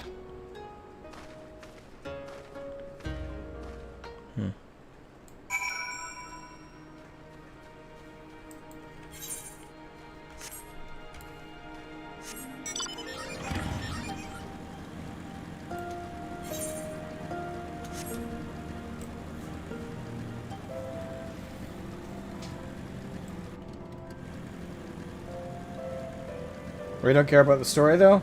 If you're talking about Boruto, and I can't say whether that's good or not, I would say, in the case of Naruto and Naruto Shippuden, bro, you're missing on one hell of a fucking story.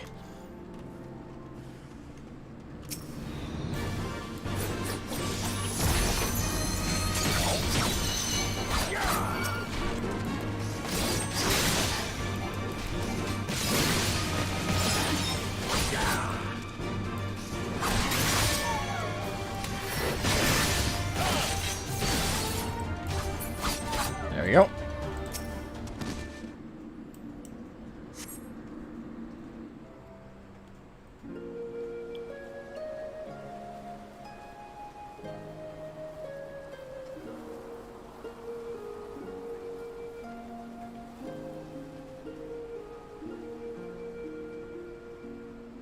Left for the vultures.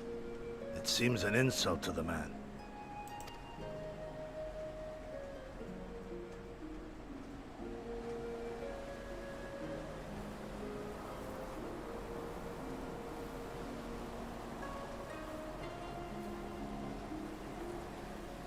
But the soul lives on, they say. These bodies, no more than empty husks, returning to the earth. Seen through those eyes, I suppose the sight is almost comforting.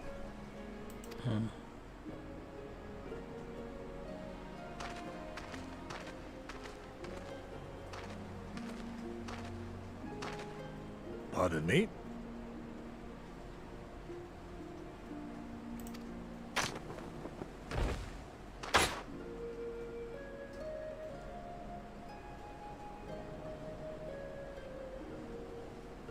When first I heard the tales, I could not help but scoff. Another queer tribe, I thought, with still queerer customs. Yet having borne witness to their rites, I cannot deny there is a certain logic to it all. A samurai will die for his lord without hesitation or regret. But this is not because he delights in such sacrifice.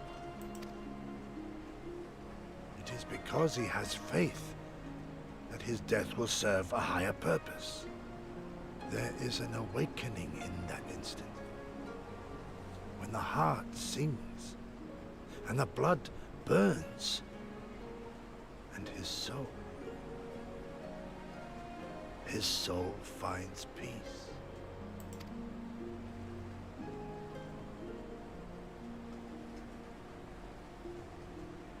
There is comfort in that.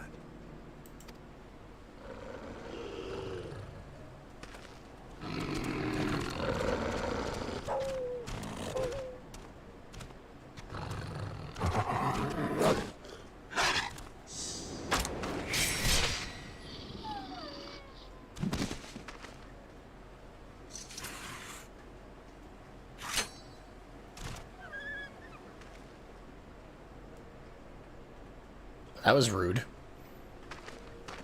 Nay, we dare not permit ourselves that luxury, my friend, tempting though it may be. Not while our loved ones yet remain in chains.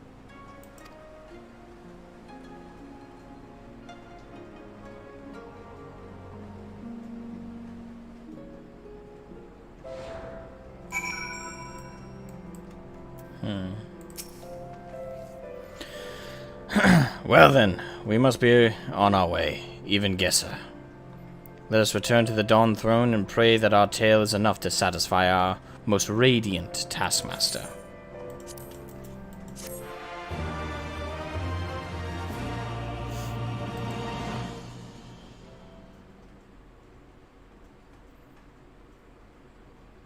Go after the Akatsuki Pain stuff. I would say if there's anything I recommend you guys to look up, it's the final battle between, like, if you guys are curious, you can skip everything else. Like, there's a lot of stuff that happens around it that is fascinating, but just for the sake of any kind of completion sense, look up the final fight between Naruto and Sasuke. Well, if there is a way out, I can't see it. Like, the final one. Shame we didn't learn much before they locked us up. I do understand fully the argument, like, oh, well, they fight each other so many times, it's like, just fucking finish up already. I get that, trust me, I do. But I'd say that final fight is worth all of it. Just look it up. You don't even need to watch, like, the episodes all around it or anything like that. Just look up that fight. That alone, for me, is, like, where the series was all leading up to, and it was a good ending. It just took way too long to get there. 'Tis little wonder the Orinir won the last Nardum. These people leave naught to chance.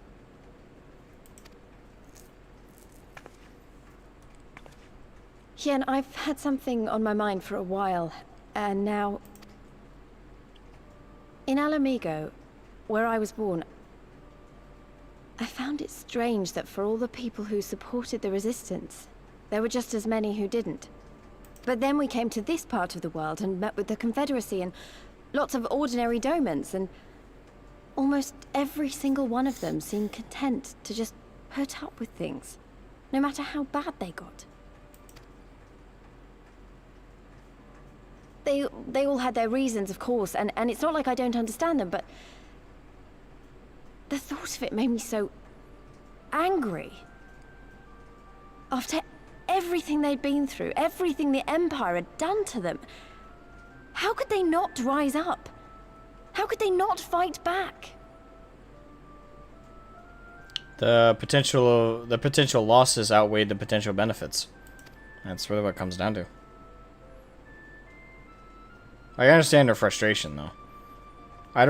Personally, I'd rather fight back and die than lay down and take abuse. Creatures at heart. They hold on to hope only until they taste true hardship.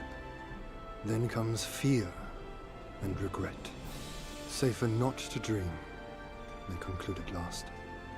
For even should a day go by without some new disappointment, the next will only bring more of the same. And so they choose the more sensible option. They learn to abide the indignities and injustices, the pain and the shame, to accept them as normal. Such is the lot of most men. One cannot expect to spur them to action at a moment's notice.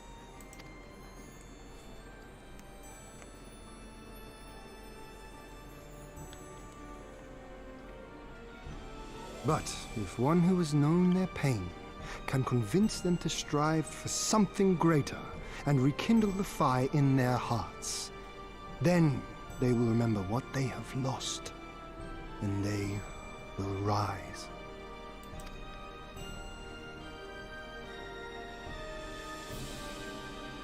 I had someone like that once. I didn't know who I was or who I wanted to be, and he risked his life to show me the way. Papa Limo. May rest in peace. Then honor him by doing the same for others with all your might and main.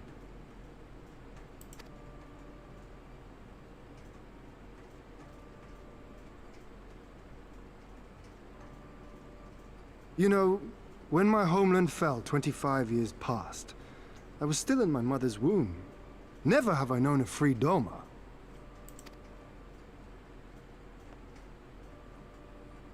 But my father did, as did many of my fallen comrades, as do many of my people now.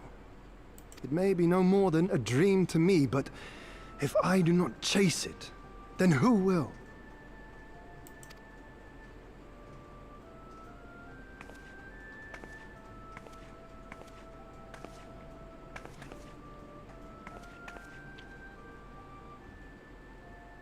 The way you carry it all, you're just the same. As you? Oh, no, not me. Definitely not me. I meant the Warrior of Light.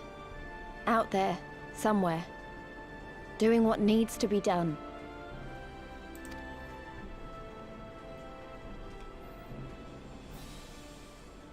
I won't have you put me to shame any longer.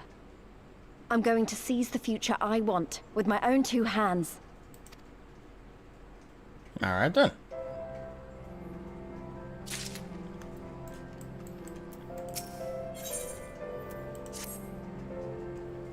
You're ready to depart, I trust? Good, then let us away. Tally here!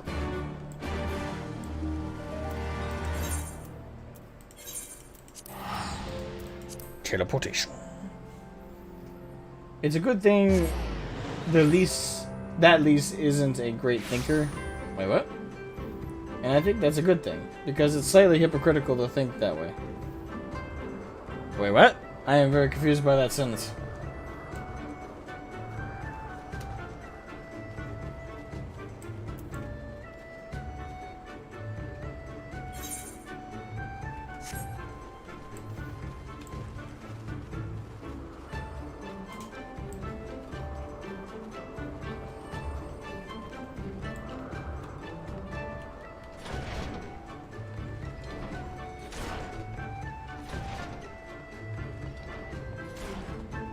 Alamigo once tried to invade Gridania?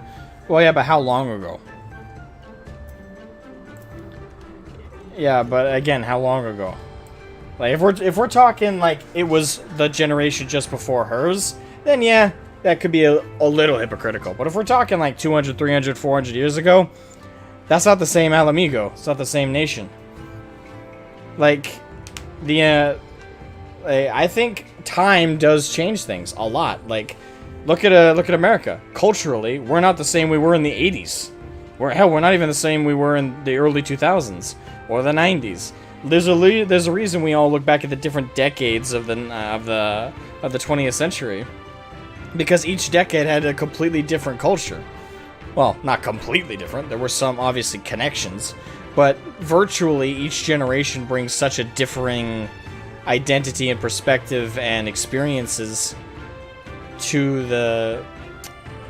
a nation that one generation can mean the difference between one identity and another. So yes, the name will maybe carried on and some traditions might be, and certainly the history isn't to be disregarded, but at the end of it, the identity of a nation is defined by its people. So 1970s America isn't the same as 80s America, same as 90s, as 2000s, 2010s, 2000, so on and so forth. Hell, Roaring 20s, 30s, the wars of the 40s, etc., etc., etc. Time is one hell of a thing. Lots of shit happens throughout the course of time.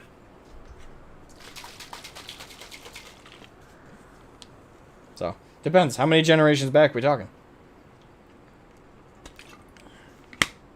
It would be solidly hypocritical of her if it was her generation that did it. Like, if she and her sister were part of the generation of Alamigo that tried to conquer Gridania, that would be hypocritical. Generation before hers, barring on hypocritical, but she still wasn't part of that generation. Once you get past your parents' generation completely, I don't think it's hypocritical at all, because at that point, that's a different time. It's a different Alamigo. So on and so forth. Time is the biggest changer of things. That's why rocks are eventually waned away by rushing waters and waves. That's why the ever-shifting sands of the deserts look completely different now than they did 100 years ago. Time and weather and shit happening is a bitch. But it's also a good thing sometimes. We can but tell Magni the truth. And if our most radiant brother is unsatisfied, it will be my pleasure to put an end to this charade.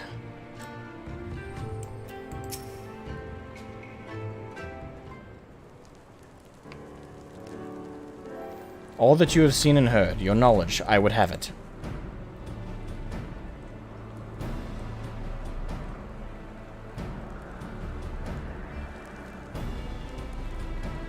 No secret stratagems, you say? That is well. I expected as much. The Dathal are not schemers. They live only for war, for the contest of strength and will. They are fierce, aye. And to face one is to court death.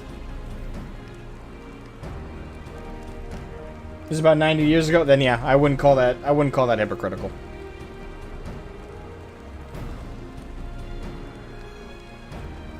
That's well before even her dad's core generation. That's like grandfather days. That's literally just short of a century. So yeah, I wouldn't call that hypocritical. The Dathal and okay, sorry, I read that. Okay.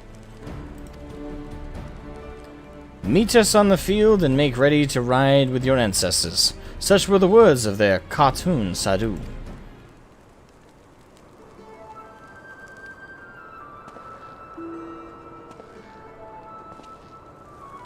Speak not that devil's name in the presence of the most radiant. You bade us tell you of the Dathal, yet you will not hear the name of their leader? After the last Nardum, she gave great offense. The most radiant brother called to him the woman of the steppe, that he might look into her eyes and see if Nama looked back. But that Gidan, that feral Udgan, she spat curses and called forth flames. She scorched the soil and refused to present herself.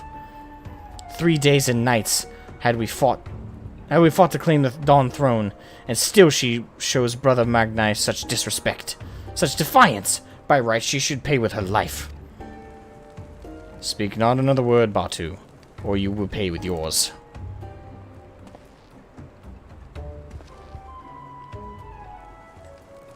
Her words are for air, as the Domans say. However, they are proof of your service to the sun. Go and fetch the others from their cells.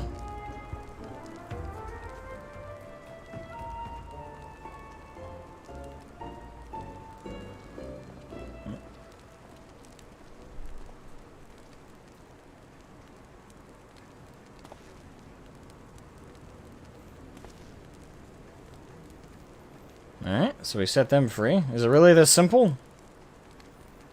My lord, Lys, you are unharmed? Thanks to you and Shroud, we are free to return to Mol Ilo. I take it? By your deeds have you proven yourselves to be warriors brave and true. You may return to the Mall and make ready for the Nardum, on one condition. To fight in the Nardum is to be bound by it. Swear here and now to abide by the law of the steppe, to accept the supreme authority of the Kagan, whomsoever it may be.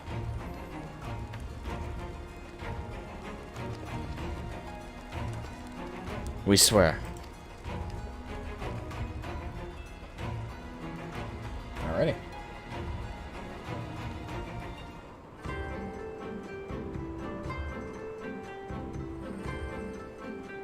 Plus, Elder seats here. Connie Senate doesn't seem to resent. Why would you represent Raban at least? Oh yeah, because, you know, what we were just talking about, the whole Gridania thing. Being attacked by Alamiga. And exactly, like, that's probably why. And that was, for them, a century ago. Time flows. And so does things change. The best way I know how to put it, think of every decade as a completely different identity for people.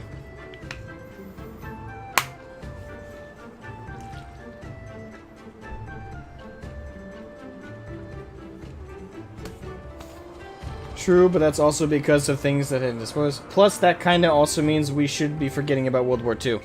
No, nothing I said at all. Like, I have no idea where you got the idea that I said we should forget things. No, that's not what I said at all. Please don't put words in my mouth. I hate that. I hate that passionately. Please do not put words in my mouth. That is incredibly rude. And people have done it to me before. I hate it. Please don't do that. I never said anything about forgetting history. Forgiving. Yes. Well, not even really that. But understanding that the people now aren't, like... What I'm saying is, we shouldn't look at Germany now like the Nazis back in the day. I think if you do, you're an idiot. Flat out. Like, if you look at modern Germany and you think, Nazis, you're an idiot. I'll put it as flatly as that. You're an idiot. If you think that. We don't see modern Germany as we do as 1940s Germany. Correct? That's because they're not. The people then are either mostly dead and gone, or if they are alive, they're most likely with dementia and on life support. Their generation have no say in anything anymore other than what they left behind. They're gone. But nothing of what I said had anything to do about forgetting history. Forgiving, maybe, but not forgetting. History must always be remembered. History must always be maintained, but it also must always be told truthfully. The one thing I fear most about future generations is that we're going to start bleaching history. You know, we're going to start taking out all the offensive bits. We're going to take out all the parts that are dirty, mucky, and bad about history.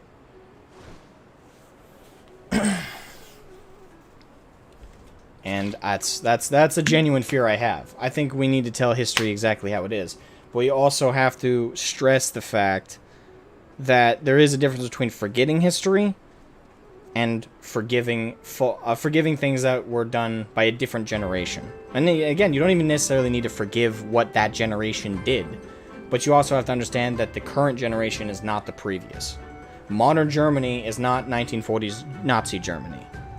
Modern America is not the 1920s swinger mafia hellscape of industry that it once was. You know, modern China isn't ancient China. Modern Japan isn't Edo period Japan. Like, history is the biggest changer of everything. And that goes from things as small as the animals on our planet and little creatures to something as big and as fantastical as a nation and its history. Things change a lot. Every decade is a completely different identity. Every decade of a culture and of a nation is different from the last. Again, I'll use my example before. In America, everyone knows 80s fashion, 80s culture, 80s everything about America. 70s was very different. Now, yeah, there's plenty of things that clearly carried over, but core identity-wise, 1970s was disco. It was pop. You can see it in the music, the fashion. You can see it in what the events, the social strifes and struggles that were going on during those times. The 60s, the hippie era, you know. Things change rapidly. And I think a lot of people like to think that, no, things don't change rapidly. Like, the same issues we have now are the same issues we have centuries ago. I don't believe that. I believe we do have a lot of issues that haven't been resolved and have also, unfortunately, evolved with the times. Like, old hatreds are still being maintained by people who want them to be maintained for reasons, and I'm not going to go down that path that gets political. But at the end of the day, people need to understand that history is to be looked at as it is. It's history. It's what's happened. But in terms of its impact on the modern day, we should be taking what happened and the impact we should be giving it on modern history, modern events, is to avoid the same trappings, to avoid the same problems. What people are unfortunately doing is they're taking things that happened in history and they're plastering that over what's happening now. People are taking what happened 200, 300, 400 years ago in a nation, and then they're painting it as if that issue is still overbearing on the problem. And therefore, because they're painting it as a problem, they're keeping that problem alive. And they're not actually doing what they're supposed to be doing, which is taking the lessons and applying them. Because they're not looking at it as a lesson, they're looking at it as an excuse, or as something to drag to the present as a modern issue. Again, I'm getting really close to going politics. I don't like doing politics. I don't do politics on this channel. period. I avoid it. I'm an entertainer. I like to entertain everybody of all angles and beliefs. But all I'm saying is, just understand that's what history should be seen as. The things that happened 90 years ago and the people who did it are long gone. And you can't... I fundamentally do not believe the sins of the father are to be held by the son. You are not the father. You are not your father. You are not your mother. You are not your grandfather. You're not your grandmother. You're not your great-grandfather. You're not your great-grandmother. You're not your great-great-great-grandfather. You're not your great-great-great-grandmother. You're not them. You are you. And I believe fundamentally everyone should be judged for what they do, what they believe, and what they act upon. Anything short of that is wrong. That's my belief.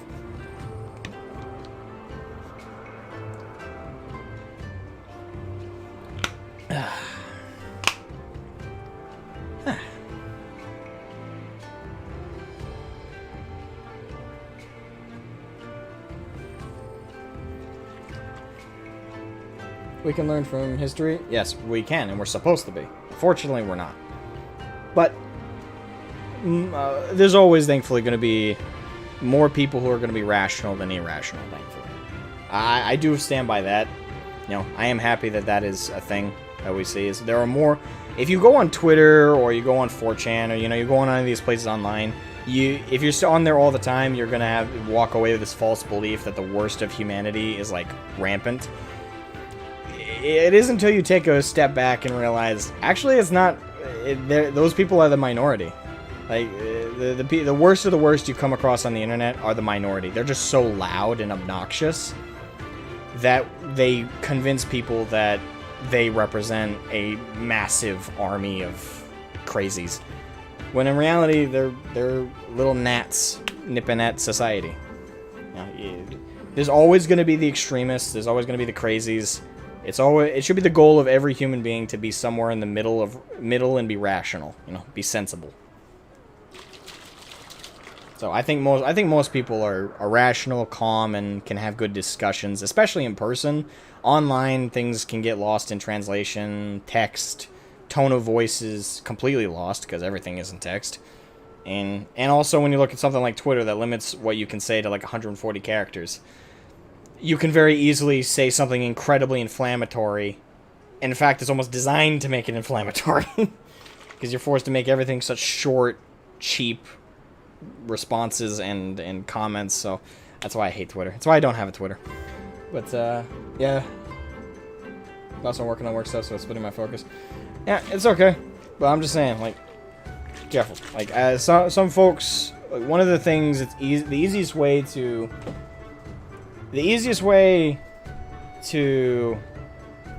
piss me off, I guess, is take my words out. Now, you can disagree with me all day long. I don't care if you disagree with me. Just don't misquote me. I hate it when people do that. And I understand that you made it was just a mistake, and you know, you just wrote it. I'm not getting on your case. What I'm saying though is, generally,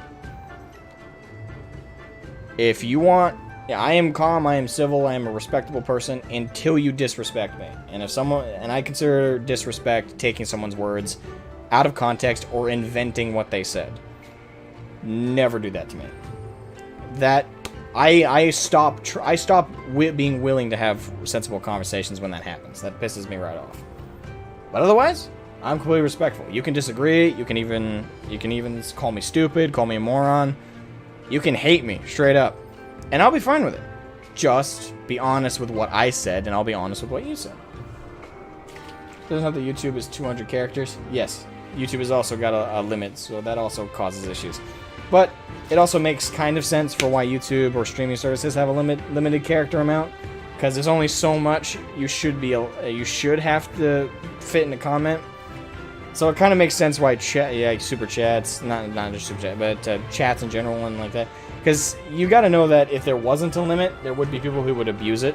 You know, people who would just, you know, Control V like this same thing like 100 times just to fill up someone's chat as a troll. We all know people would do that.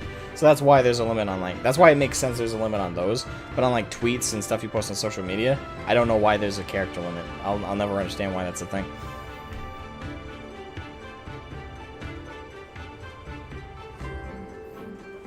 But yeah, generally. Ooh. Okay, now I gotta decide. I'm really, really hungry right now. So I gotta decide. Do I end the stream and get some food? Or do I grab a snack and continue streaming?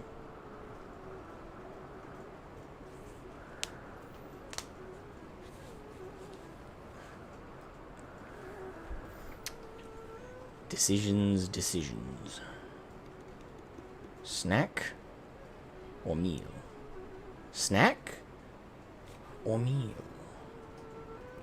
I don't know.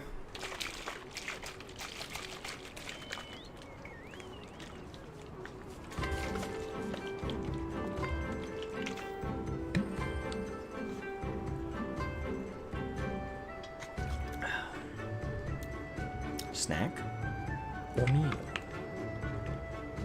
Snack or meal? I feel like I need a coin toss. Hold on. I think Google has a coin flip.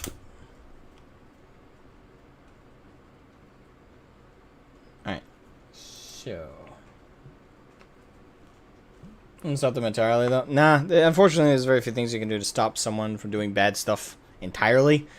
When people are determined, they find ways to work around it. But, alright, so...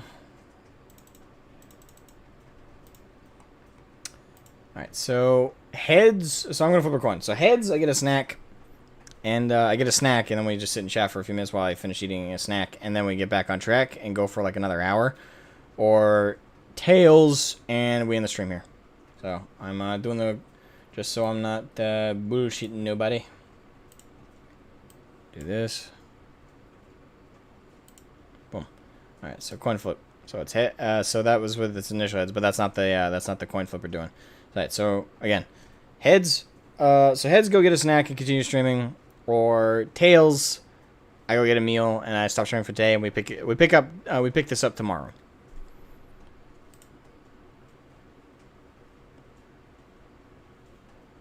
Okay, gotta get a snack.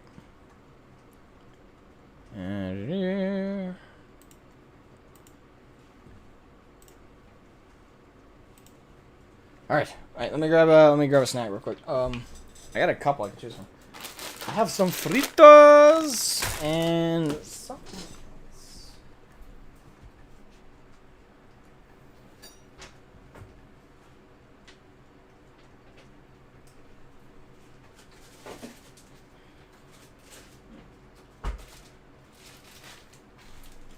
A couple of my homemade peanut butter balls.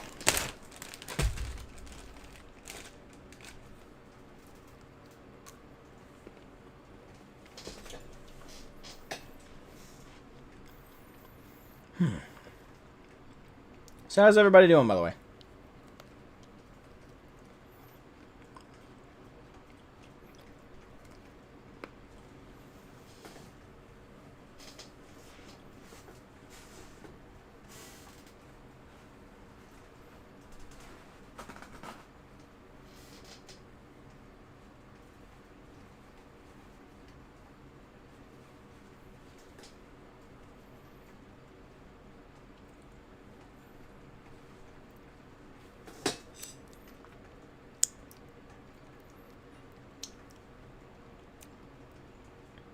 Question on alt. Nice. Ever made a technical spec sheet in under an hour? Not if it's what I'm thinking of, no. Playing FF14 myself, listening to you while doing my crafter quests. Awesome. Which craft are you working on?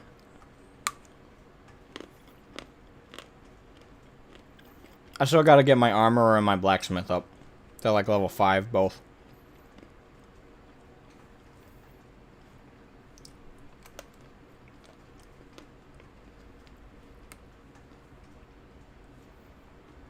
All of them? Oh no.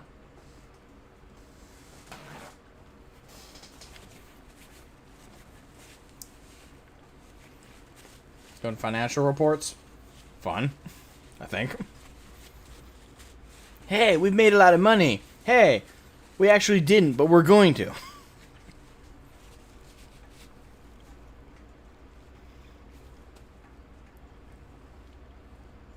aka I want to stab something. That's why you get a pillow. Or watermelon. You can stab watermelon. And once you stab it enough, you can cut it up and you can make some juice.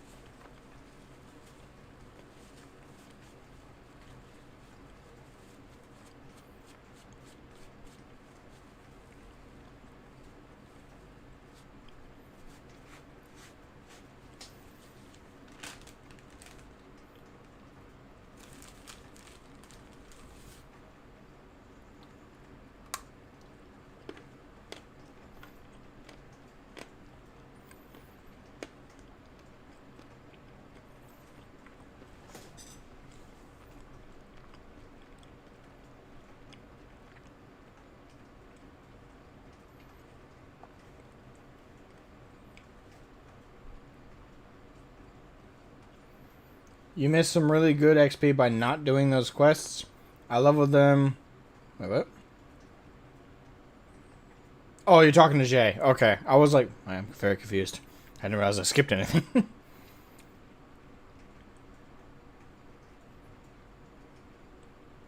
Maxed every character. I found the quest enjoyable actually because there's a little bit of a fun story to, at least to the minor one so far.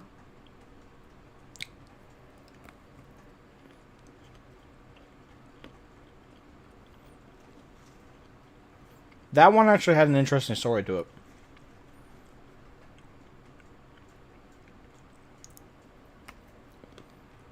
Now, the fishing one so far seems the least interesting, but it's not bad.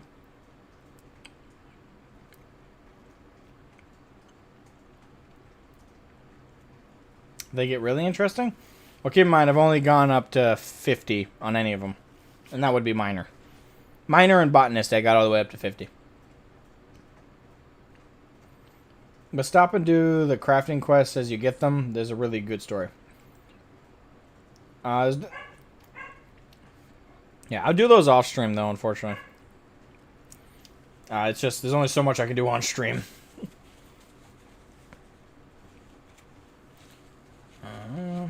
The quest never gave enough XP to go from quest to quest. I just did everything in Ishgard Restoration. Yeah, it seems to be how a lot of people level up some of the gatherers. So I can't blame you there. Me, I just grinded. The thing is, what I did is I grinded out the zones. Like, past the point that they told you to. Like, once I got the stuff that the quest, that each quest asked me to get, I just kept going until I reached every, like, 5th level. Like, as long as I was 5 levels over what I was supposed to be, I knew the next quest would be unlocked. So I just kept grinding. Yeah, that meant I was there just rotating off of each of the nodes for like a couple hours straight. But this is why I did it do that stuff off stream, because I have like music playing, or I have an audiobook going. I have something to engage in, like, actively in my mind, while I just kind of autopilot doing the crafting and gathering stuff. That's why I do that off stream. It's extra grindy. It is the grind.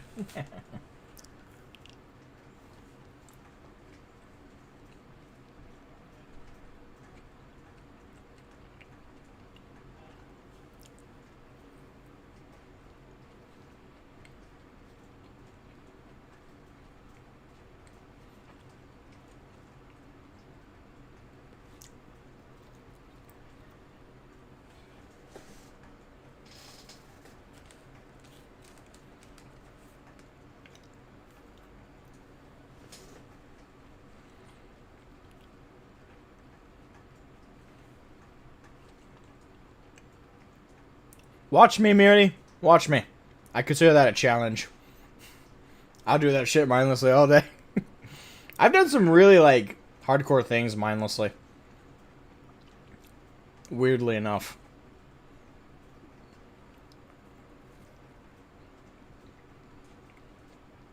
I finished all of Bloodborne, and I never paid attention. Except for the occasional boss battle. I'm not gonna bullshit there. I did have to focus on boss battles. But during, like, the in-between of boss fights, I had literally the Game Grumps playthrough of Bloodborne playing on my laptop, and I was mostly watching that. So, outside of bosses, I finished all of the base version of Bloodborne.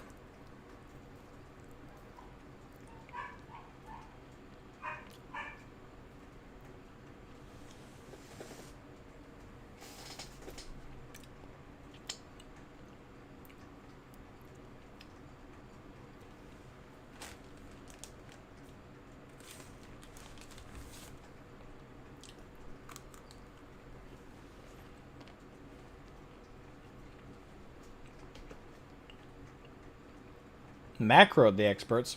How's that work?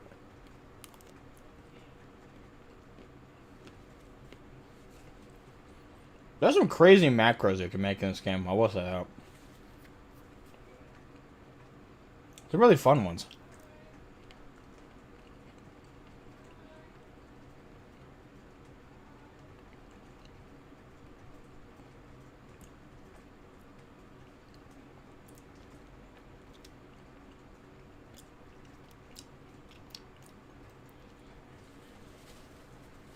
Alright.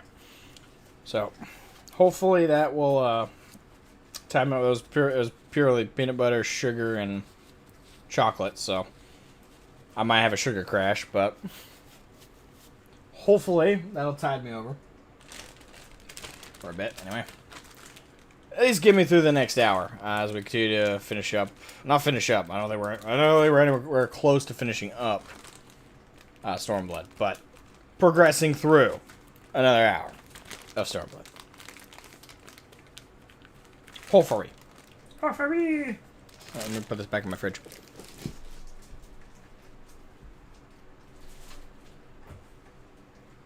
There we go. All right.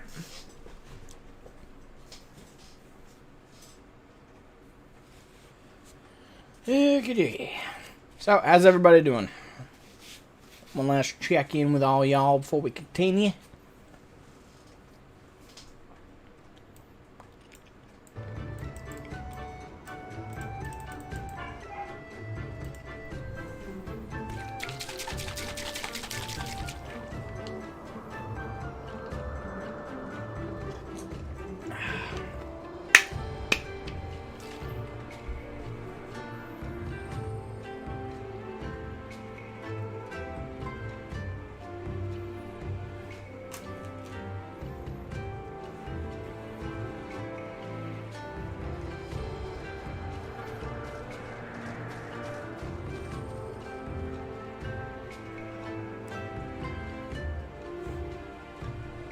Alright, so I assume we're good to go.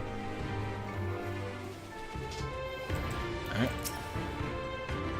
Well done, my friends. I knew you would not fail. Should be glad to hear of your experiences with the Dathal. But as time is of the essence, let us converse en route. Come. Senna and the others are waiting. Inhaling some of your special coffee stash out of the stress. Well, go easy. Too much coffee can really do a number on you. I learned that the hard way.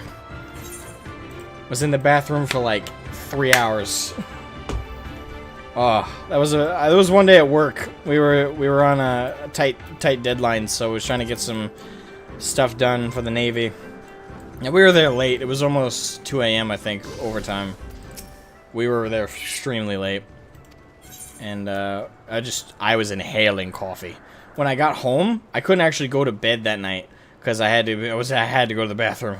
My stomach was churning the whole night. Way too much coffee.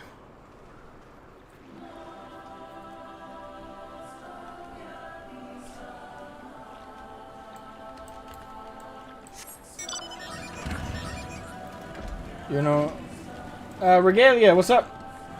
What's up? Right now we're still progressing through some more Stormblood. I did a coin flip on whether we were supposed to go for another hour or if I wanted to end the stream. But coin flip was a heads, so we're going to keep going for another hour or so on the MSQ after I grabbed a snack. Not a healthy snack whatsoever. I grabbed a really unhealthy snack. Have you participated in the Nodum? No, we're about to, though. Or at least we're on our way to doing that. We just finished helping out the, fuck, what are they called? We talked to the Dethal, Ka. We learned about them, and we just got let go by the Orthanir, I think is what they're called.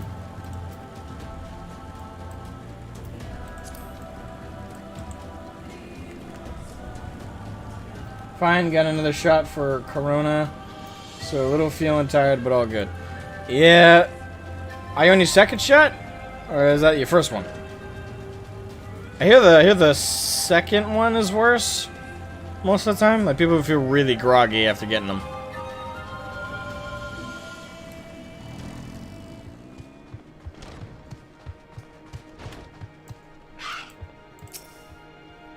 Thank the gods you're alright. When you failed to return, I feared the worst.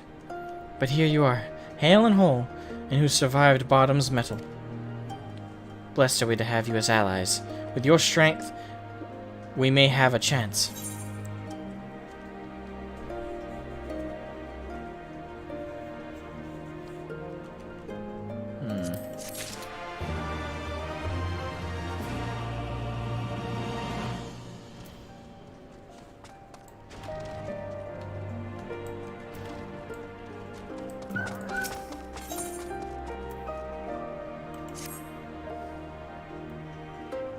My friends, we are come to the final day of Sagan Sar, to the Nodum. The battle will commence with the rising of the sun. The Garl will scatter the soil, and the steppe will be unbound. A great Ovu will erupt from the earth and call for a new Kagan. All will converge upon the light, and the warrior who claims it will win the day. Precious little time remains. Pray use it to prepare for battle. Many of the young ones have never taken part in the Nodum. They are nervous. Perhaps you might favor them with some few words. It would do much to ease their fears.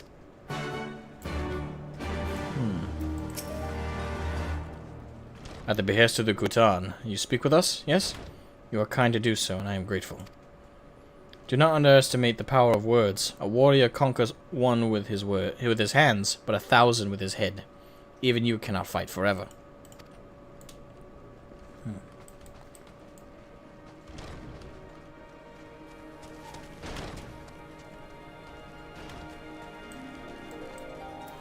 There we go.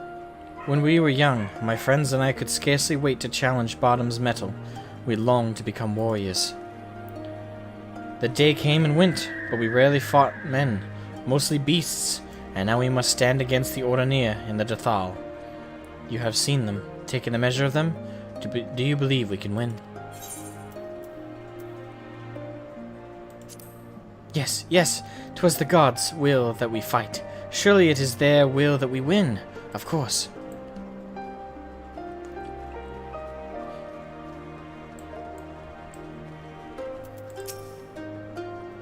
How strange this feeling, the thrill before battle. A battle in which I may die. People die all the time, many of them in their sleep. We will fight, we will win, and we will return to Mol Ilo together.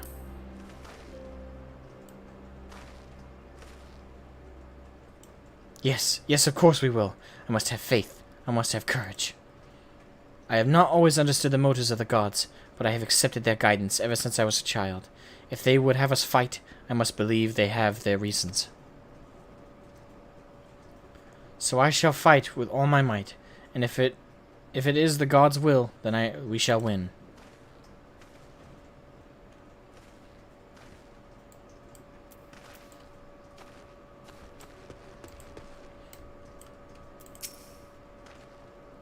Ah, it is you. The one who helped the children with their chores. For that I must thank you. Though mayhap I will repay the favor in battle. Yes, I too will fight in the Nadam. Though you may not see me, while you and yours contest the Ovu, My comrades and I will devote our efforts to preventing other tribes from interfering. We are few, and we are weak, but we shall do what we can to aid you. Go well, traveler, and if it be the gods' will, let us speak again when the day is done. Alright.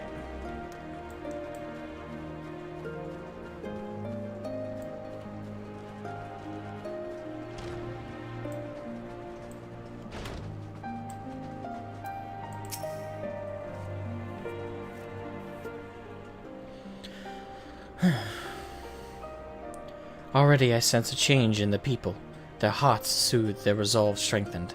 This we owe to you.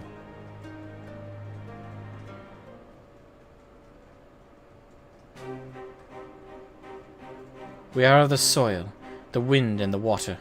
We are not conquerors. But we are yet the children of Nama. We are yet Zayla. We were made for battle, to kill and to be killed. We delight not in such things, but let no man doubt that they are in our nature. Flesh, blood, bone. That which was given we offer unto the gods as tribute.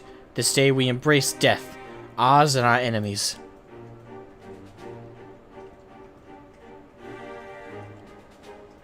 So too must you embrace this truth. For this is who we are, who you are become, as warriors of the steppe. May the gods guide you to victory. Aye. Let's do this! Leroy Jenkins! All that remains is to wait for daybreak. Indeed. So, I don't know. You all ready for battle, Shroud? I am. Let's do this!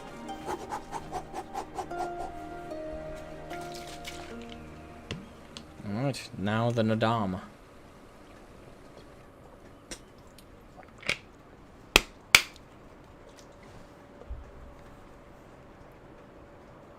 I see you, soil bearers.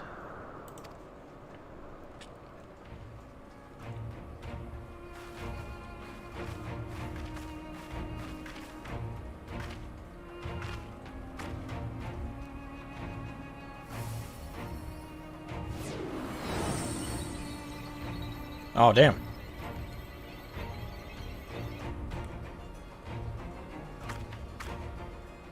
The soil has been scattered, and the steppe reborn!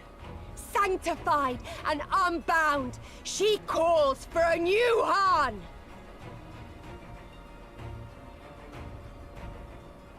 Planning on sticking with Sam this entire expansion? I'm trying to level up my pugilist to get it to max, but if I don't, yes.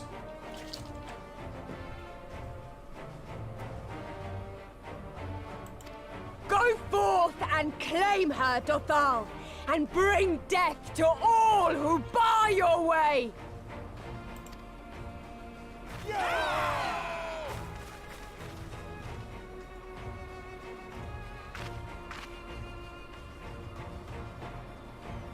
You skipped the cutscenes? Why?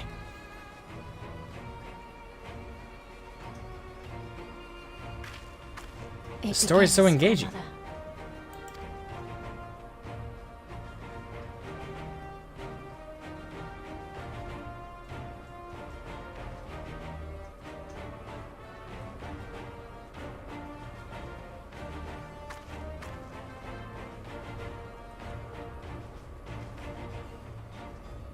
I think this is supposed to be Mongolian. It's been a while. Either Mongolian, Turkish, or a combination of the two.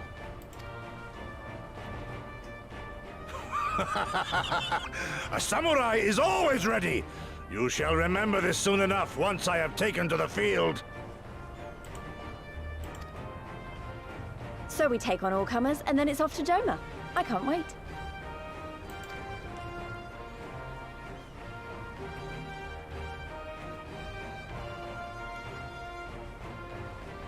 Thank you, my friends. Upon the soil of one and all shall our deeds be inscribed.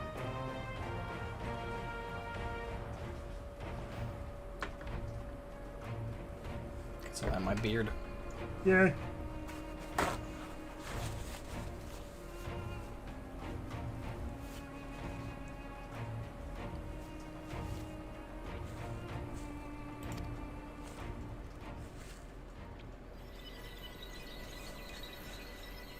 To triumph in the Nadam, you and your allies must race for Mol Ilo towards the Ovu in the distance, while fending off attacks from other tribes. Okay. So our goal is to get here.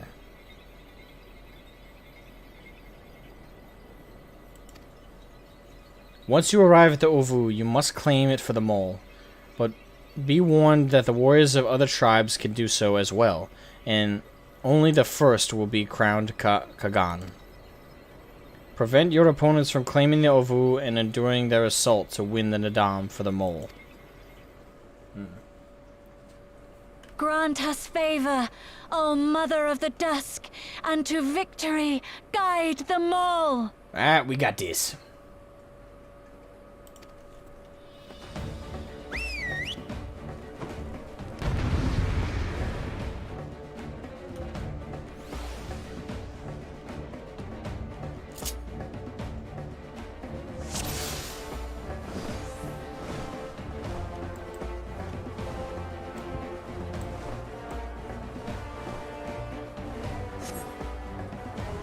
Forward! Forward!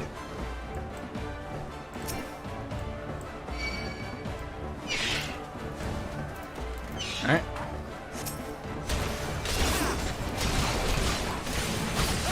Gonna get my buffs up.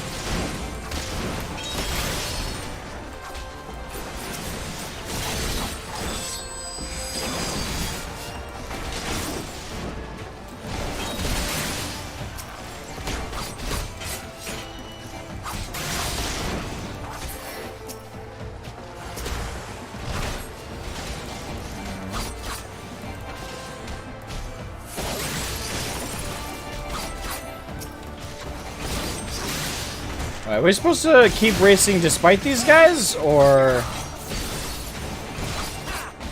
are we supposed to fight them off?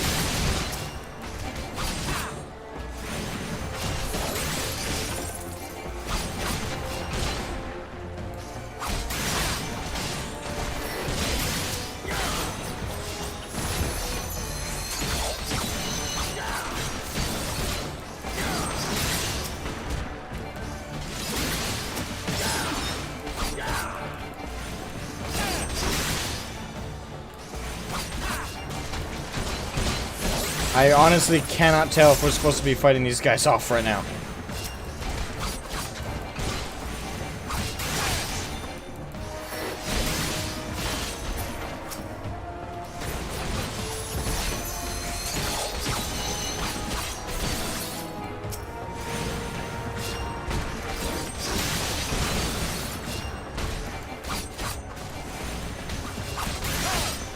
Need to go to the other circle, so... Yellow circle, yellow circle. So it doesn't matter if we keep fighting these guys. I am confused. Yellow circle, yellow circle.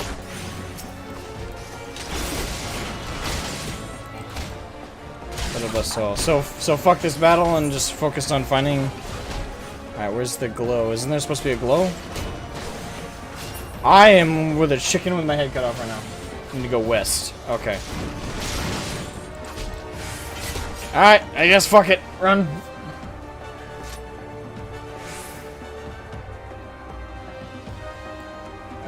Okay. Maybe go past them and go west.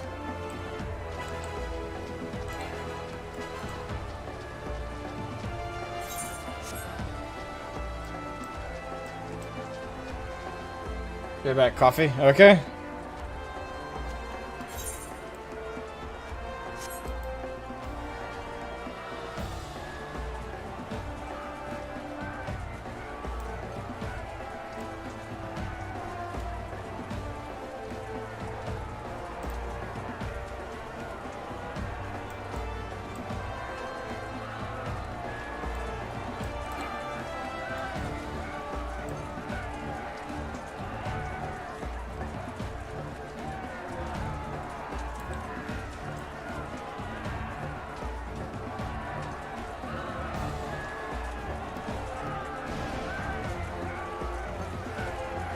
Oh, found the oval. Oh, you motherfuckers.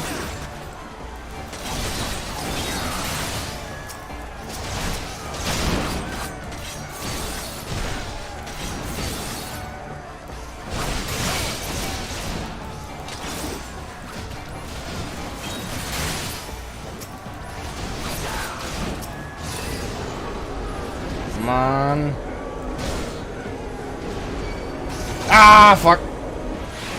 You shithead.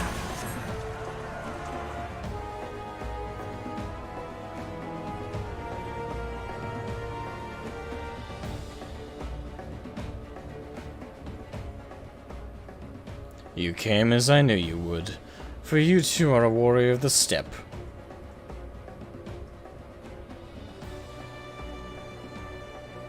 I salute you, traveler. I should be honored to face you alone, but the Dethal thirst for blood, and I will suffer no duels. Fucking hell.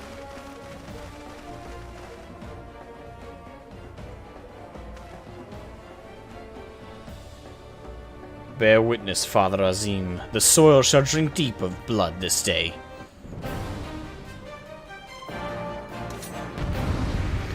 Alrighty then. Let's go, boy!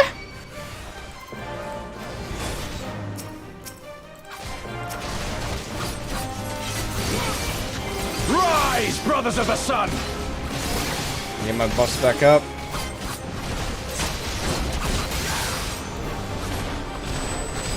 Know your place!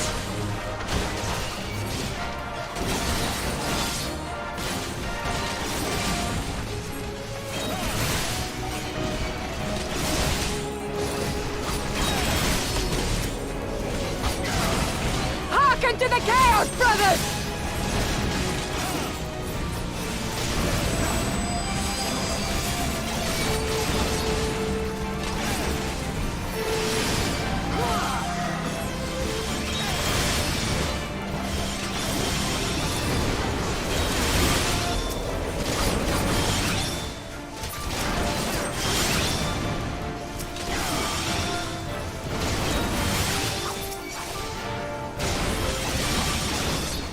Oh, fuck.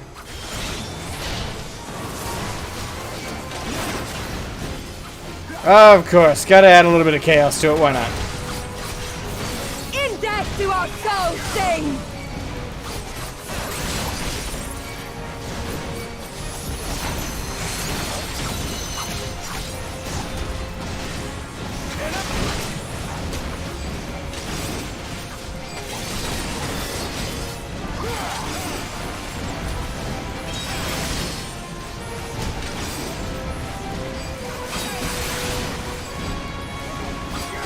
crap, she's invulnerable, that's why. Duh! Idiot.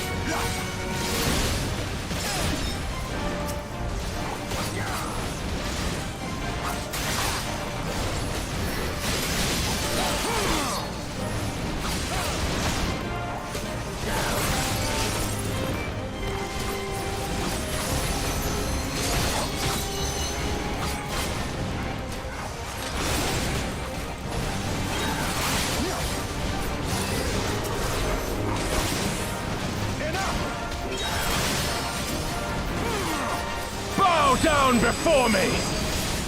How about no?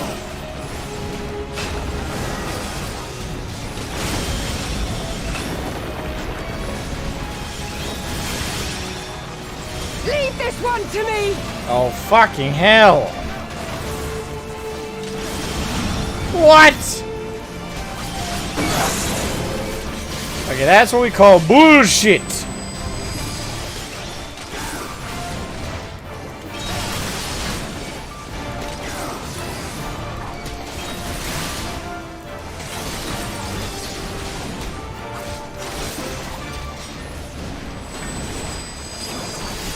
The sun cannot be extinguished.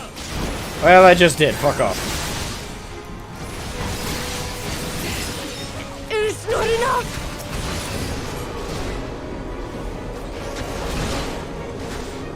Protect me. I'm claiming this shit. Woo!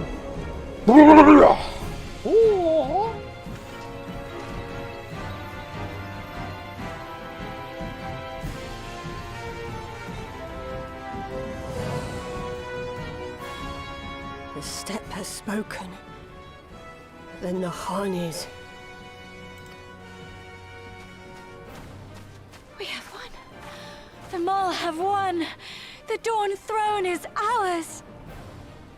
Yep. We did it. And you, my friend, you were magnificent. Magnificent and, not a little terrifying. I try my best. So wait, could they... Is there, side of curiosity, could they have actually taken it? And this, a different cinematic would have played out here? Or do we have to win? Period. I'm assuming we had to win no matter what, What a but... strange tale this has become. To think I suffered them to live. Hey, your mistake, not mine.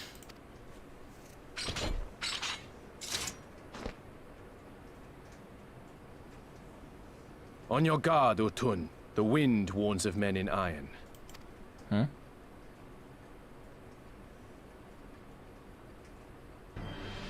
Oh, fucking course.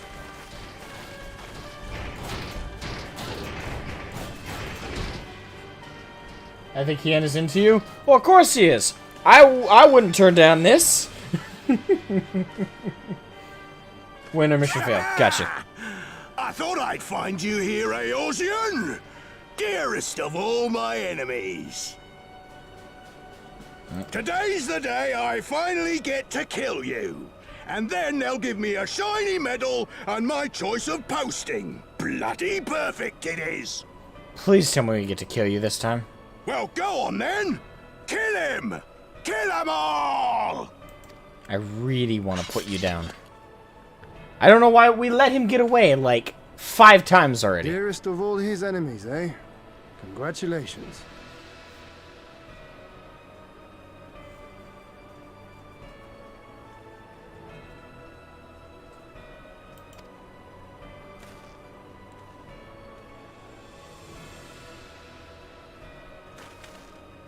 Hearken to me, honored warriors of the steppe! Our enemies intrude upon this sacred ground! Have you yet the strength to oppose them?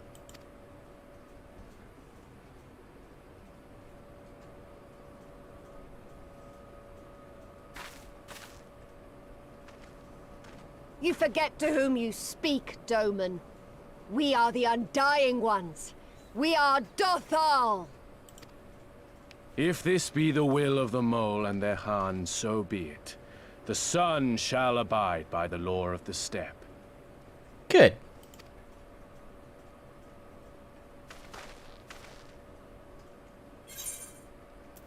Where's the separate Christian Imperials drive them before you?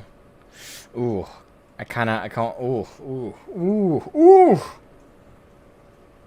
Warriors of the steppe, with me. Or is it crush the Imperials? Drive them before you.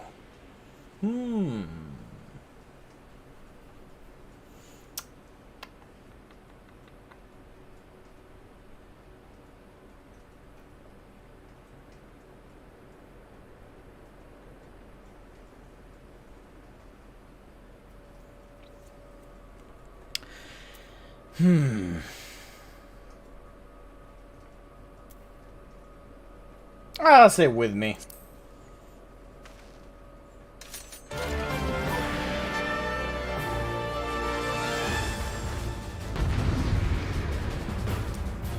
Time to slaughter our enemies.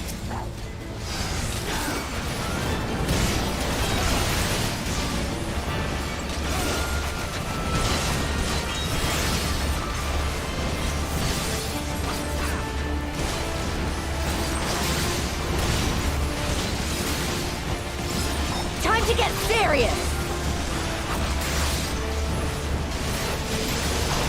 There we go.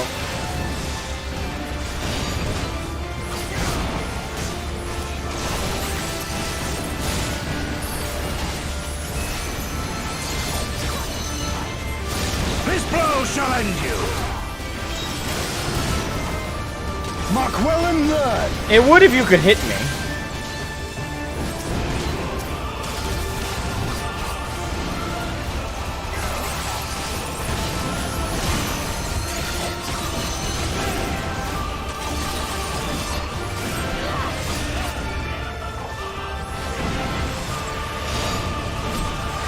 For you, Father.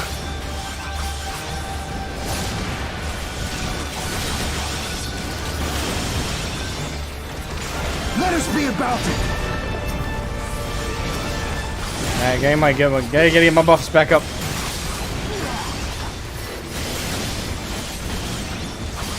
Let naught be left in our wake! Alright, taking mana.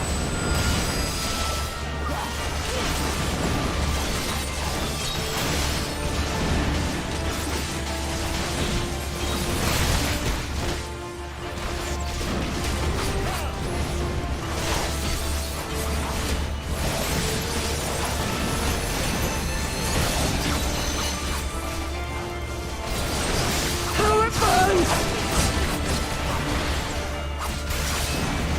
Heal or die.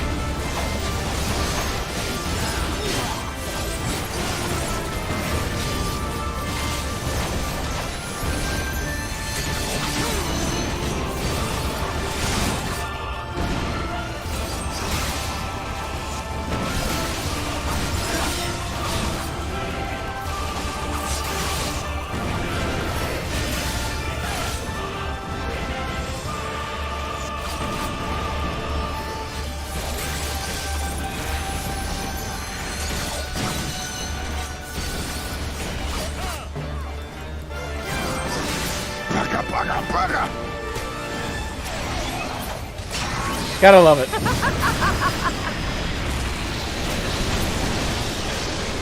But I hate you. I hate you. No, you didn't.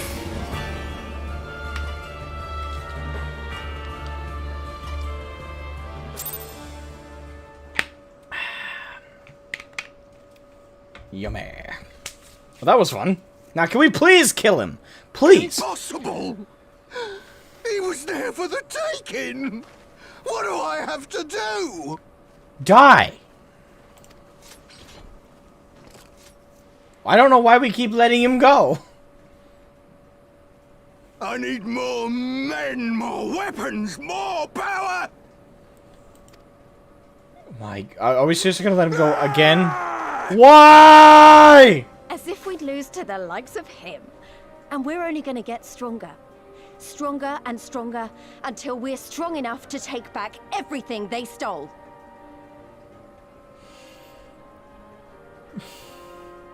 Why? He's right fucking there. Could I just...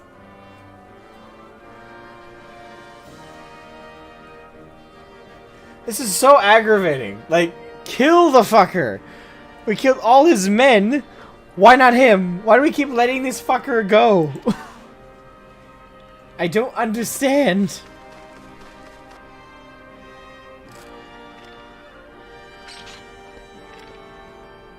No, he's not. He was right there. We could have killed him. I've kept my promise, Serena. They are yours to command.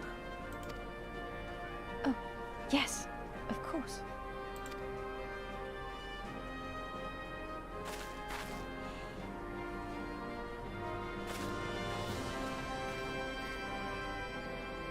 Brothers and sisters of the steppe, the Nardum is ended, and we Mol now claim the Dawn Throne.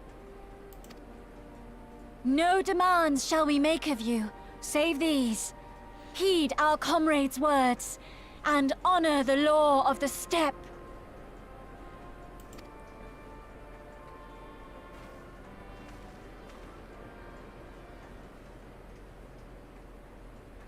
Oh, don't be stubborn.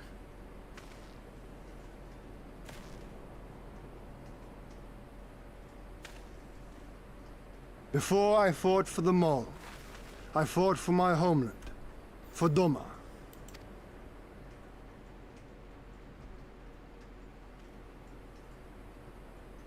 To Doma, would you have us go to fight your war and win your freedom? It might become your war sooner rather than later. They just showed up. Very well. The battlefield matters not, nor else the enemy. In battle do our souls burn bright. Okay, that was better than I was expecting. And better the Mole's law than that of the sun. Arrogant and foolhardy were their pronouncements. Already you and yours show better sense.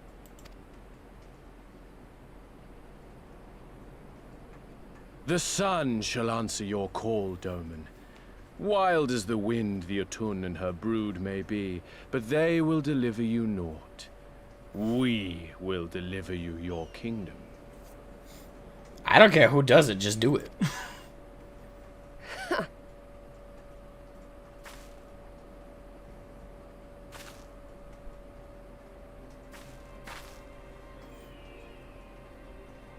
Weak and few as we are, the Mol will fight for Doma too, if you will have us. Of course, more merrier. Well then, I believe naught remains but to return to Doma at the head of a Zayla army, my lord. I cannot wait to see the look on Yugiri's face. Nor I. We shall depart as soon as our forces are assembled and rejoin our comrades. And then, my friends, we shall bring freedom to the people of Doma!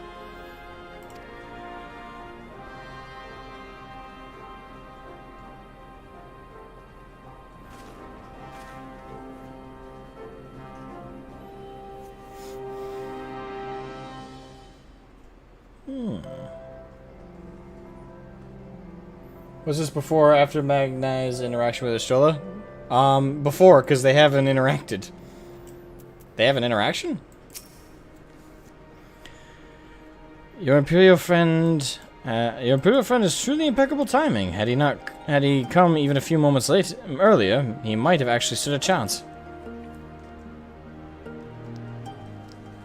In any event, that is 2 battles won in a single day, which by my reckoning gives us twice as cause to celebrate. But first I pray you grant me a moment to express my gratitude. Thanks to you, we are one step closer to freeing my homeland. From the tyranny of the Empire, I am in your debt. Of course, if all goes to plan, this is like to be but the first of many such debts.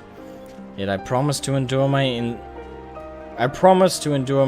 insolvency with a smile, out of gratitude to the Kami for seeing it fit to send you hither.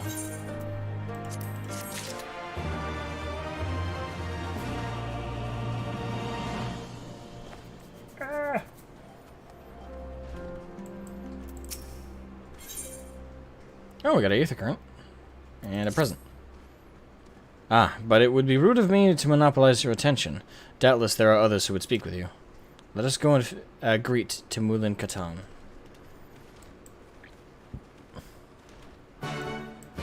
Alrighty.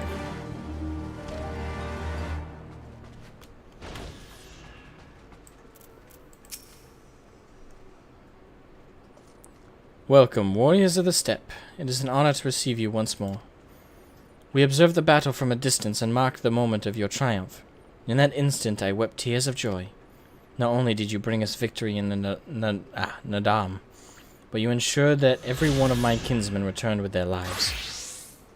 Some were more gravely wounded than others, but none were lost to us. We could not have asked for anything more. It is not too much of an imposition. Would you be willing to go and speak with them?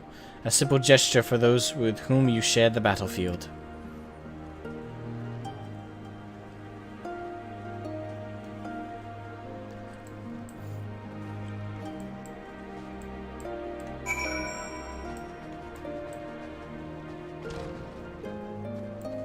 Alright, let's speak with the locals.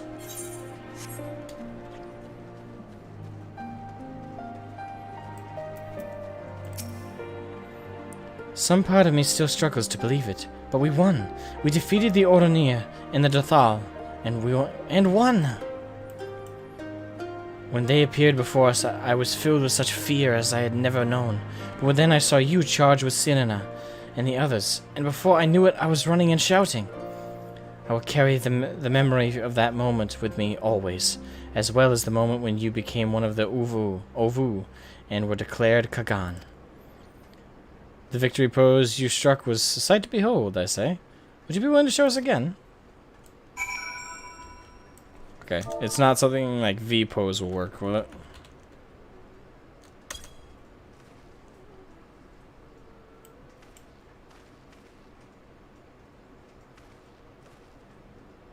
Yep, it is, okay. Awesome.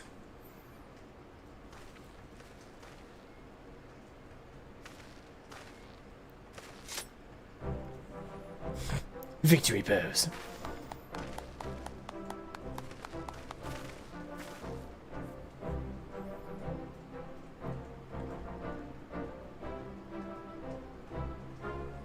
Aye, that's the stuff of legends. That's the Kagan in all his splendor. Praise be to the... It's pronounced Khan, isn't it? Or is it Kagan? I'll say Khan. To the Khan, and to the gods for guiding him to us. Glory to the Khan and his comrades, forever and forever, 100 years. The Khan.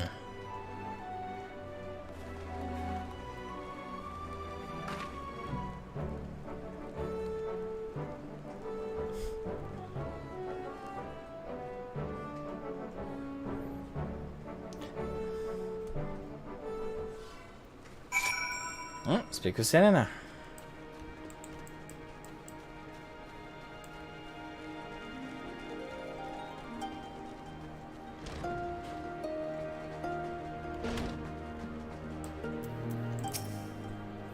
Ashrat, I am told you gave the young warriors a fine show. Grandmother and I have been discussing how we might best express our gratitude to you. Mere words did not seem sufficient.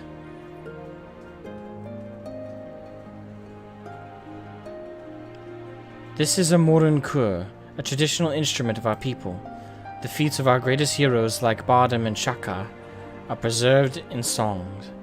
Yours too will live on for years to come. Perhaps one day you might learn how to play it.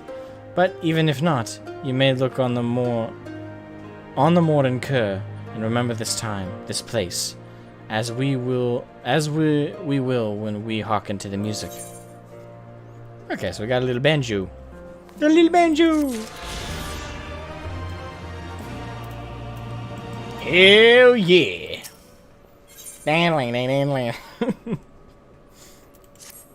I've never been musically talented, so can't even make up my own. At the risk of sounding impatient, we have certain pressing obligations. It is time that we saw to them. You are right. To whom much is given, much is expected. Nay, do not think yourselves so indebted to us. Was it not you who gave us your blessing to participate in that autumn? And you who saved my lord Hien from certain death?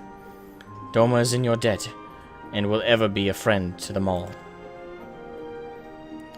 And we to you, Gosetsu. A thought occurs to me. If you wish to return to Yansha with all haste, the passage to the south of the Dust Throne would offer the most direct route. The Dathal sealed it with their magics during the Doman Rebellion, when more men in iron came from afar. If ever there were a time to open the pass, it is now. We should journey to Dathal Ka. But before that, might we visit the Dawn Throne? I wish to speak with our most radiant brother. Are you sure that's a good idea? I know he agreed to fight for Doma, but I doubt he'll be very happy to see us so soon after we beat him.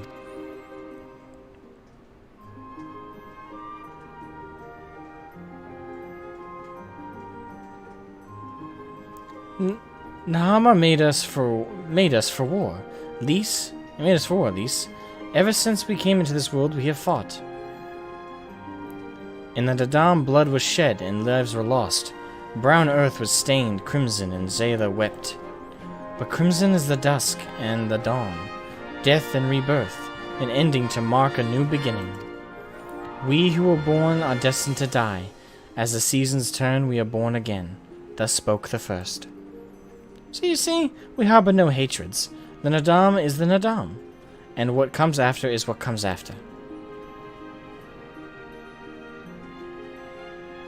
If you say so, the Dawn Throne first, then.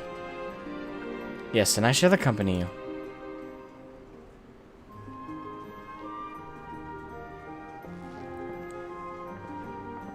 Alrighty then. Fantastic! Alright, real quick, I wanted to ask a question while I have you folks here. We're not in the stream quite yet. We still got, like, I'd say we're still got another 20 good minutes left in me. 20, 30 minutes, give or take. So real quick, I want to ask you guys, though, while I'm thinking about it. Should I stream near Replicant, or should I do videos for that? A new recruit has blessed our company. Thank you. Oh, Jay, thank you for subscribing. Thank you, Jay. Much appreciated. I appreciate it very much. I do. But yeah, I'll just curious, would that be better in a video edited format, or would you guys like that streamed as well?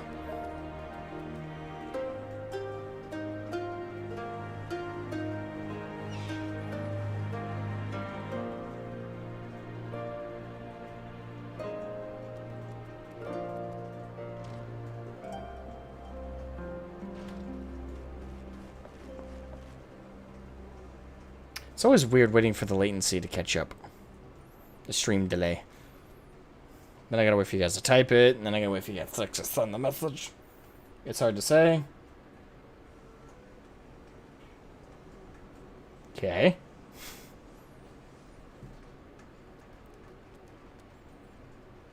Yeah, no preference?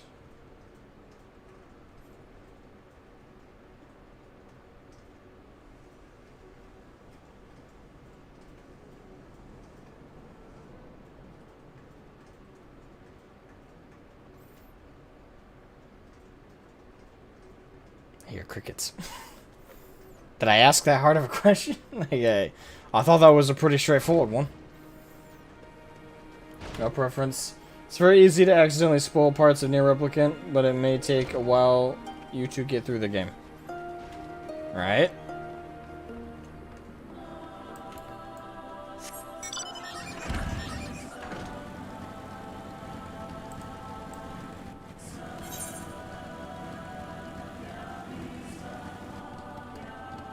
Alright, I can just port over there. What am I doing?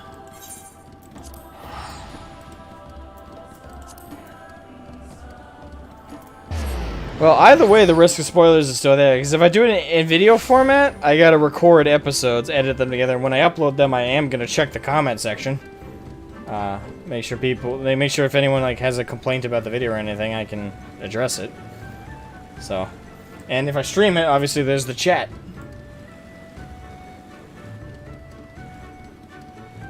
You have a corn cob shoved in here? I hope you get it out of there. It's one heck of a thing to have stuck in your ear. I wonder what that would feel like. The sun is disinclined to entertain you at length. Speak your purpose in coming. Humble as ever. Should I humble in the presence of inferiors? I am a child of Azim, and you are not. Your triumph in the Nadam does not raise you to such heights.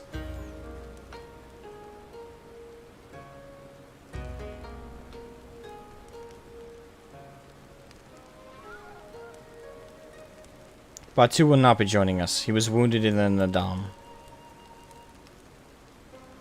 His hurts are grave, and he requires rest. But he will walk again in time.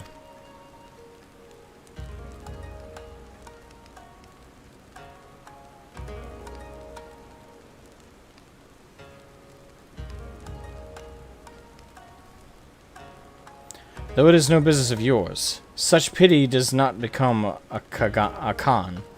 We are not allies, traveler. Far from it. The Nadam will come again, and with it our rule. I say again, why have you come? To bid us surrender the Dawn throne to the Mole?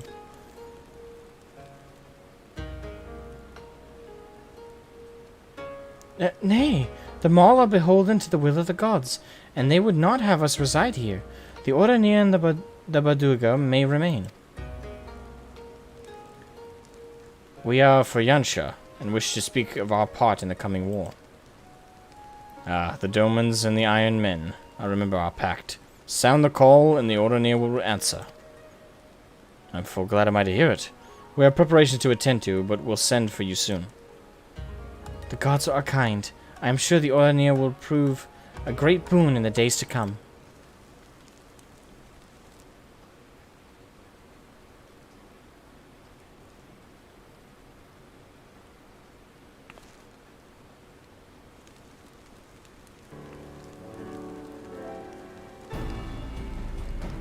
Oh, does he think he's found his actually, really? Okay, Of the dusk, a maiden gentle and ethereal, a dancer in the morning mist, and a warrior besides. Look into my eyes, child. I see you, Azim. Are you my Nama? Is that what's going on here?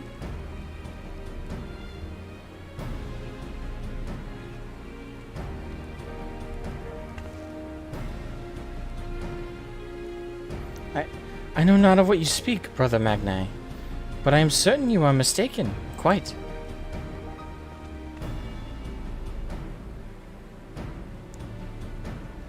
We should get going, right now.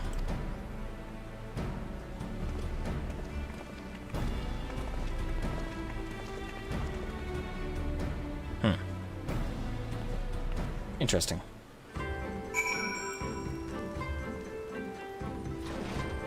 You gotta feel bad for the guy a little bit, though.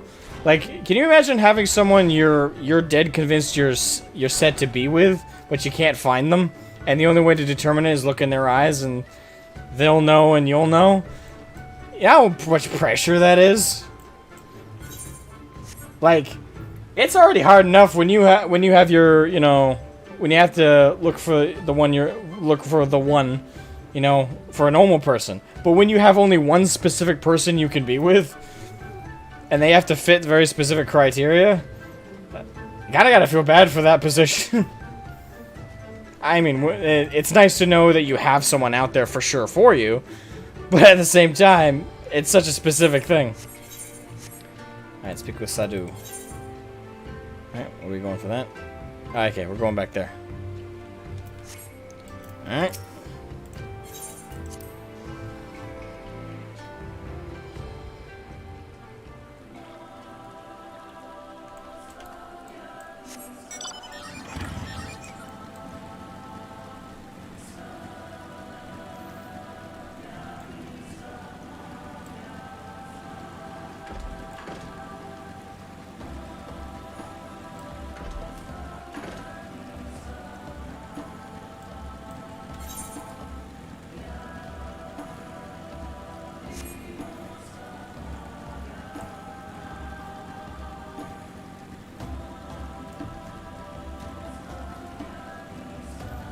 Alright. Time to speak with Sadu.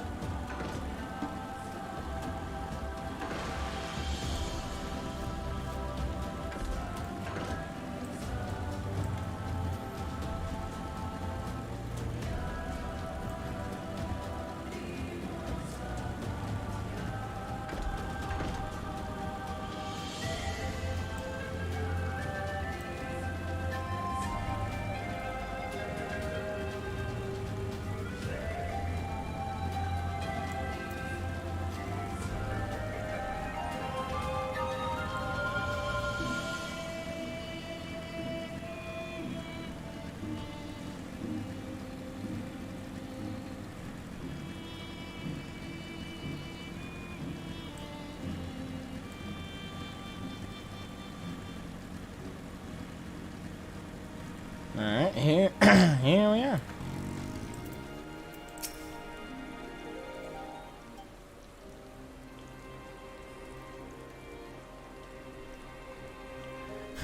The Khan and his warriors. Greetings, my lady. We come to you on our journey south, bound for Yansha, where our comrades await us. How fare you and yours in the wake of the Nadam? Many were wounded, some few to the death. Resplendent were their souls in the chaos. It was a good battle, a good day to die. Soon we will greet them again.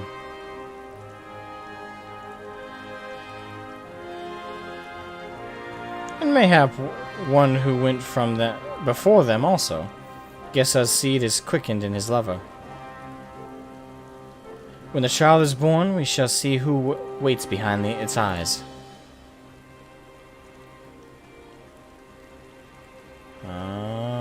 Okay. Already we must look to the next Nadam. We must grow strong of body and mind, and your war will help us do so. Say the word and we will fly to the field. Of that I have no doubt, for you are Dothal. I like her. There is one thing we would ask of you. The magics you used to seal the passage to the south, will you unmake them? If that be your wish. When next we come together, it will be on a great battlefield against a common foe. I trust you will fight with the same fervor you demonstrated during the Nadam. Ha! And you, Ancient One, will be the demon I know you to be. Aught less would be a disappointment. Ancient One?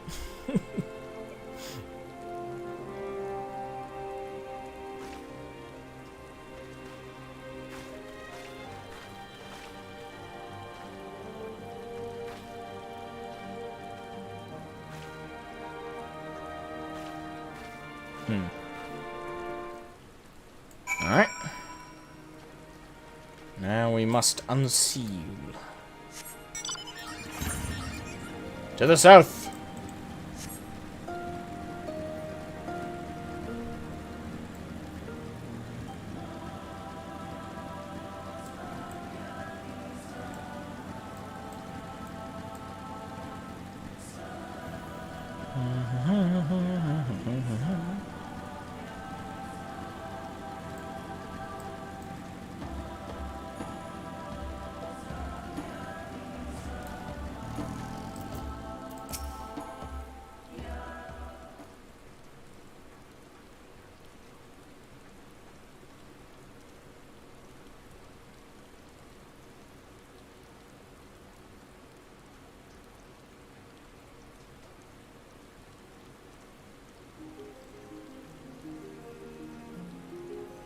Sadu Khatun has done her part.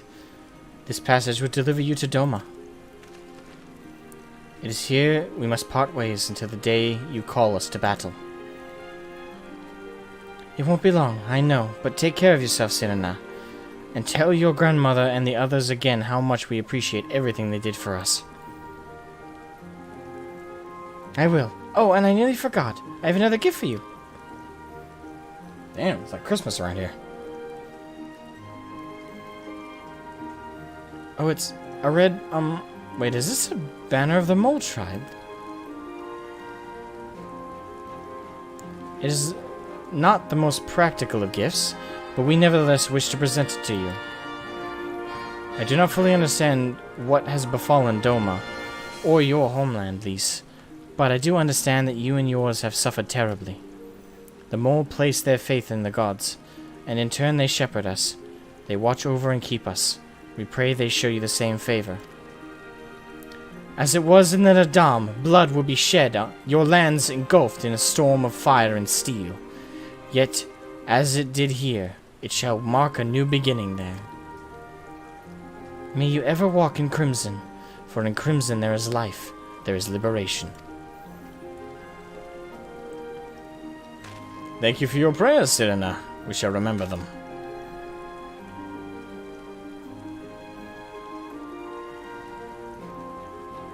Until we meet again.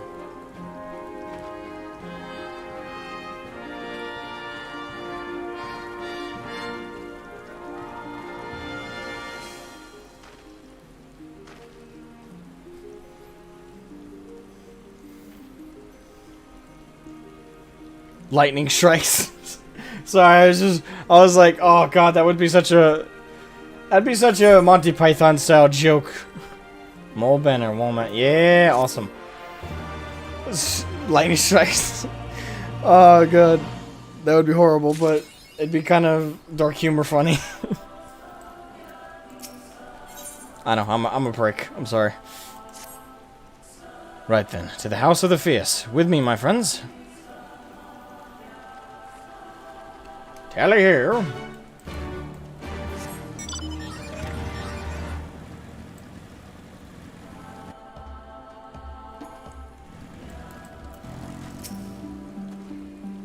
I have not used this road before, but I recognize this place. The House of the Fierce shall lie somewhere to the south. I will go on ahead and inform the sentries of our master's return.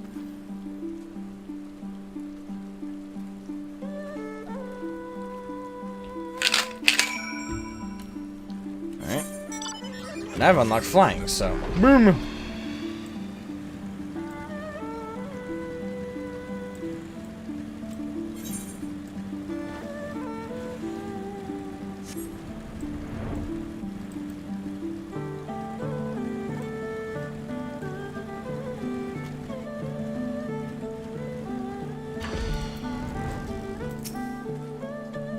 Here we are. I wonder if they are all gathered inside, waiting. Perhaps expecting a speech or some such. Well, no matter. I shall have to do what I shall have to do. It would suck if we went in and everybody's dead. Okay, good, they're not. Oh, they got the Aetherite up. Brothers and sisters, pray forgive me my absence. It has been far too long. Lord Hien.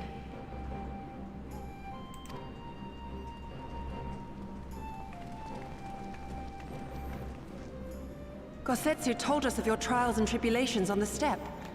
Would that I'd been present to witness your victory, my lord. Our victory, Yugiri, owed as much to each of my stalwart comrades as it did to me. Now rise. I will not suffer this excess of formality any longer. Alphino and Alize Levieux, I presume?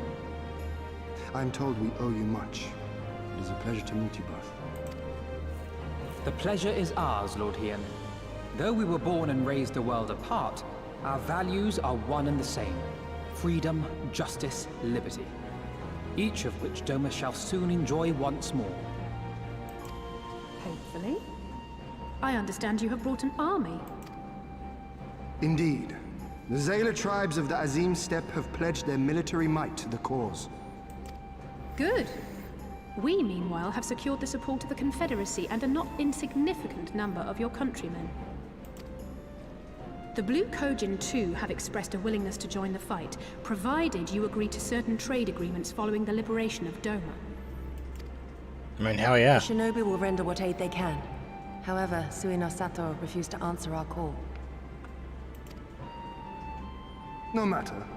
What forces we have amassed far exceed my original expectations. You have my thanks.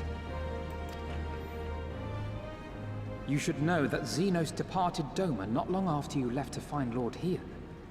We know not the reason why, but it would seem he was eager to return to Gir Abania. What? Have you heard anything from the Resistance? There hasn't been another attack, has there? Tataru assures me they are quite well. You need not worry. If anything, this turn of events would seem to be to our advantage. But there the good news ends. Yotsuyu retains her position as acting viceroy, and we have reports that the garrison at Doma Castle is preparing for a massive operation. We suspect that the Empire's attempt to eliminate you on the steppe may have been a prelude to a larger effort to purge the remaining pockets of resistance within Doma.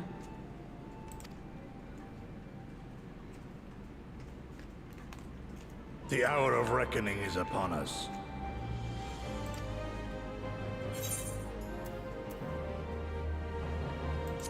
I'll be optimistic. Victory will soon be ours. Victory shall be mine.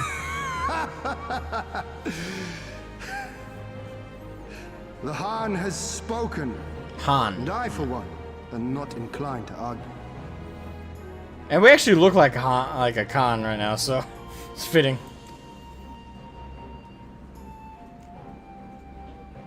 In this place, in this moment, I call upon you all. 25 years of oppression, of tyranny, of shame. It ends with us. We will prevail. Indeed we shall.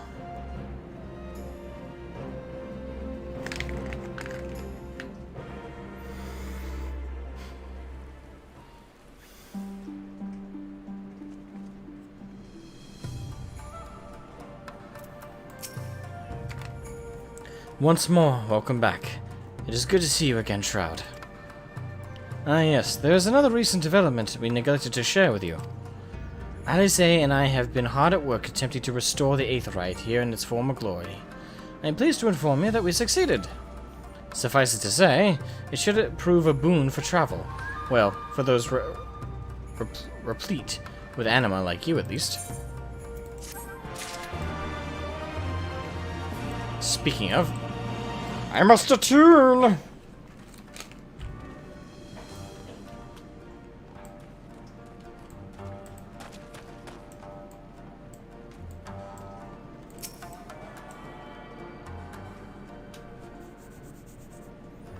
And check.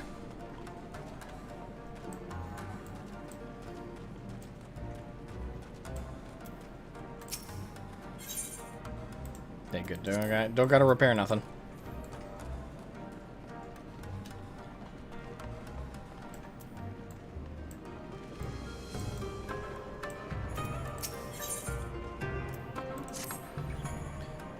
I imagine you are eager to hear the particulars of our plan. Allow me a moment to gather everyone's attention. Alright.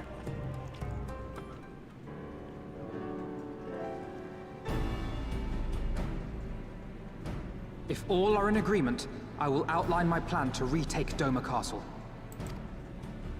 First, Lys and the Doman Irregulars will conduct a series of raids against Imperial targets throughout the surrounding area, with the aim of drawing the garrison's attention.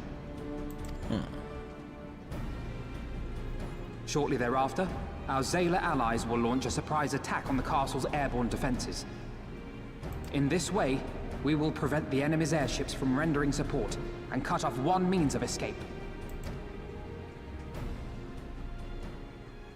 Alize and I, together with the shinobi, will exploit the ensuing chaos to infiltrate the moon gates and disable the Magitech field generators. Once the barrier is down, we will be free to cross the One River and reach Doma Castle. It is at this point that we must turn to our Confederate and Kojin allies. They will commence to bombard the castle with cannon fire, while sailing west towards the Doman Enclave. Wait, the Enclave? Why would you want them to sail away from the castle?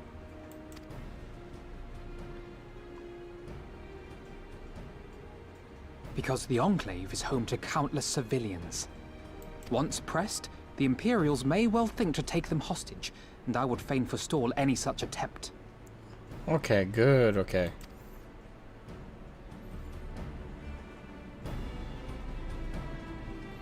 After we have secured the Enclave, we may lay siege to Doma Castle directly.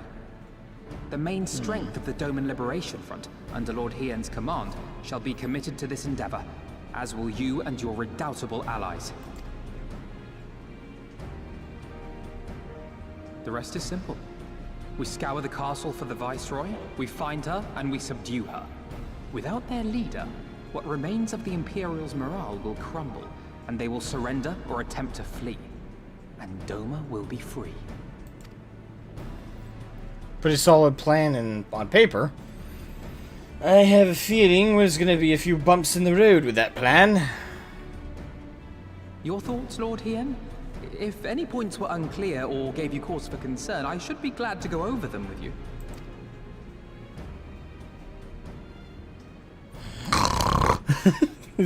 Sorry. Nay, 'tis a fine plan. Fell asleep during the plan. For this, that much is plain. We shall carry out Alphino's plan to the letter. Time is of the essence, as you know, so let us each see to our respective preparations. Carry on. Hell yeah. Time to go to war. I mean, we've been at war, but time to go to war properly. Now that we got all the chess pieces on the board. Hell yeah. Alright. It's here. I'm gonna end the stream, guys. We've been going for about 6 hours now. It's been a fun stream.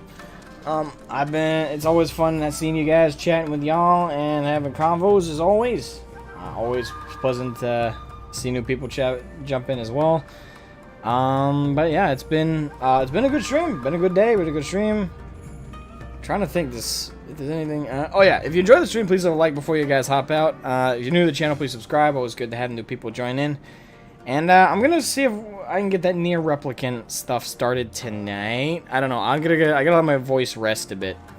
That's for sure. 6 hours straight. Didn't talk the entire time, but talked a good chunk during 6 straight hours. And I think that weighs in anybody's throat after a while. So I'm gonna let my voice rest a tad bit, and then once it's recharged a little bit, see if I can start recording some replicant. Otherwise, if there's any questions, concerns, anything like that, shoot them out now. Otherwise, call it a night.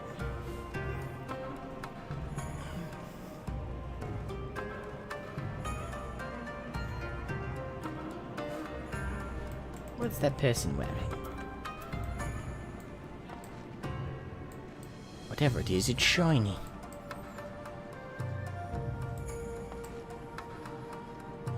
The Remicade, of course.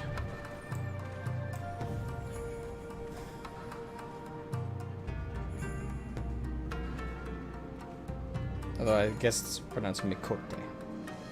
Mikote.